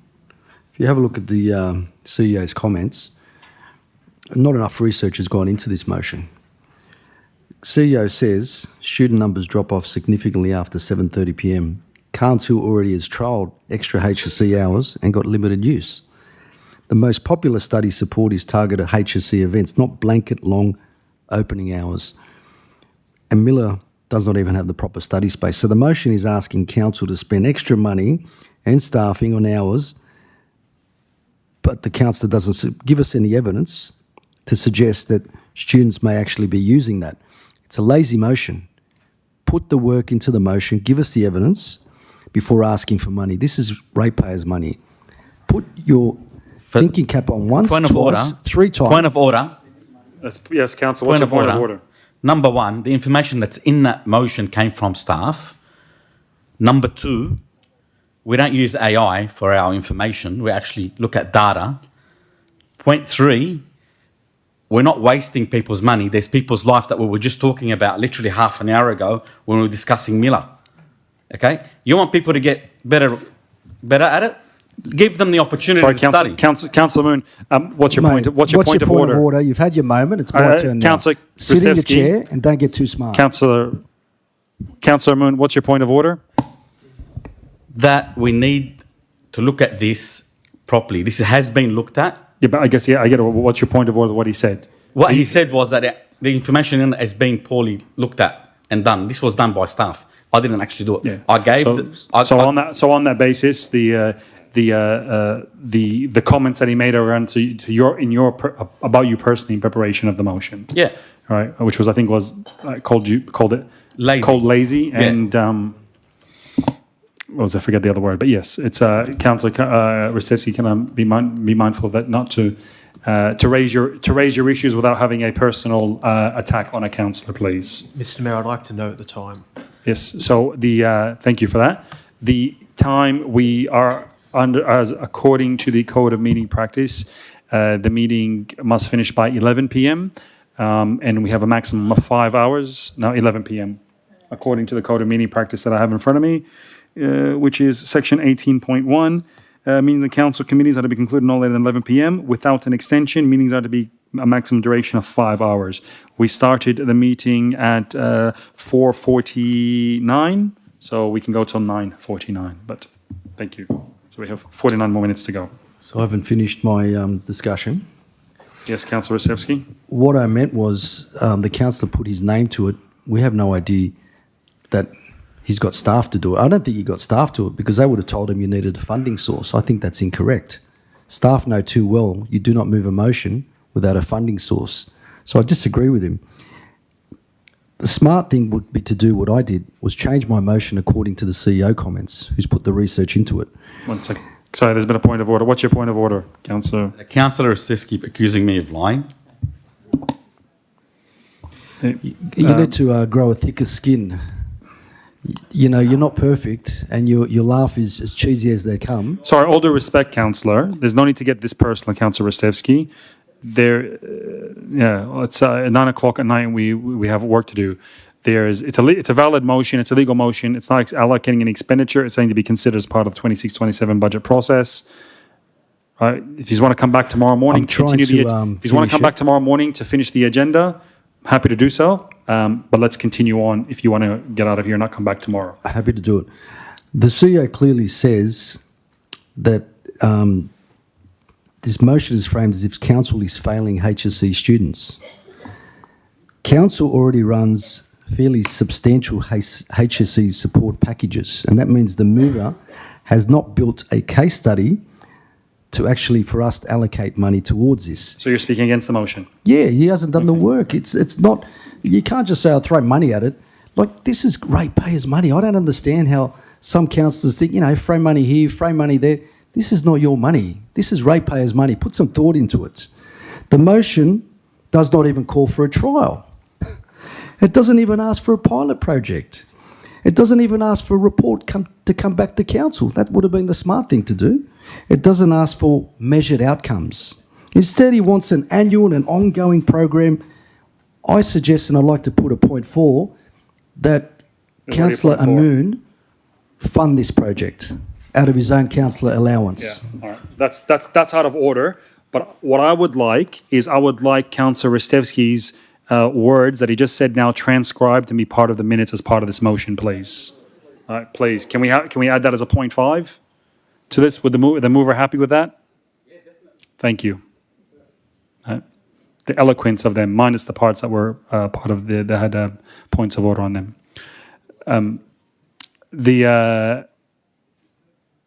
Yes, that the words be transcribed and be made part of the minutes. Is any further discussion on this? Just that can't be part of the motion. What's that? Transcribing a councillor's comments can't be part of a motion. It can be. No, it's a valid. It can be if council resolves that way. If as a council point 5. well, then why doesn't council resolve the entirety of the debate on this issue? Like if it's up to council to resolve what it likes, I'm moving that way. It may be, but you move that way, and you're the chair of the meeting. And any other council, you can move the same council. You can move whatever you like. I just don't think it's appropriate to transcribe a particular aspect of a councillor's comments. If we're going to do that, one size fits all. We do it for everyone. I'm happy to speak for it if you like. Yeah, happy. Yeah, happy to put the whole thing. Yes, thank you. Right. Is there any further discussion? I'll put the motion. All those in favour, please raise your hands. Against? Declare it carried. Division, all those in favour, please stand.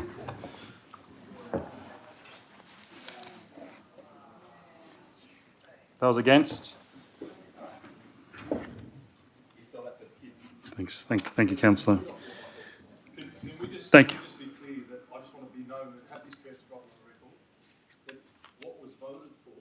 It's not part of the resolution. No, that's not. Sorry, no, sorry, that shouldn't be there because that's not. Thank you, Councillor Rissevsi.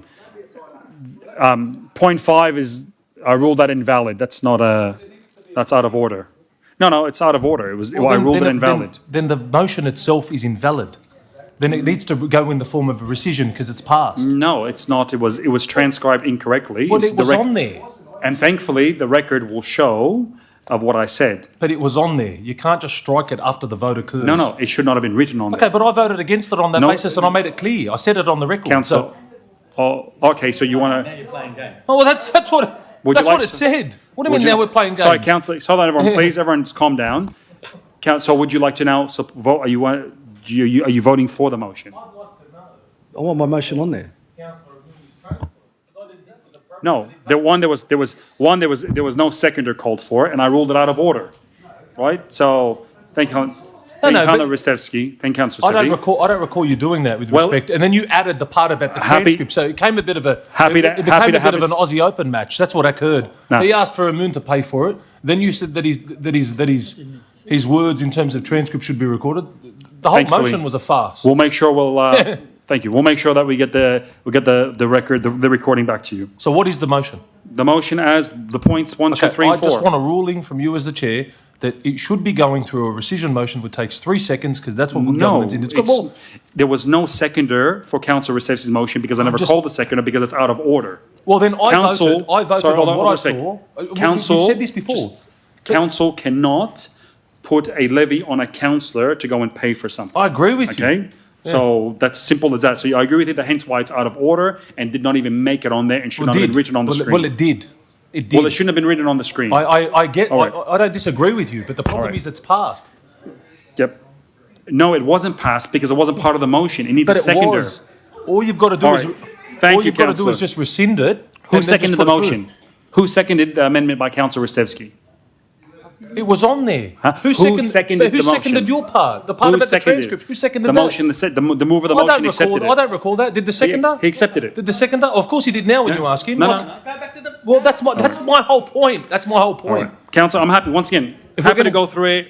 Happy to call a recess. Happy to It's not replay it. about a recess. It's not Happy to about come wasting back. anyone's No, time. no, It's no. just about making sure that the Thanks, appropriate Councillor. votes are Next recorded. item is NOM 05. Well, point of order. If we're going to Councillor yawn when Hart. councillors speak, All right. I want to Thank you, councillors. I'll call a 10-minute recess.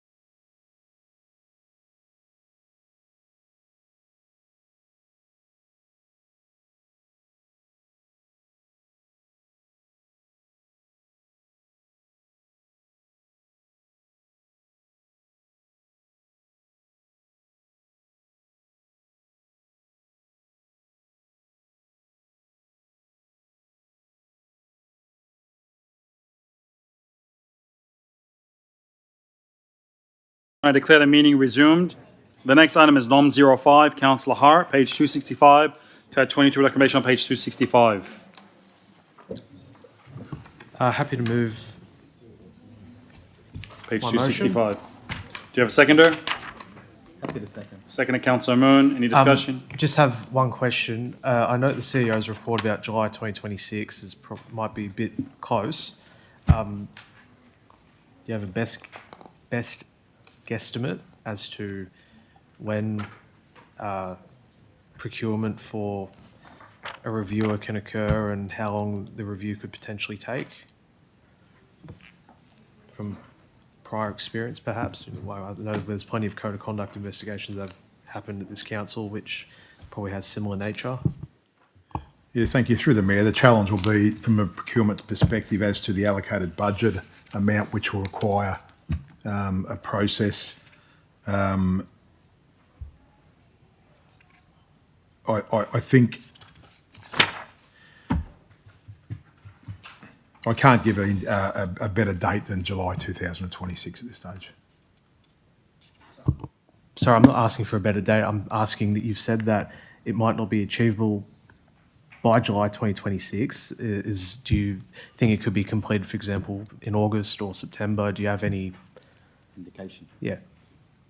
Thank you. Yes, thank you. Through the Mayor, yeah, that's achievable, August, September. Happy to amend the motion to August 2026. Move it as per August 26th. Second, happy with that? Yep. Any discussion?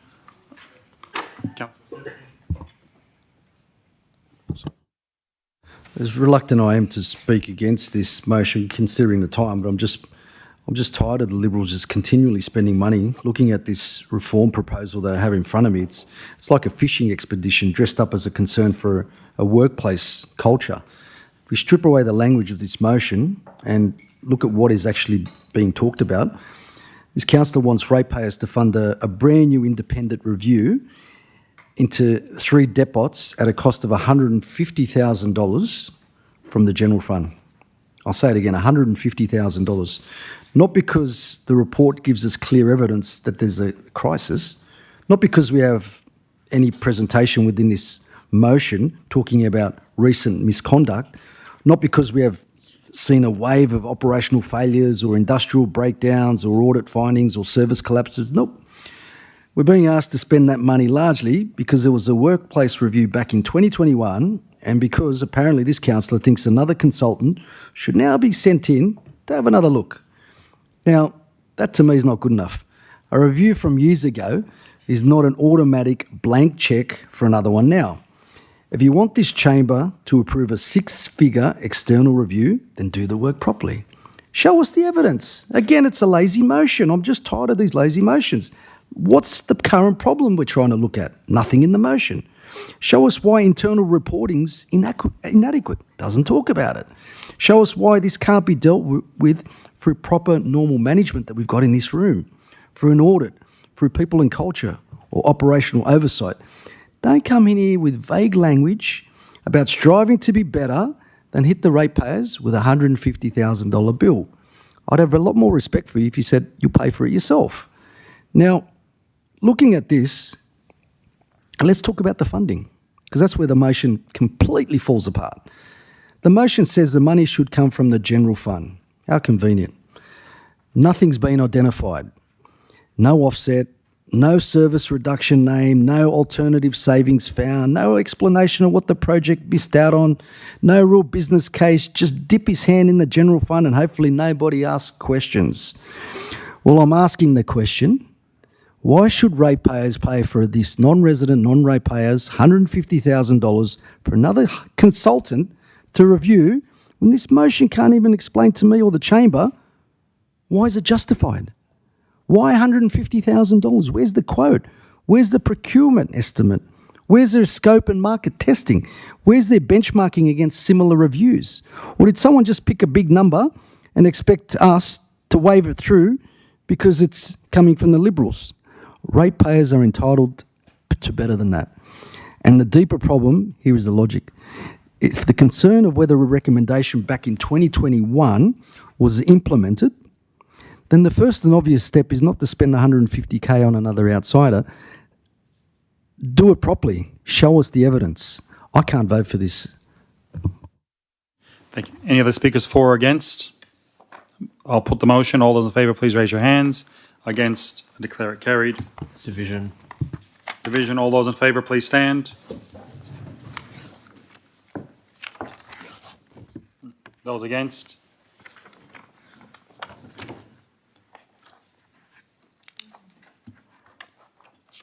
Thank you.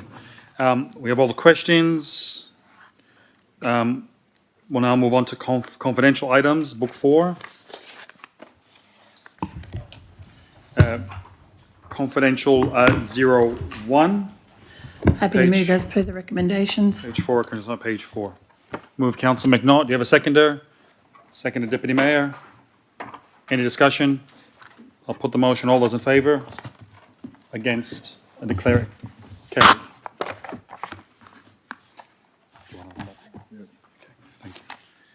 Okay. Conf 02, page 7, recommendation on page 7. Happy to move that way and get this committee up and going. Moved Councillor Sevsi. Do you have a seconder? Seconder Councillor Ibrahim. Any discussion? I'll put the motion. All those in favour, please raise your hands. Against, I declare it carried. Next item is Conf 03, page Mr. 10. Mayor, sorry Yes. to interrupt. Sorry. I'd like to, under section 13.1 of the Code of Meeting Practice, I'd like to move the following items by exception. Yep. And which is Conf 03, 04, 05 and 08. So I said again, 3, 3, 4, 5 and 8. 5 and 8. 3, 4, 5 and 8. Yes. Yep. Does any councillor have any issues with that? Give you a moment to check. Okay. Do you have a seconder? Second Deputy Mayor. Any discussion? I'll put the motion. All those in favour? Against, declare it carried. So Conf 3 done. Conf 4 done. Conf 5 done. Conf 8 done. Conf 6 we have a memo about withdrawing that. motion. Deferring, yeah. We've moved that it be deferred. Councillor McNaught, seconded. Councillor AJ, any discussion? I'll put the motion. All those in favour? Against, I declare it carried. So Conf 6 is deferred. Conf 7, which is very important for everyone at the moment. Happy to move that way and as quickly as possible. Moved Councillor McNaught, seconder. Councillor Moon, any discussion? I'll put the motion. All those in favour? Against, I declare it carried. Next item is Conf 09, page 61, tab 62. Have a motion. Councillor Hart.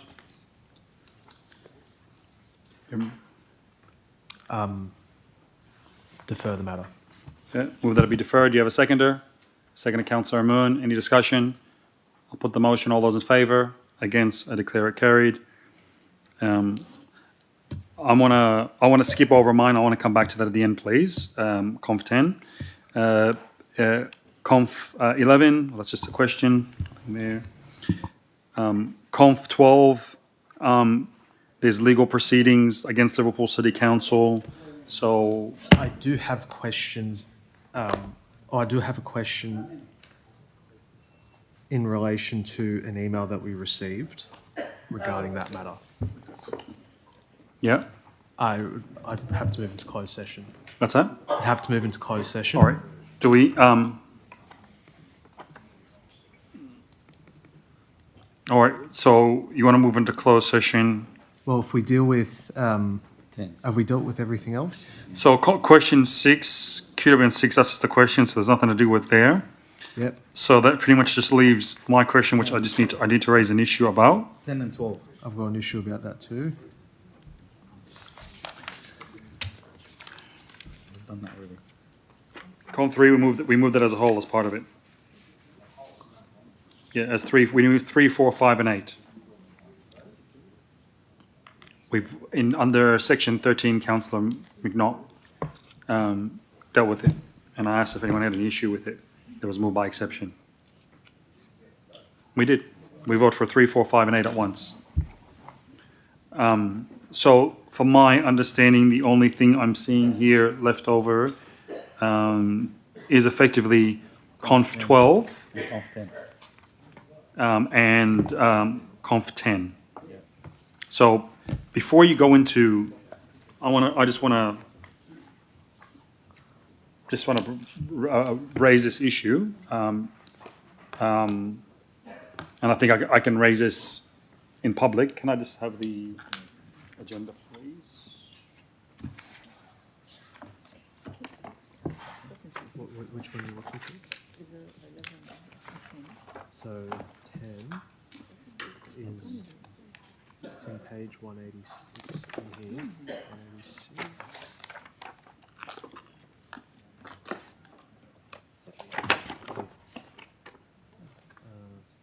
So that's QW106, then that's Conf 12, which is Code of Conduct, and then that's question with notice. Like they put in, these were questions with notice that were submitted, but they're confidential, so they had to put it in the confidential book. And then this is question with notice 10, which same thing had to be put on the confidential. Yeah, I think it's just because they did all the comps first, and then they put the other reports. All right. So, from my understanding, I can talk about this as long as I'm not going into detail with regards to names or people, but that's not even in the report. Which once again, I don't see this matter about personnel matters under section 10A2 being relevant because it's a vague report that doesn't talk about anything in specific. But I understand the caution required, but I don't see how that meets that criteria. So the question, so we have someone who was paid out 4 years of their salary to leave council. And there's no explanation of why they were paid out 4 years. Can I just ask through the CEO, what is the process and how could somebody get paid out 4 years? I know you weren't here at the time, but how could somebody get paid out 4 years salary? And this is not a senior manager, not a director, no one in the senior management structure. I won't go into more detail. But how could someone get 4 years payout to leave council? Because I've never heard of that in any organization, that somebody gets 4 years. And I think there's a big governance question that that's the angle that I'm coming out with this.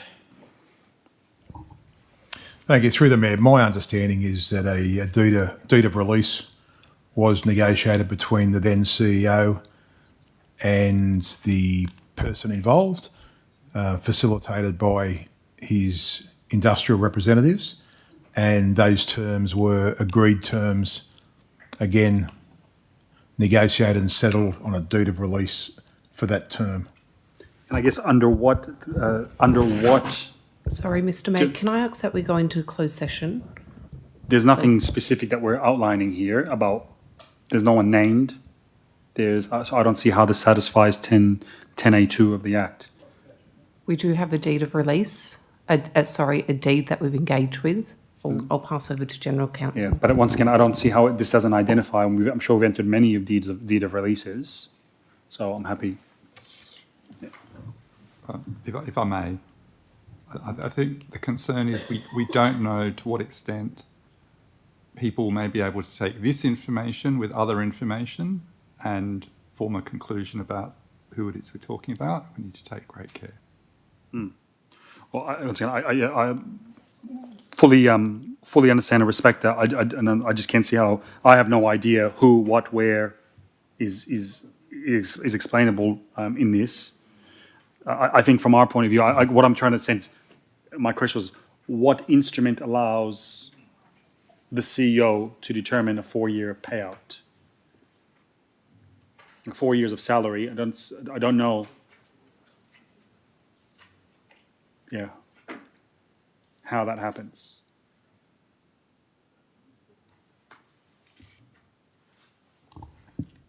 Again, thanks through the Mayor. The instrument, and I'll have to take the question on notice, it was most probably the employment contract. But again, I don't know the circumstances and it predates me.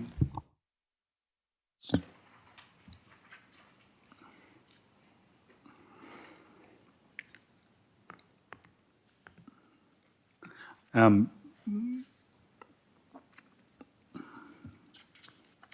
look, there's things that I want to say that I probably...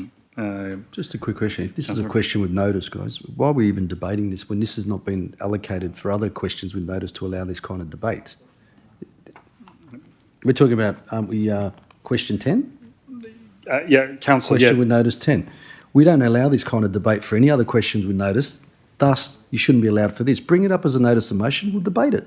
Not now, at 9:34 when there's other things that need to be discussed.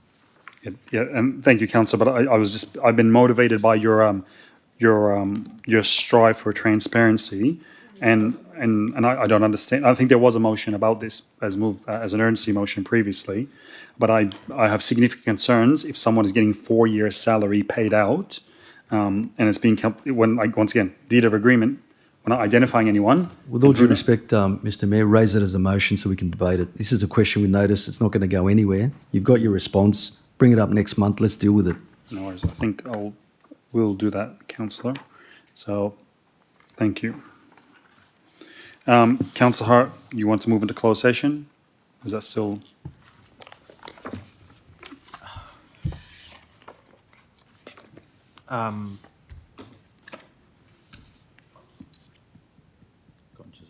Look, no, I think it's probably best place that it's a sensitive issue relating to Conf 12, and it's probably best that, no,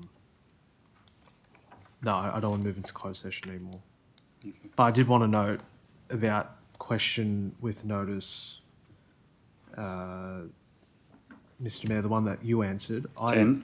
Yes, I requested this information via a urgency motion back in, I think, December of last year, and there has been significant back and forth provided what was incorrect information or inconsistent information, and I don't know why it was answered in this forum via question with notice when it was already requested over 4 months ago. So I just want to express my concerns with the process in relation to that. Yep. Well, I think I'll be taking Councillor Estev's advice and putting some motion about this. So with regards to Conf 12 then, are you moving to receive a note?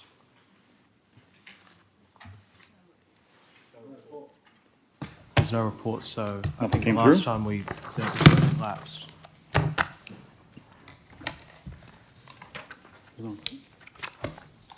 Wasn't one emailed? Received an email. Oh, sorry, in 12. My relation to- apologies, not 12. I mean, I'm sorry, I didn't mean 12. I meant, was that the one that you were?